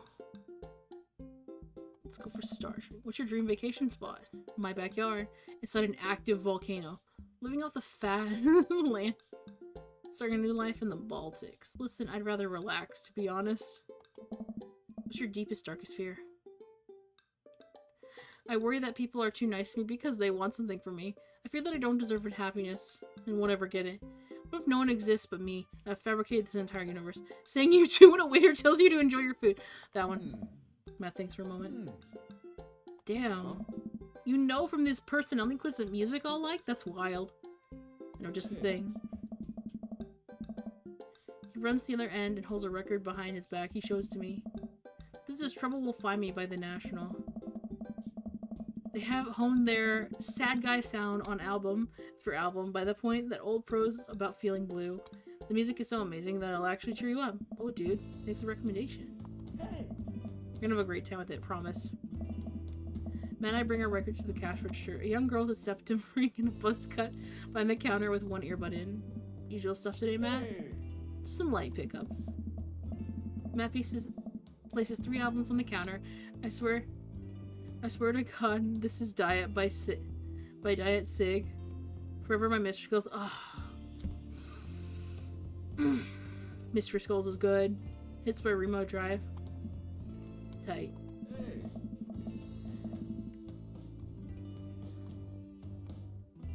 Cashier rings up Matt, hands back his music in bed. She stares at me suspiciously. Who's the nerd? The nerd is my buddy Doodle. This is the beacon of human charm, Molly. I got kicked out of art school for destroying my paintings at the end of every critique. Lovely to meet you. Anyway, Matt, is open mic night still on? Hey. You know it.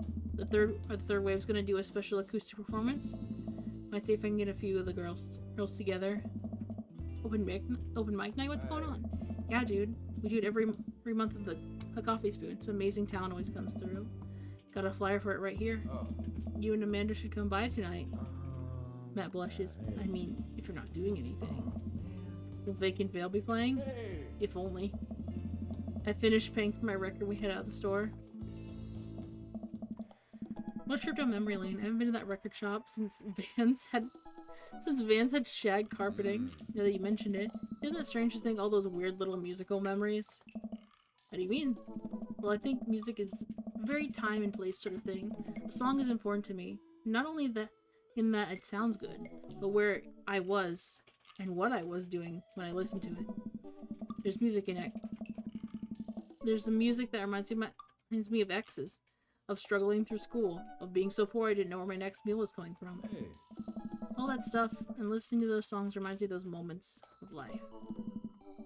And now that I think about it, every pop concert Amanda made me take her to is special to me. I mean, I'm not really a fan of the band, but hearing their songs on the radio reminds me of how young and excited Amanda was. oh, And that even reminds me of a younger me going to my favorite bands in concert with all my friends. We would always go to my friend Cynthia Chapman's house beforehand and smoke pot in the basement like we were so slick. Her parents definitely knew what we were doing. Wait. When was the last time you smoked pot? Let's stop some things for a moment. It's been decades. Dude, me too. Where do you even get pot now? Is that even like what kids call it these days? They do not call it that. I don't know. hey, yeah. But we could find now. Do you ever want to get do you want to get high and listen to our new records?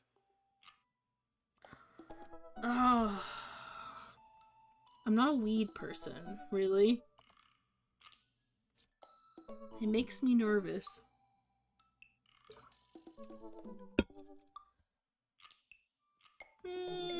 Because that's gonna lead us to a whole nother arc. Say no to drugs. Nah, man. I'm good. Hey, It's a little juvenile, I guess. Let's go back to my place and listen to them. hey. I don't want to do the weed. I hope that doesn't hurt my score. But I hope this isn't. I hope T isn't bummed with the no weed thing. Look past through a Diet Sig album that Matt brought, which is catchy as hell. Look around the room and see photos of Carmencita growing up. I spot a young woman with a huge smile in one of those pictures with us two. Who's that? Oh, that's Rosa. She was Carmencita's mother. She died when Carmencita was young. So sorry to hear that. Amanda lost Alex at a young age too. I can understand how hard it must have been. I look around, spot it in a frame of a gig poster hanging on the wall. Ah! Ah! Ah! Ow! Someone just died! A man walks into the bar with a slab of asphalt under his arm. He says to the bartender, "A beer, please." And one for the road. God, you know what? Of all the streams to do dad jokes, this is the perfect one. Welcome in, Cool Chris. I hope you're doing well. Hi, I'm Doodle Monster. I always do art, and I play games, and whatever my little puppet heart wants to do. Anyway, we're doing Dream Daddy today. Find the daddy of our dreams. Thank you for that, Silver. Silver Fox McDallow AF played Pornhub for 10 channel points. Thank you. We haven't scored yet. You can't play that yet. I look around, spotting a framed gig poster. I said it right, but it didn't sound right in my head. Gig poster hanging on the wall. There's an illustration of Mad Rose surrounded by flowers. The cursive lettering reads, "Stillness, the dancing." Looks like they played the Soundgarden over a decade ago. You two were in a band together? Yeah. That was the reason I was touring so much when I was younger. We traveled the country in this rinky-dink little van. It was hard to start, but once we started... Why are you playing these sound effects? His wife died! Oh, that's fucked. That's fucked, guys. It's like, we used to explore, and we used to be in a band together, traveling together, and then she died. Womp womp. Womp womp. God damn. It's so hard to start once we gained notoriety, and seeing how much songs meant to kids. It was just incredible. Well, that seems like a life only some people dream of. It was difficult at the same time. I couldn't have done it without someone by my side. Rosa and I knew we could never do it forever. The long hours on the road, missing our family, sleeping in a van, all that stuff. And when she became pregnant with Carmencita, we put down our roots in our favorite town to play in right here. She was a kid. Since she was a kid, Rosa always dreamed to have her own quiet little coffee shop. She died before it opened. I'm so sorry. Don't be. I'm not really sure what to say. I couldn't possibly count the number of times I told people the same thing after Alex died. Hey. Matt gets up to flip the record. Next to the turntable, I notice a dusty old piano. Do you play? I'm out of practice. I used to jam on the keys back in the day. Oh yeah? I fronted the hottest 7-piece ska band that Eagle Rock Bay High School had to offer. No way. You had a ska phase? Ska never dies. Except for the Communist Manifesto, who broke up after the senior talent show to pursue solo careers. Dude, that's so rad. Matt pulls out the piano bench. Give me some of that two-tone love. Oh man, let's see if I still got it. I sit down at the piano. Anyway, here's Wonderwall. Go with the classic. Ah! Holy shit!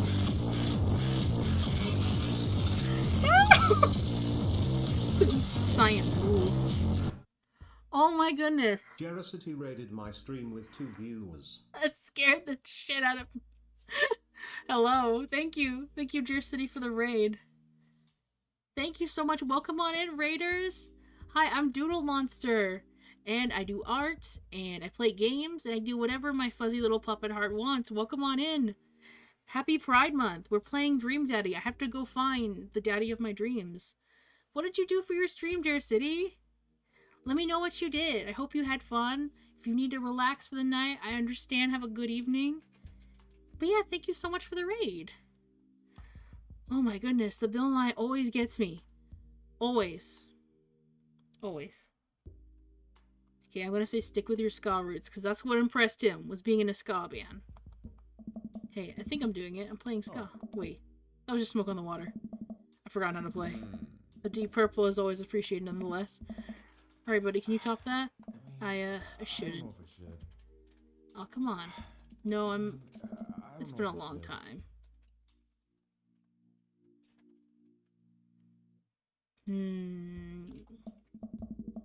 So after a butchered version of Deep Purple Smoke on the Water, how much worse could it be?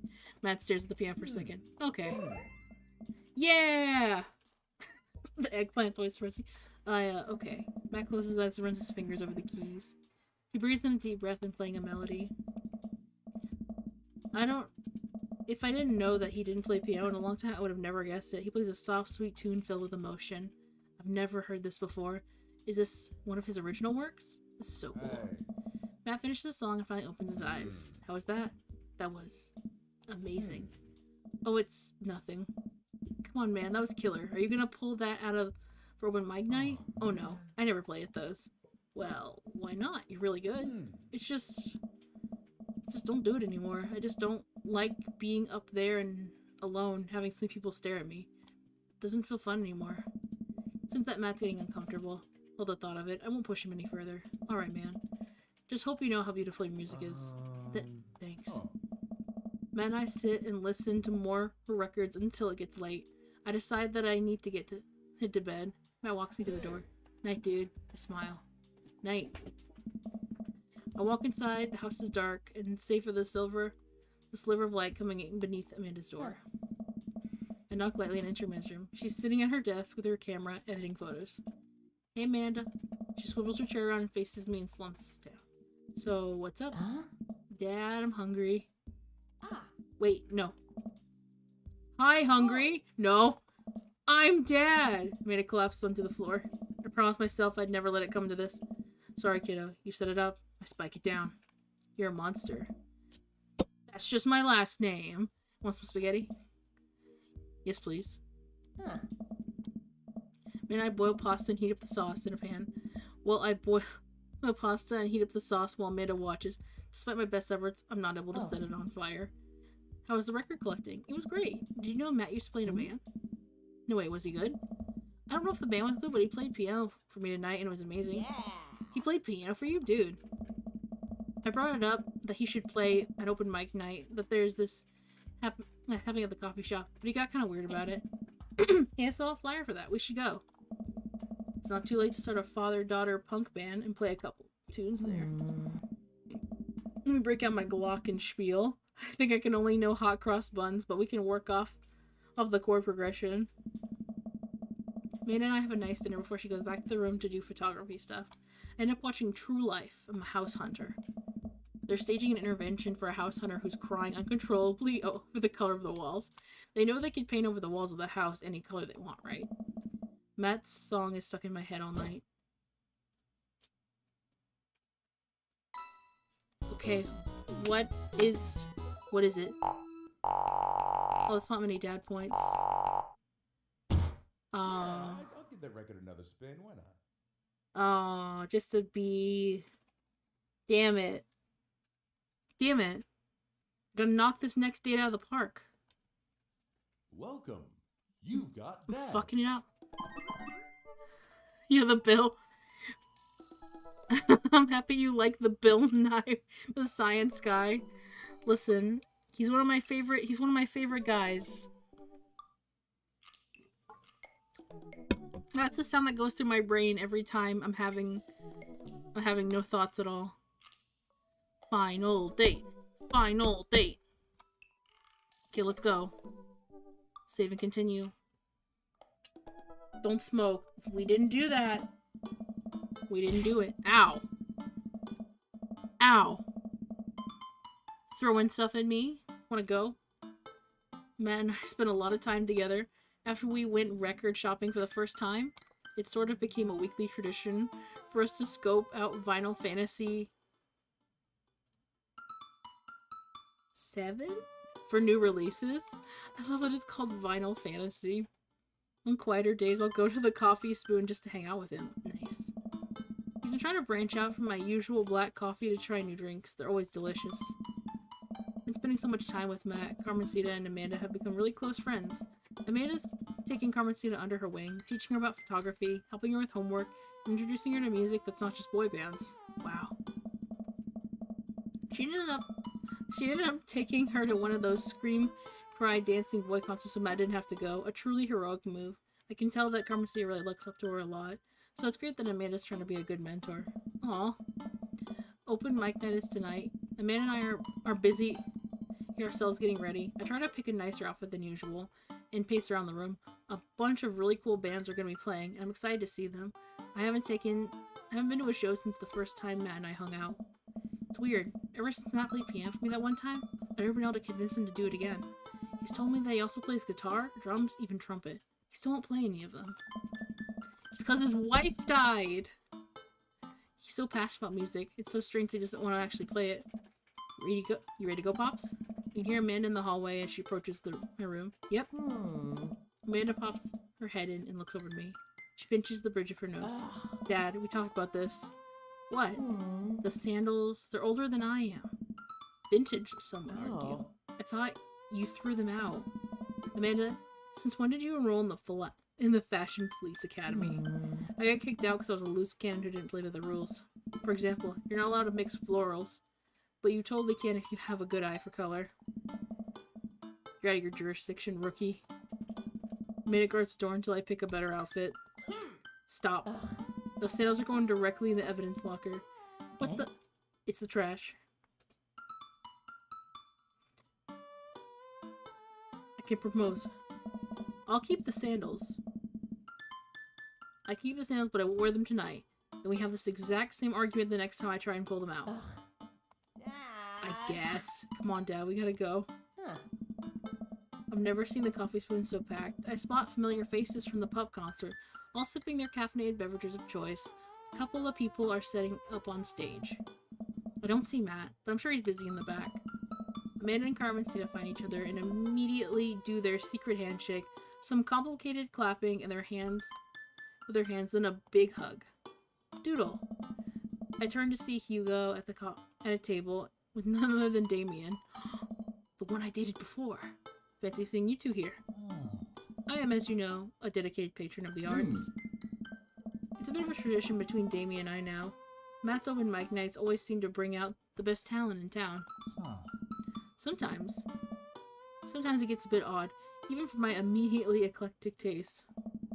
Think I see Matt around? Yeah, he was just helping out that Pablo kid get some of the equipment out of his van. Whoa, Vacantville's actually playing a set? What? Which house? Damien's ears perk up. What is that? I don't know. Well, it sounds delightful. Amanda says it isn't. Shame. Alright, I'm gonna go find Matt and see if he needs any help. I head to the back room of the coffee spoon where I see Matt going over the last minute show details with Pablo. My dude. Pablo and I share a full-on sincere bro hug. Hey. Glad you can make it, Doodle. Wouldn't miss it for the world, man. You guys need any help? Hey. I think we're all set, actually. Pablo, can you remind me what order people are going up in? Got that handsome, unforgettable Vacant Veil opening set with a selection of his new album, Witch Diaries, and The Third Waves. We're all extremely attractive and can beat me up, and I would still be into it. Are playing the 3-person acoustic set. We got a bit of the spoken word in there, a magic act, and it looks like we're closing with Jonathan Jones and the Speakeasy Choir. No, absolutely not. I remember that ridiculous set the band put on when they opened up for Pop.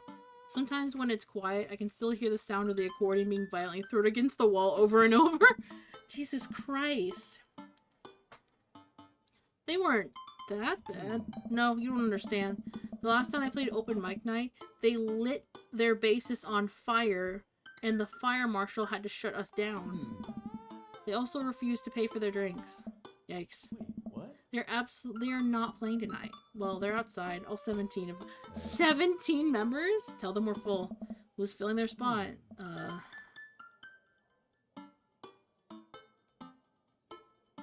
I shouldn't put Matt on the spot. You know what? I'll sacrifice myself for Matt. Do it just for him. I'll do it. I'll play. What are you doing? What? What would you even do? Stop talking. Close your mouth. This Communist Manifesto is making a comeback solo show. Thought you didn't know how to play anymore. You don't know how to play anything anymore.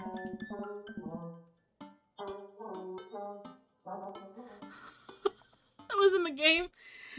Scott comes to you in the hour when you need it most, without fail. Stop being so desperate to please your hot friend. Hey. Is there a keyboard around? Your unending thirst will be your ultimate... You leave my thirst out of this. I have one right here. And it's settled. Dude, you sure? No, I'm not. Are you sure?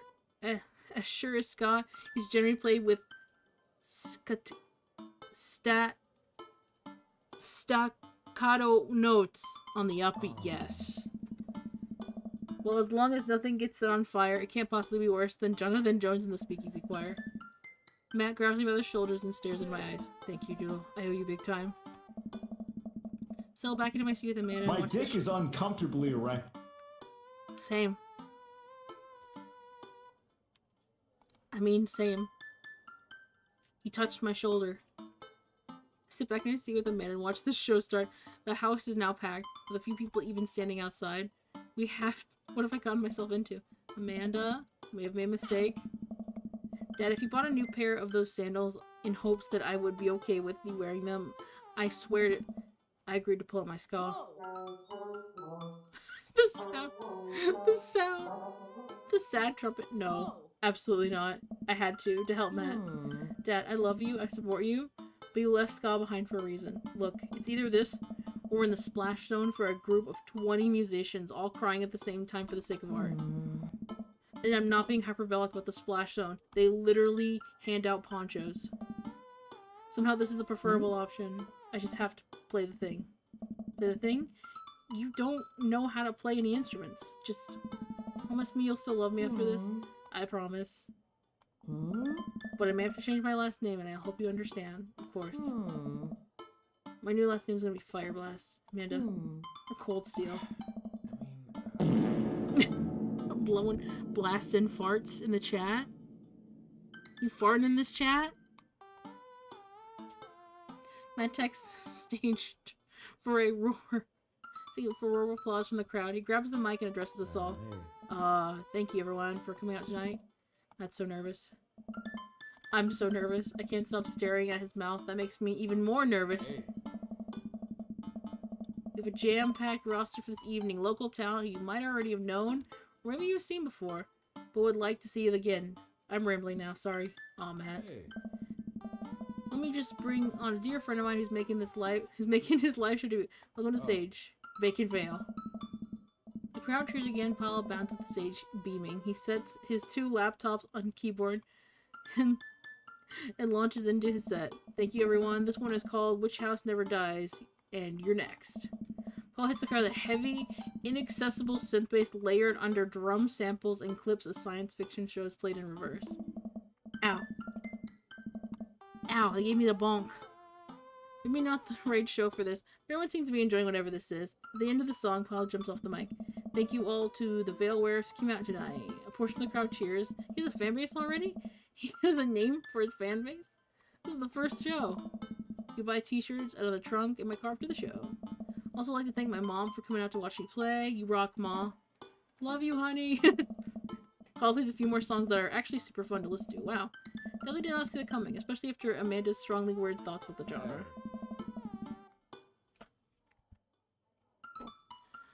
Let me take a sip.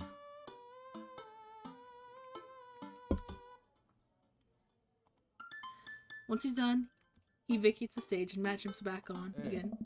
Big round of applause for our very own Pablo, who coincidentally works here. Yay, Pablo! Hey, next up is a group of young ladies who've been tearing up the East Coast with Riot Punk for 3 years now. Years. 3 years. Sorry, I'm writing on the writing on my hand got smudged because I'm sweating. I shouldn't have told you I'm sweating. Sorry, wow, he seems visibly nervous as I feel right now. We're here together for the third waves.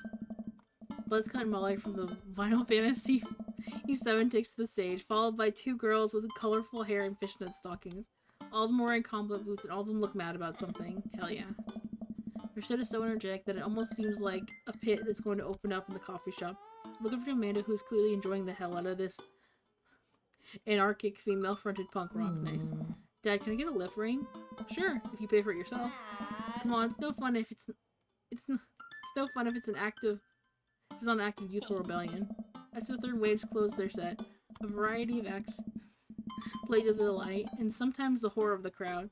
The magician tries a cup of coffee into a cup of coins, but ends up spilling hot coffee all over himself and dropping the coins. As each act leaves the stage, I get more and more nervous. There's so many people here. I don't know anything about how to play the piano other than it has keys and you have to touch the keys to make sounds. Also, I almost spilled the flat white stripes into my hand because I'm trembling so much. Flat white stripes. No joke, Dad, I'm rooting for you. You're gonna have to knock them dead. Thanks, Manda Panda. An improv comedy group takes the stage. They take suggestions from a crowd, and they end up doing a scene that's supposed to be about coffee, but it turns into like 5 minutes of dick jokes. Classic. That's improv for you. I have a hard time laughing. My stomach is tying itself into knots. No regular knots either. The kind of knots you get when you throw your phone charger, headphones, and laptop into the same bag. Out of nowhere, Matt sits down next to me. Hey, you doing okay? I'm totally fine. Everything is great. Nothing is wrong. For sure, then okay. You can get the words out. I'm here! Right, I'm just making sure. You're gonna do great, Doodle. Matt squeezes my shoulder and jogs back upstage.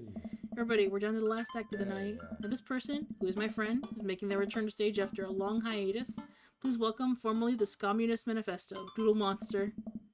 Everyone cheers as I get on the stage. Damien and Hugo are staring at me in shock. Oh, hey everyone. Good to be here. Thanks for having me on. Great crowd. My name is Doodle. You can call me by my stage name. Frankie Two-Tone's pretty good. 5 Iron Freddy.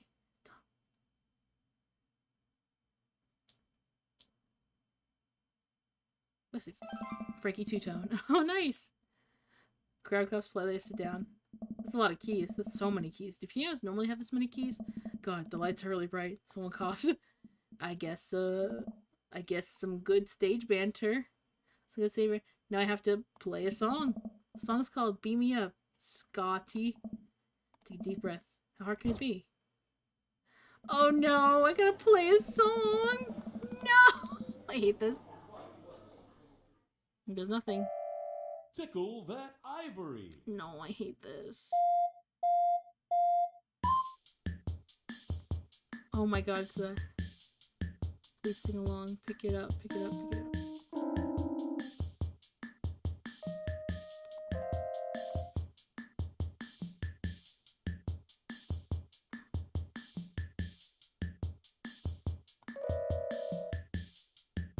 Take a... What? Where do I hit the keys?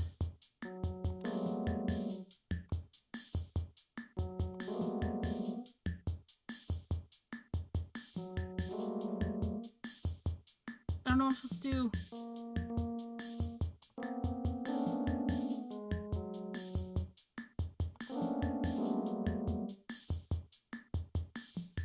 I don't know if I'm doing the right thing.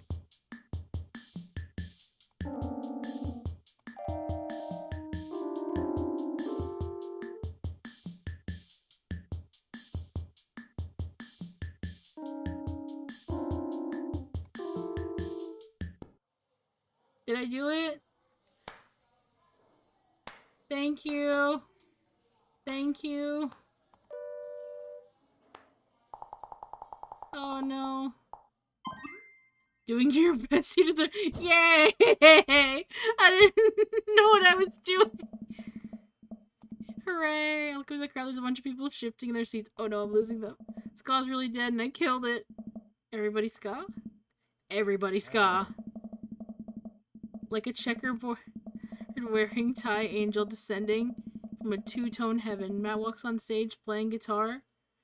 We lock eyes and he gives me a reassuring smile as he effortlessly plays chords from a song.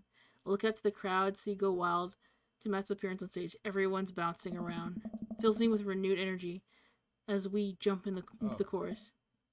Beam me up, Scotty. Beam me up, Scotty. Beam me up, Scotty, to the Ska Trek Enterprise. Matt jumps into an improvised solo that's way better than the one Darren Springstead wrote in high school. We make it to the end of the song in one piece, and the crowd goes wild. I'm moist with sweat, head to toe. Ladies and gentlemen, Matt Stella. The crowd practically screams. They all start chanting Matt's name. They want to hear you play, man. Matt smiles. I think I'm ready. I excuse myself to the stage and take a seat next to Amanda as Matt cozies up to the microphone. I take back what I said about ska. That was pretty cool. I high-five Amanda and we walk towards the stage. Hey everybody. More cheers. I haven't played for people in a long time, but it's cool to be back. This one goes out to a good friend. Matt locks eyes with me. We both smile. You helped me be able to do this again. Thank you. This is no one from Stillness to Dancing. The entire crowd excitedly jumps to their feet. Matt closes his eyes and starts playing an upbeat, intricate melody. The crowd sways to the music. Matt looks entirely at peace with a small smile on his face as he sings. After he finishes the song, the crowd insists on an encore. He ends up playing a few more tunes to an adoring audience before thanking everyone for coming out. The moment he steps off stage, he gets mobbed by people. Everyone seems to be amazed by that he's playing again. Damien and Hugo thread their way through the crowd to talk to me.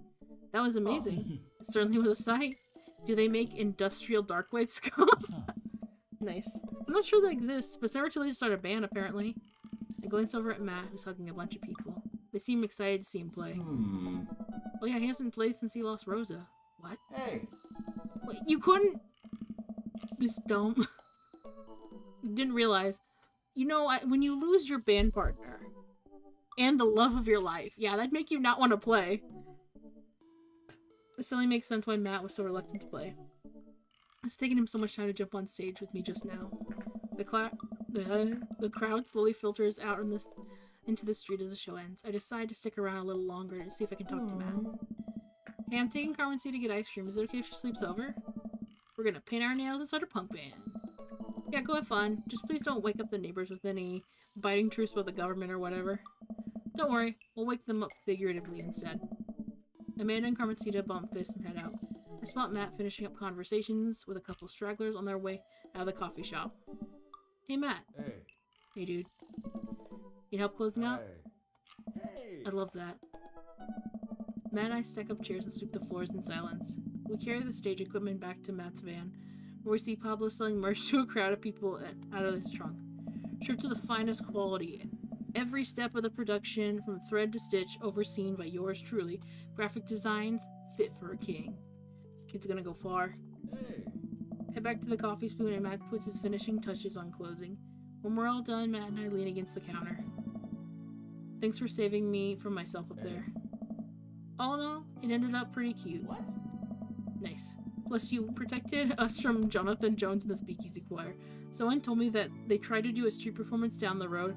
They all got arrested for trying to form a human pyramid in traffic. Did it feel good to be on stage again?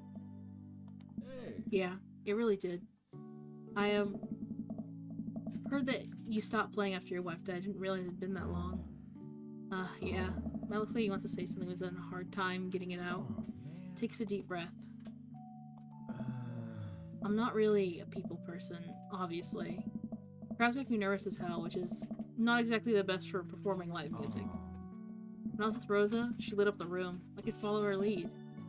After she passed, I was lost. Even touching a guitar hurt too much. I tried playing to people over and over, but the music would never come out, so I just gave up. I guess what I'm trying to say is, life wasn't this scary when I had someone in my corner. Someone I felt safe with. I hadn't felt like that in a long time. Until tonight. What changed? Hey. Leans in. You. There it is. Blood rushes to my face. Hey.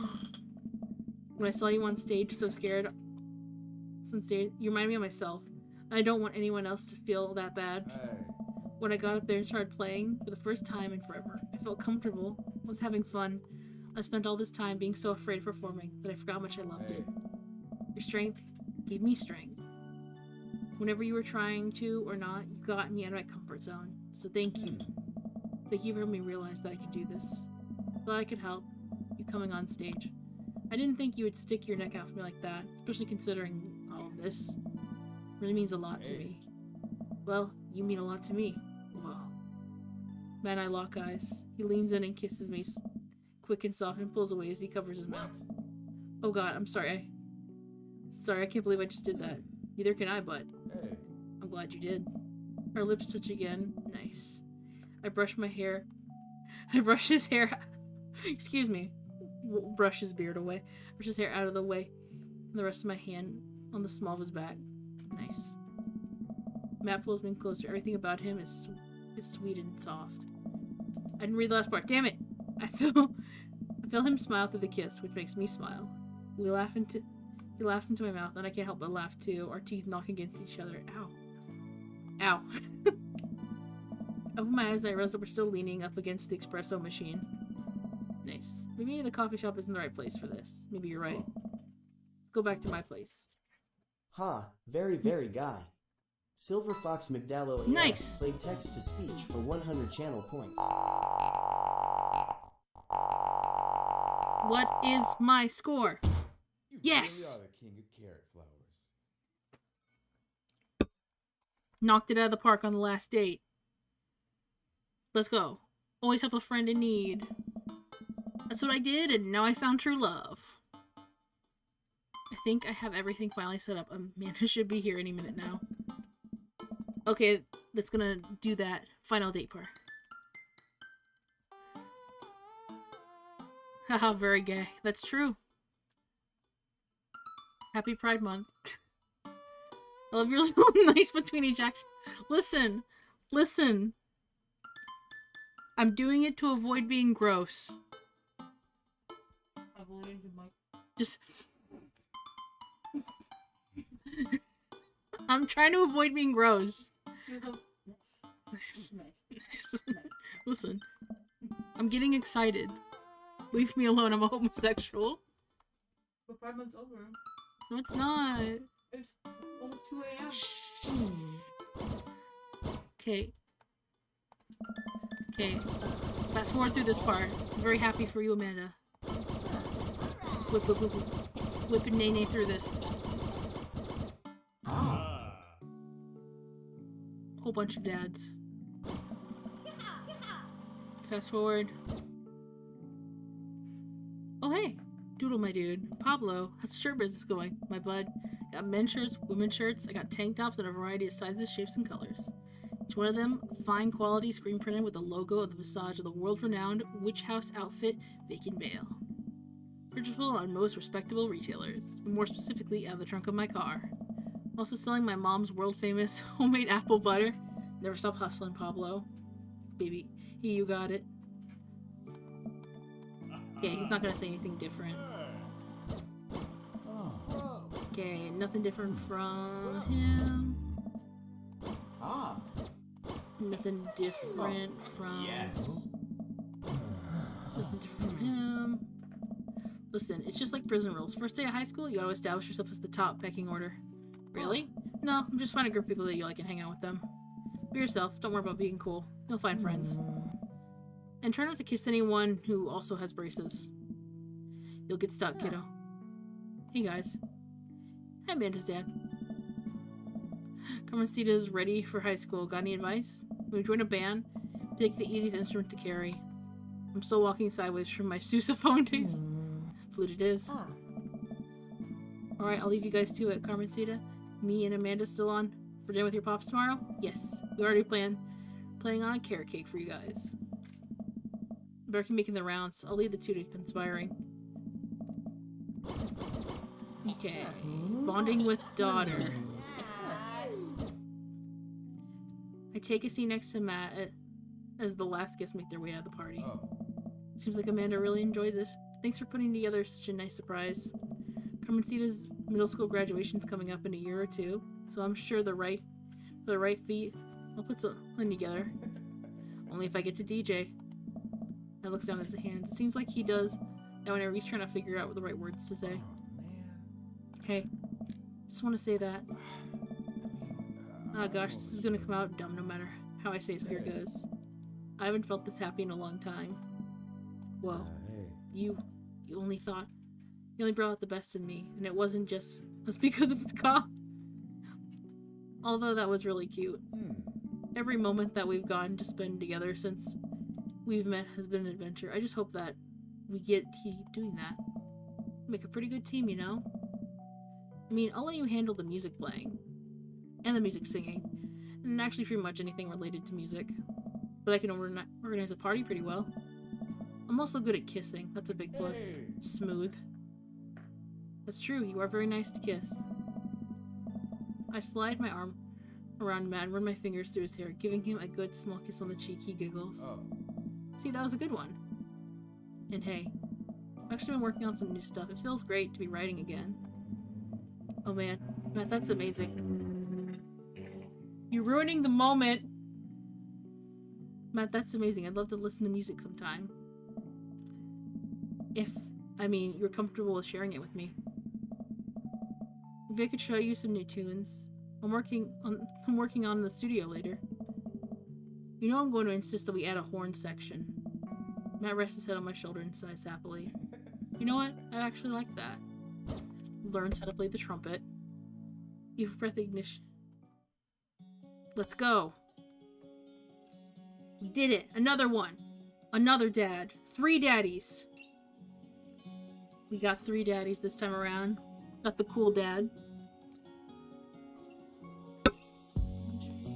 Yeah! Got the picture. There we go. Give me the picture. Oh, nice. I did it. Shit. Why was that one in the style of the other ones weren't in the same art style as the show? As the game. The other ones were different art styles. That was like the only one that was in the art style of the actual game. Oh my goodness.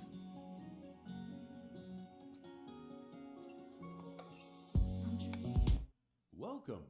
You've got dads. Oh my goodness. Oh. What time is it? Oh my god, it's that late. See you in hell, stupid. No! Saying that about Pride Month. Oh, I missed those 2, like, side date things. Oh.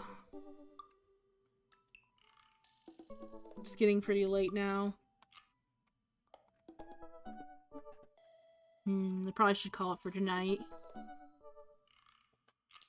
Hello? Is that a bot? Ew. Boo. Get out of here. The moment Pride Month ends, you come into my chat.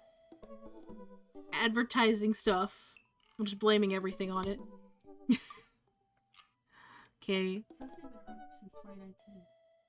2019? Yeah, our account's maybe 2019. I don't know, because sometimes it's accounts that have existed for a while. Even if it's not a bot, when you're doing advertising in chat. Thank you. I'm having fun playing, though I am getting EB. So I might have to call it for tonight. For now, I'll see if there's anyone available for a raid. Let me see who is available. I don't like this new setup. Let's see who is available. There's a couple people I see. Oh, let's see. Yep, Space Buffoon is available. So I'll send it their way. While they're playing Kirby's Dream Course, let's go. I'm gonna send it to them. Gonna start that raid. Alright guys, I hope you have a good night. Thank you for enjoying me for the last day of Pride Month. Enjoying me fighting some daddies. I appreciate it. I'm doing another stream tomorrow. It's gonna be an extra special one. And you guys have a good night. Say hello for me. Bye-bye. Bye-bye.